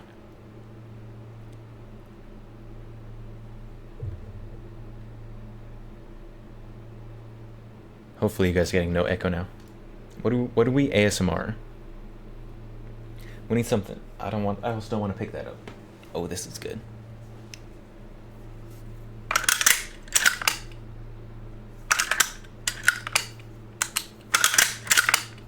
It's not bad. It's not bad. It's definitely a little echoey, a little tinny. And very much peaking my microphone.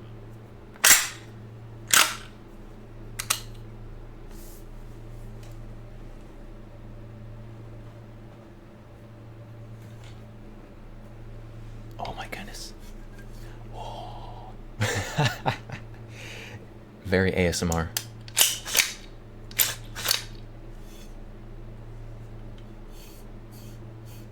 That picks up. You can hear you can hear me adjusting my hand.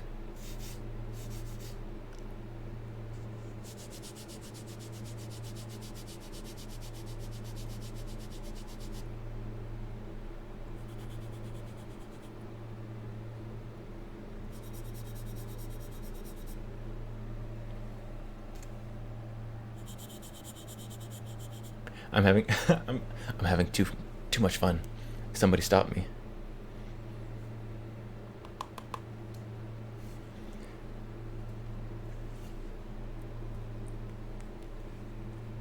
I thought that was gonna make more noise.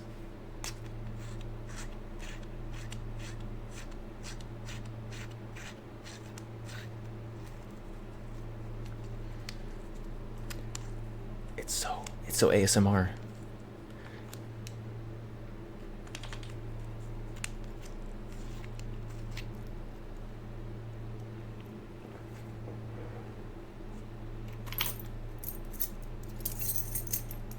Ooh.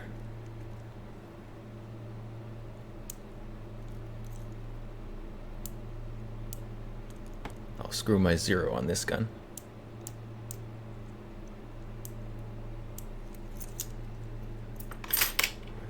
Okay, enough of this. Enough of this. Let's fix everything here real quick.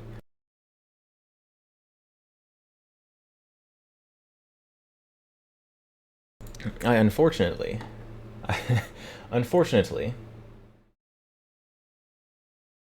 I am an ASMR enjoyer. Not of the vocal variety necessarily. I might become too powerful of an ASMR doer if I ever get things figured out with my audio. if World War III kicks off, what do you think the odds are that Japan returns to issuing mass production katanas like they did during World War II? I think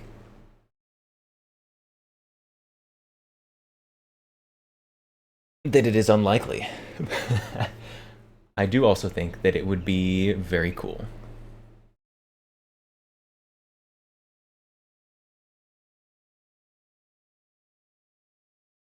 I would like a World War III Japanese katana. Even though their World War II ones were not the highest quality. They're very neat.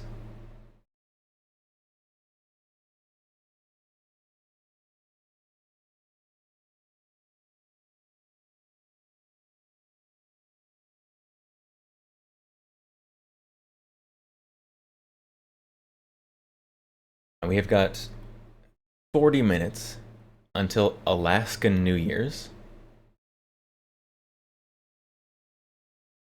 Do we wait and celebrate Alaskan New Year's? Or do we end now? I'm gonna be honest. My brain is slowing down.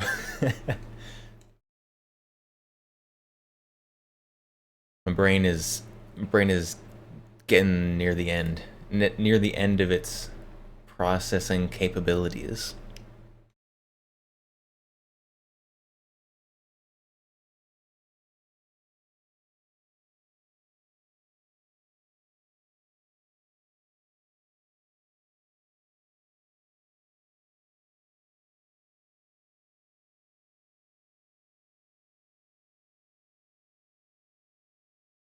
Here, I'm just gonna be here wiggling to the music.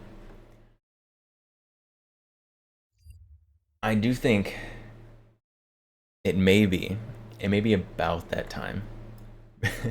Maybe about that time to raid out and stream for today.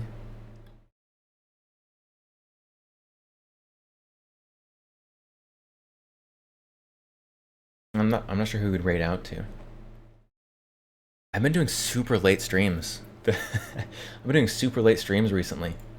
My poor sleep schedule, I had just fixed it. Rip. I'm staying up for Hawaiian New Year. You want me to stay up for another hour and 37 minutes? That's so long. What are we gonna do for an hour and however many minutes? What would we even do for that long? I don't have any plans. I ran out of things to do like 2 hours ago. And we've just been going since then, somehow.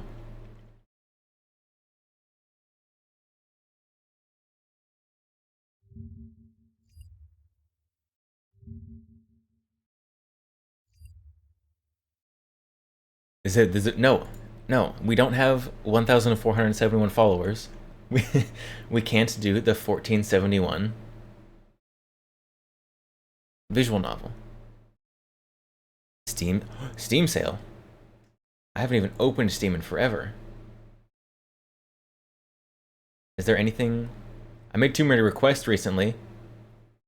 This is the first time I've clicked on Steam in weeks. At least 1 week.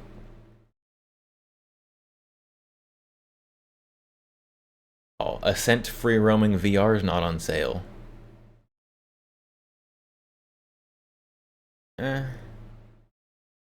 Nothing's on like a super great sale on my wish list right now.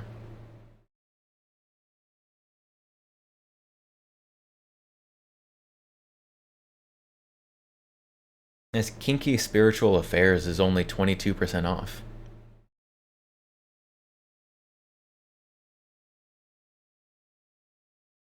World War Z is only $10.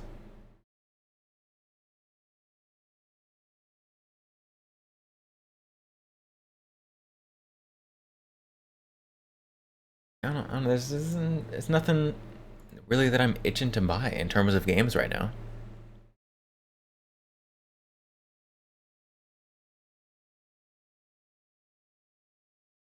Make a list of guns to buy in 2025? We have to wait till after SHOT Show to do that, though. We need to make educated decisions based on SHOT Show for that.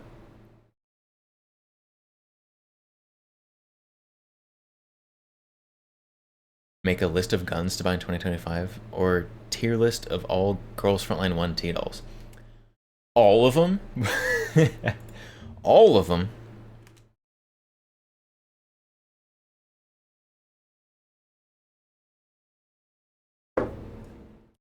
Do you realize how many there are?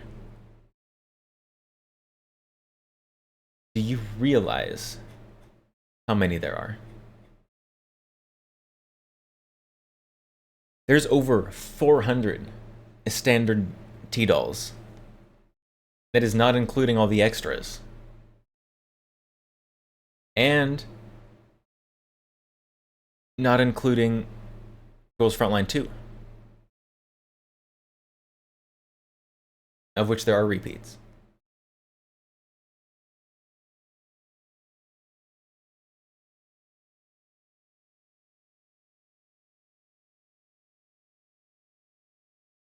Nothing announced at SHOT is actually going to release in 2025.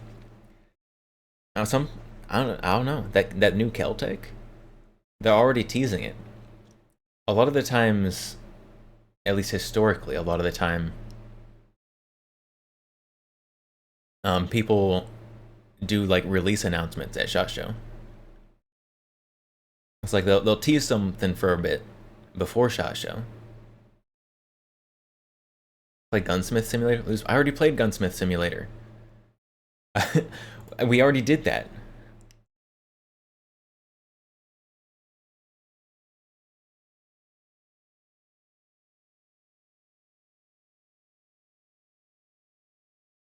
Play it again?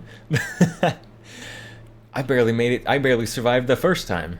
And you want me to play it again?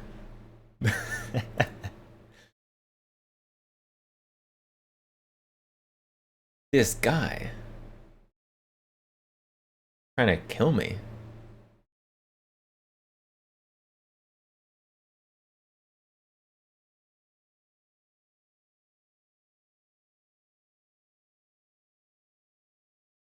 About Rise of Gun? I don't know that on the top of my head. It sounds very familiar. If it was like 4 hours ago, I might know what that is.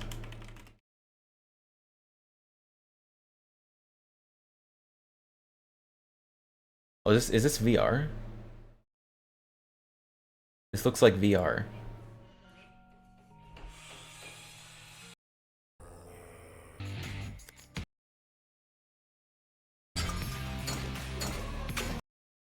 Oh no, I've seen, I think I saw Gotcha played this a while ago. Gotcha was playing this a while ago. What, Xbox? Xbox, why are you opening? Shush. Shush, shush, shush. I don't think this is VR after all. I also don't own it. I don't own it.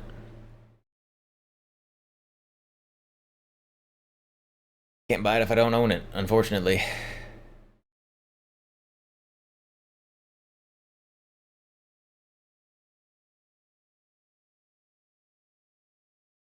Yeah, it just looked like VR graphics at first.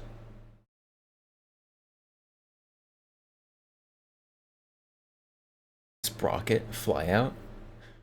What are I don't I don't even know what those are.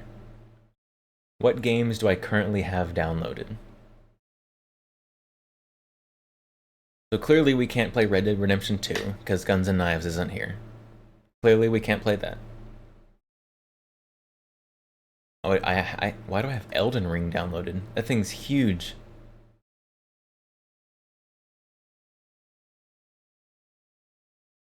Oh, it's only 52 gigabytes. Elden Ring. I've been meaning to play that one. I was going to start Elden Ring after I finished Red Dead Redemption 2. So, it's probably going to be like around like October 2025 we can start Elden Ring as soon as we finish Red Dead Redemption 2.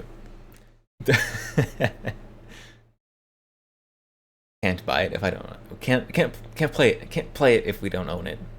Good. we're starting off 2025 strong.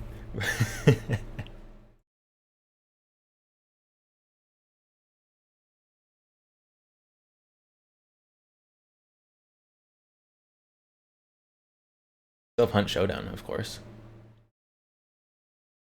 Little Witch No Beta?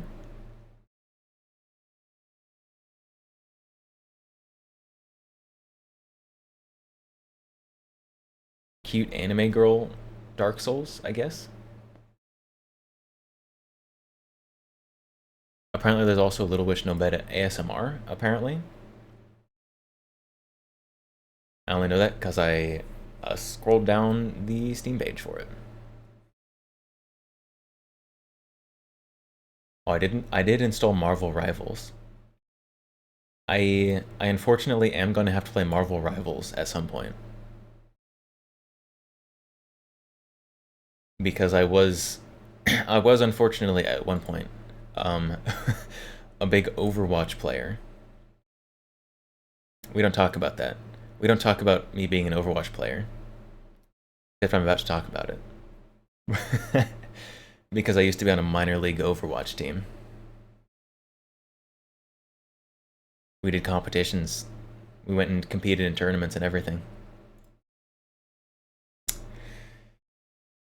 That was a different time. It's a different time.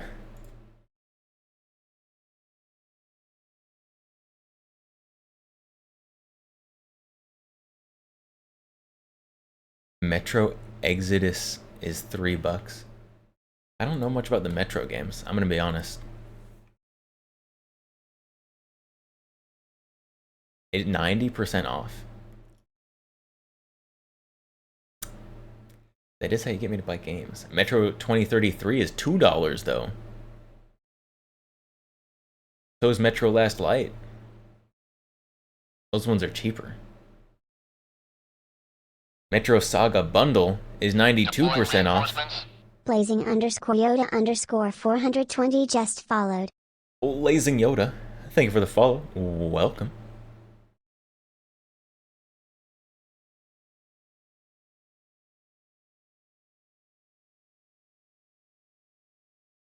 Competitive over Soap. Soap McTavish. What do Come on. We all know Overwatch. There was an Overwatch League. At one point in my life, I wanted to be able to compete in the Overwatch League. This was a real thing that happened at one point. Back before Overwatch completely washed up.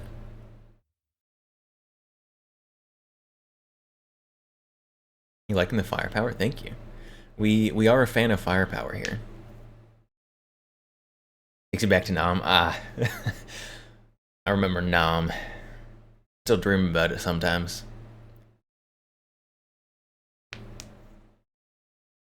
We do have actually a few a few guns that fit that era.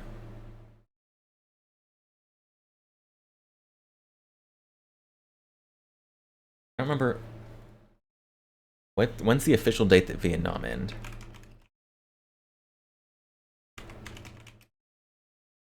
'75. April '75. Okay, so more than half of the guns on the table existed during Vietnam. I mean, not like exactly. These two are modern production of guns that existed at the time, but the trees were speaking to you back then. And they were speaking Vietnamese. I'm the Lorax. I speak for the trees. The trees, they're speaking Vietnamese. Where's that? I don't even know where that's from. Some meme somewhere.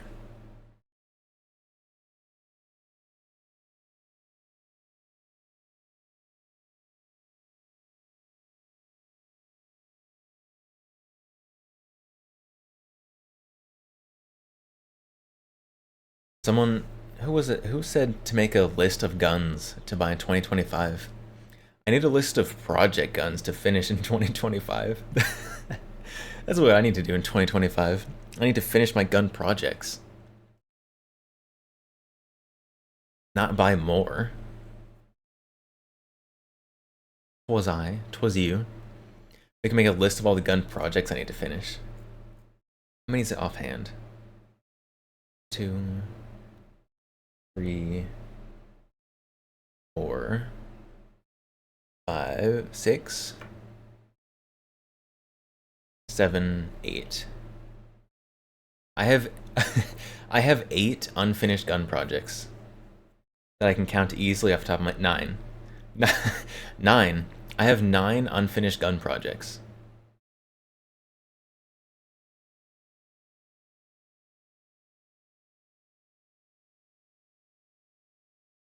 And you want me to make a list of more guns I need to buy? Unbelievable. Unbelievable. In South Africa? You're not permitted... South Africa? South Africa? Tell me more. Can you send me all your stuff, please? And particularly, can I get a CR21 conversion for a Galil?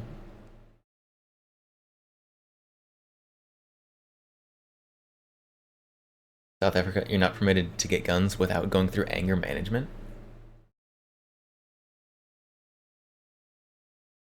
Weird. International gun laws are very interesting to me. Very interesting, very foreign, being American. You need to go to therapy before you can get a gun? I mean, let's be honest, that's not a terrible idea for some people. I am the Lorax. I speak for the trees. And for some fucking reason, they're speaking Vietnamese. How did you... I am the Lord. How did you find that so fast? After I made a reference to a meme that I didn't know where it came from.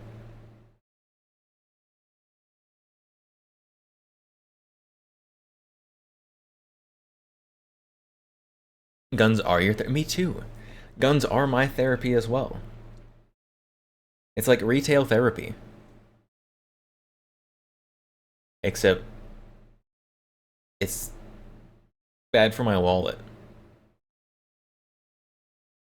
And retail therapy, I feel like, doesn't usually cost many hundreds of dollars. And possibly thousands.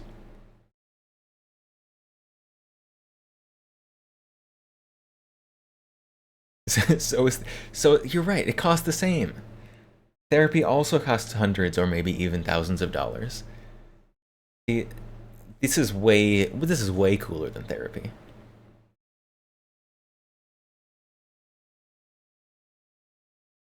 The only way you can freely own a gun is in first-person shooter games. I am a computer-generated warfare veteran, so I am familiar with first-person shooter games.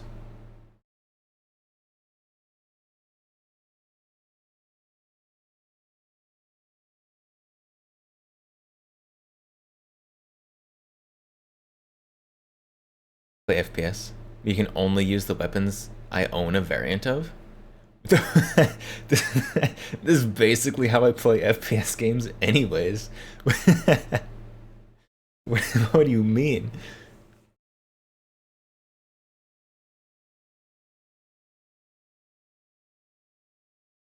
Like, I'm gonna be honest, that's why I own a lot of the guns that I own. Because they're in games. Like, the guns I use in games, I don't care if they're good in the game or not. In games, I use guns that I either own or I think are really cool. Like in real life. And then I'll just force them to be used in the game, even if they suck.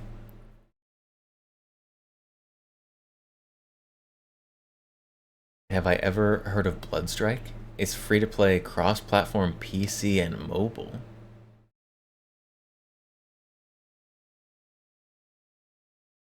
I'm not huge on PC mobile cross-platform games usually, and I have not heard of it.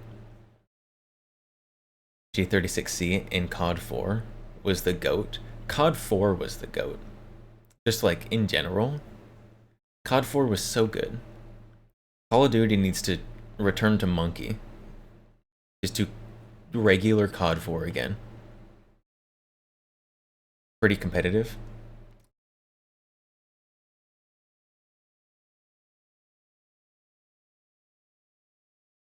I'm still competitive, don't get me wrong. I'm not near as competitive as I used to be.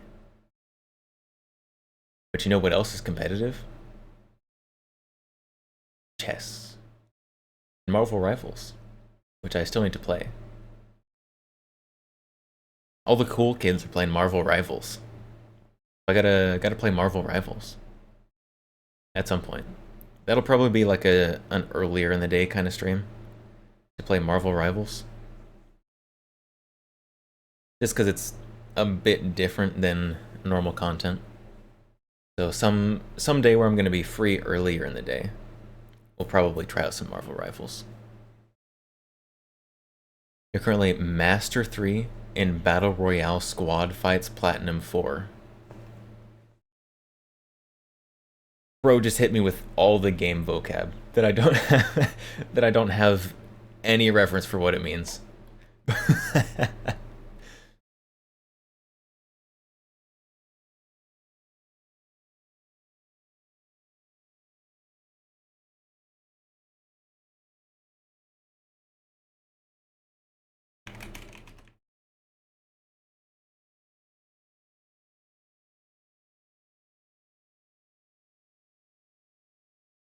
Well, this looks like free to play Warzone. Looks like free to play Call of Duty Warzone.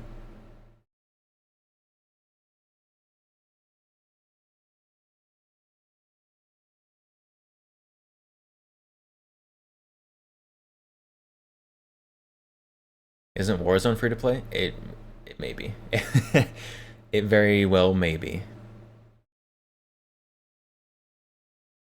I have very much not been following Call of Duty for quite a while.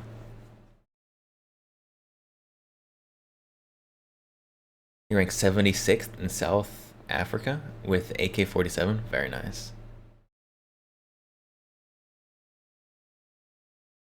That's probably at least like the top 76% of people who play in South Africa. Basically a variant of Warzone. I mean, that makes sense. Makes sense. You forgot you got Battlefield 2042 for $5 during Thanksgiving sale. That's pretty good. We need to bring back Battlefield Bad Company. Battlefield Vietnam. Oh, that's where it was at. Love that game. Battlefield Vietnam was the greatest.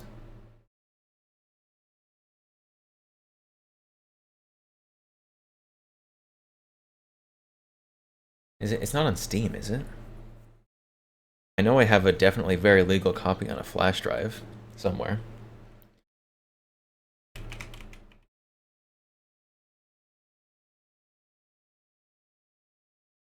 Let's see, Battlefield.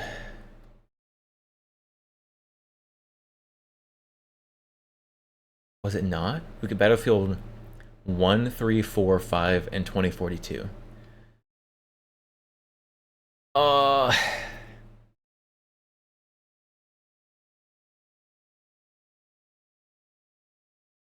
No Vietnam?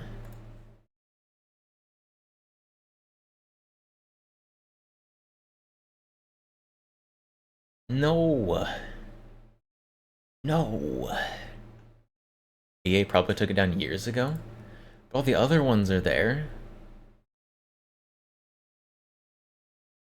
They even have Battlefield Hardline.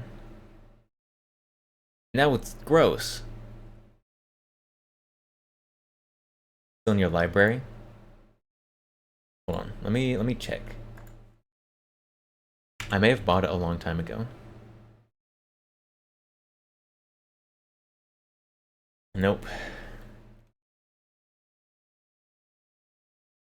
Dang.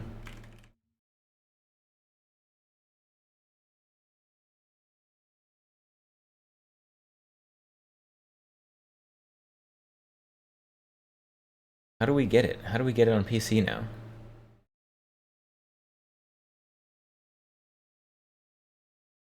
Oh, you can buy it on Amazon. No, you can't. Never mind. They just still have their listing up from like 25 years ago or whenever that was. Reddit. Is there anywhere I can download Battlefield Vietnam?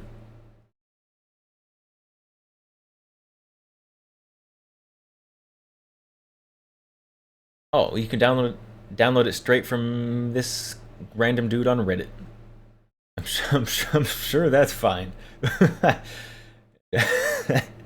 Nothing could go wrong with that. Oh, how rude is that?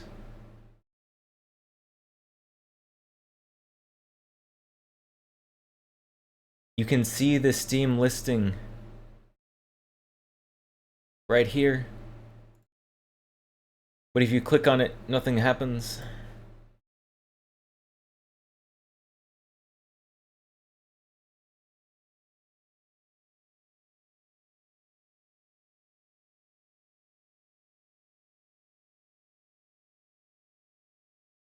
Probably old EA app. Or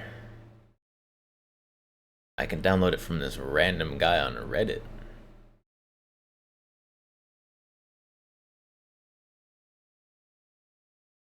Battlefield Vietnam system requirements. Oh, yes. This is what I was looking for. Battlefield Vietnam system requirements.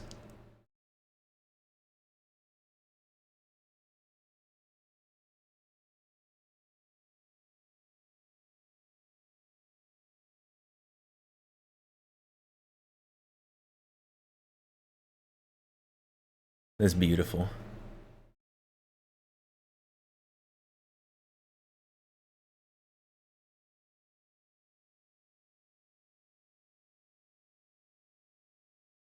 Oh, when did this game come out? Battlefield Vietnam release.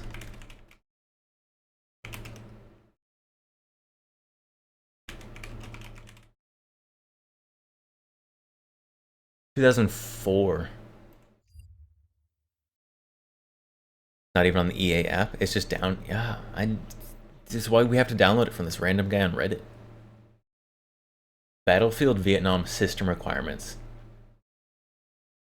CPU. Pentium 3 or equivalent.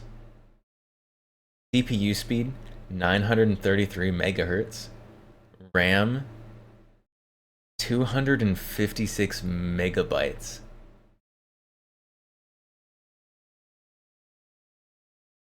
Oh. Operating system Windows 98, 2000 or XP. Windows 95 not supported. 2 gigabytes of disk space. And a sound card.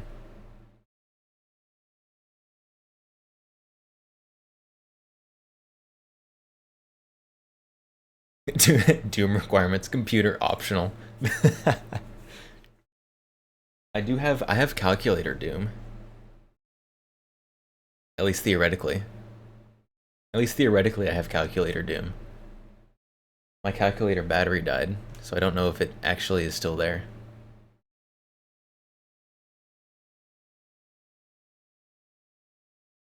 Windows 98 SE, keep winning.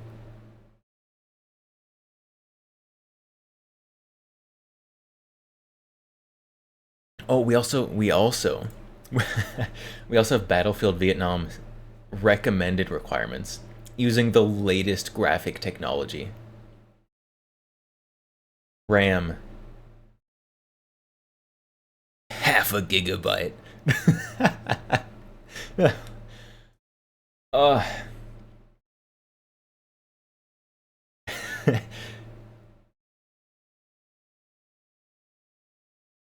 Oh, video card, 128 megabyte with DirectX 9.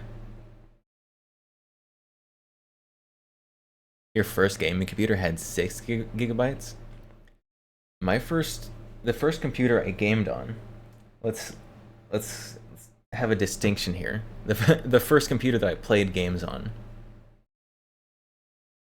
was a school computer. Because I kind of went to a rich people school, and so we had pretty all right computers. And so, what I can thank public school for getting me into PC gaming. Really, honestly, like Halo 1, COD 4, and Battlefield Vietnam would all run on school computers.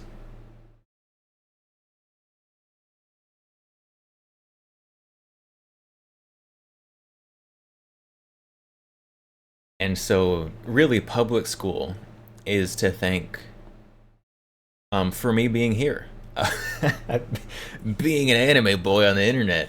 Uh, it's all thanks to my PC gaming that I picked up from public school. Gen 1 Core i7 GTX 280. You had a 3-digit you had a 3-digit graphics card. You could play Crysis at above 30. Ooh. Fancy.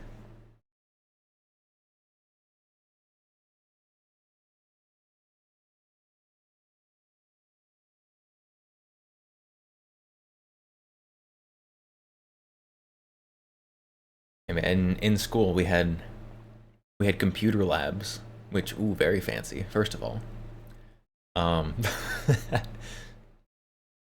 and that's where the good computers were, and the teachers in the computer labs were bad at locking them. So, during lunch and during the required like school assemblies and such, you just went into the computer lab, which was supposed to be locked, but it never was. And you got a computer that couldn't be seen from the window of the door. And you had a few guys in there, and you played LAN parties. You played LAN parties on the school computers. And that is where it was at.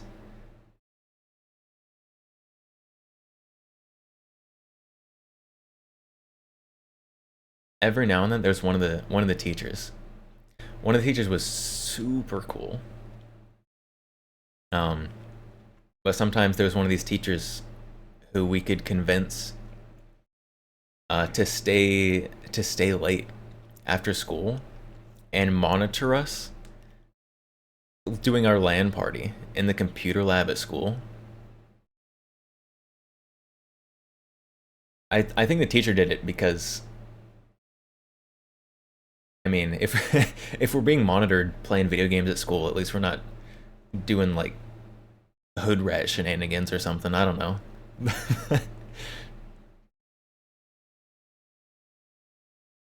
Your first personal computer was a hand-me-down work laptop from your dad with Windows 98 operating system? Had closed thickness of an Encyclopedia Britannica. Very nice. And I still might have my first computer sitting around in storage somewhere.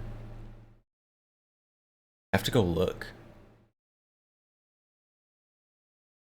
I remember it was this like giant, like almost like anodized blue looking like case with a big window on the side.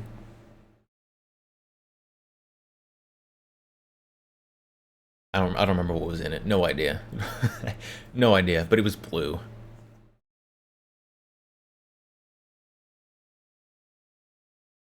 I wonder if Google can help me.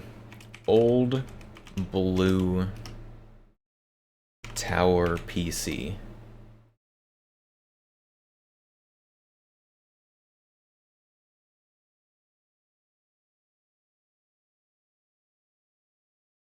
Is it that one? That one doesn't look shiny enough. Maybe it wasn't as shiny as I'm remembering it. Maybe I'm glorifying it in my mind. The longer I'm looking at this, the more I think it was this one.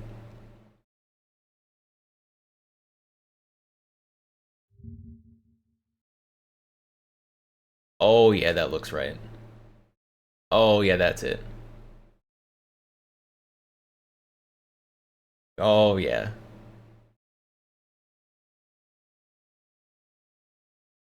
Look at that beauty. You guys can't see it yet. Deploying reinforcements. Here, hey, A123 just followed. Hey, thank you for the follow. Welcome. How's it going? Nice guns. Thank you. Thank you. Yes, we do a lot of talking about guns here. Currently, we're talking about old computers. My first computer was one of these guys. One of these monsters. You can buy 2 of them. I don't know what model it was. Vintage Dell desktop computer. Vintage.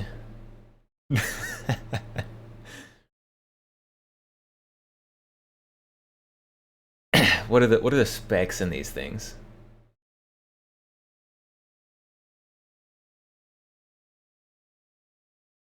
Oh, these ones are missing RAM. Let's see. Dell Dimension 3000.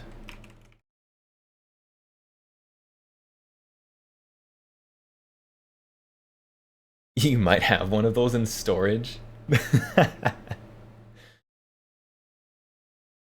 You can still download the drivers from Dell for it.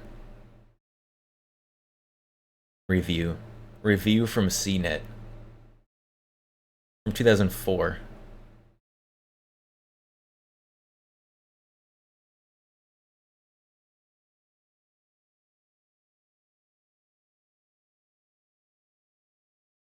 Overall performance for a test system was unimpressive. Tell me how much RAM it has.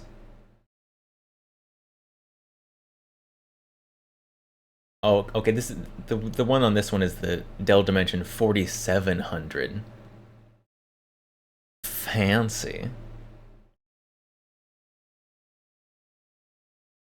With half a gigabyte of DDR2 RAM. Oh, and that's the upgraded one. I don't know which model mine was. I'm gonna be completely honest.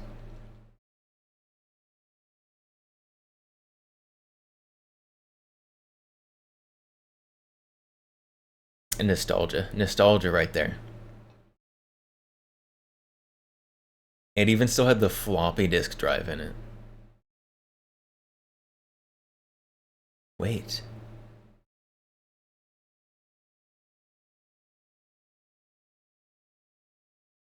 That one looks really familiar too. I might have had both of those.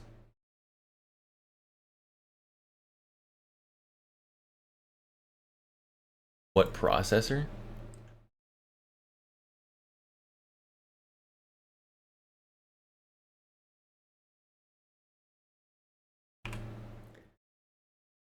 Let's see. With a 2.66 gigahertz Celeron processor.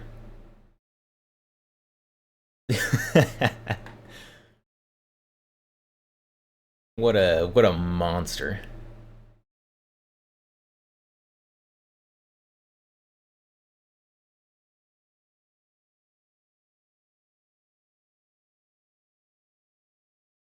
I don't know enough. I don't know enough about PC. I don't have the PC-tism quite as much as I did at one point. Which was between this computer and currently. Oh, rear ports include 4 USB 2.0 connectors. 1 USB port on the front with headphone port. Ooh, ballin'. Ballin' back then.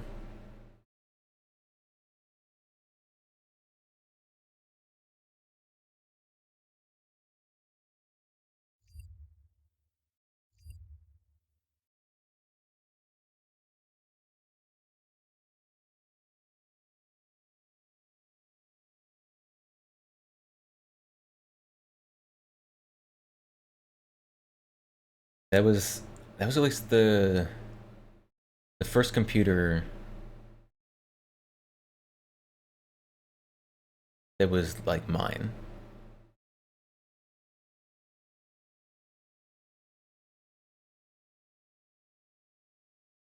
And it was like out in a public space in the house so that I can be watched. So I wasn't doing anything, so my parents can be sure I wasn't doing anything nefarious.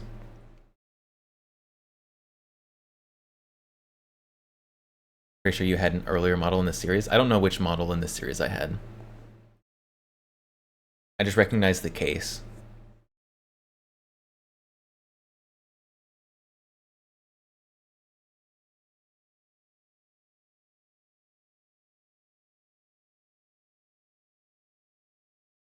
If I could go, if it's still in storage somewhere, I might be able to get my hands on it and actually figure out what exactly it is. I don't know if it's still hanging out somewhere though. That is something I have no idea. I would be surprised if I could find it. Dells of that era were a pain to work on. They didn't use standard ATX components. PCs have come a long way. The standardization of parts has been wonderful. For many industries, honestly. Except guns. Everything is standardizing towards AR-15. I don't like it. I need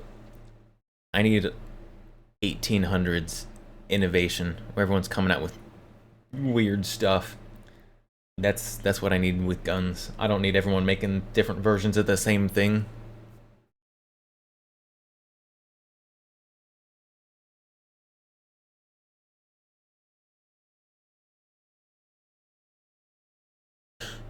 Happy New Year, Alaska! We made it. We made it to Alaska. Happy New Year, Alaska!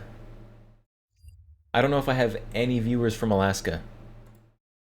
But Happy New Year. Happy New Year to Alaska.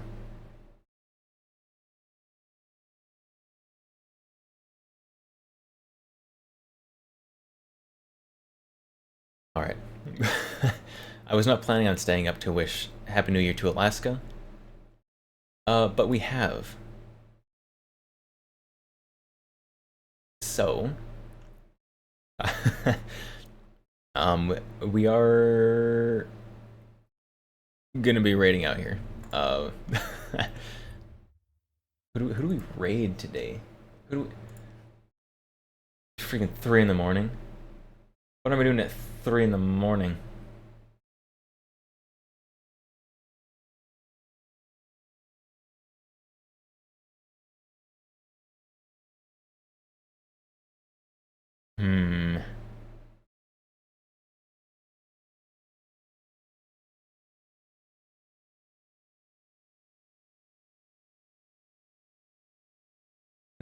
Let's see who's online.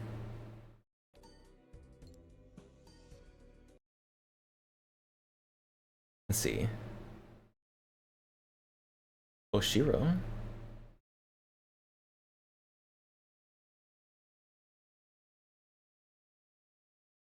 Tactical. We've got tactical maid. Tactical maid Catboy carrying a shotgun. I think this is who we're gonna have to raid for sure.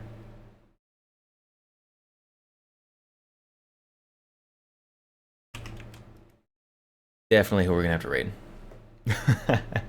He's playing a card game. Card game of some kind.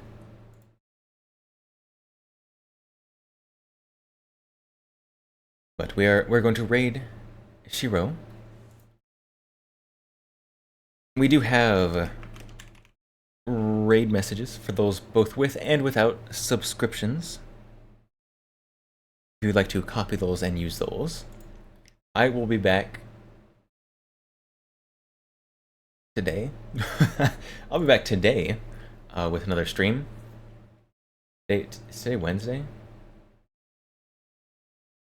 Is today Wednesday? Today is Wednesday. Okay. So, next stream on Wednesday. Today, we will not be going until after 3 in the morning. But thank you everyone for stopping by today, hanging out. I will see you all next time. Until then, I'm going to bed here pretty soon, so good night. Not the BAFTA, goodbye. Majestic Potato, I will see you later. Asterite, goodbye.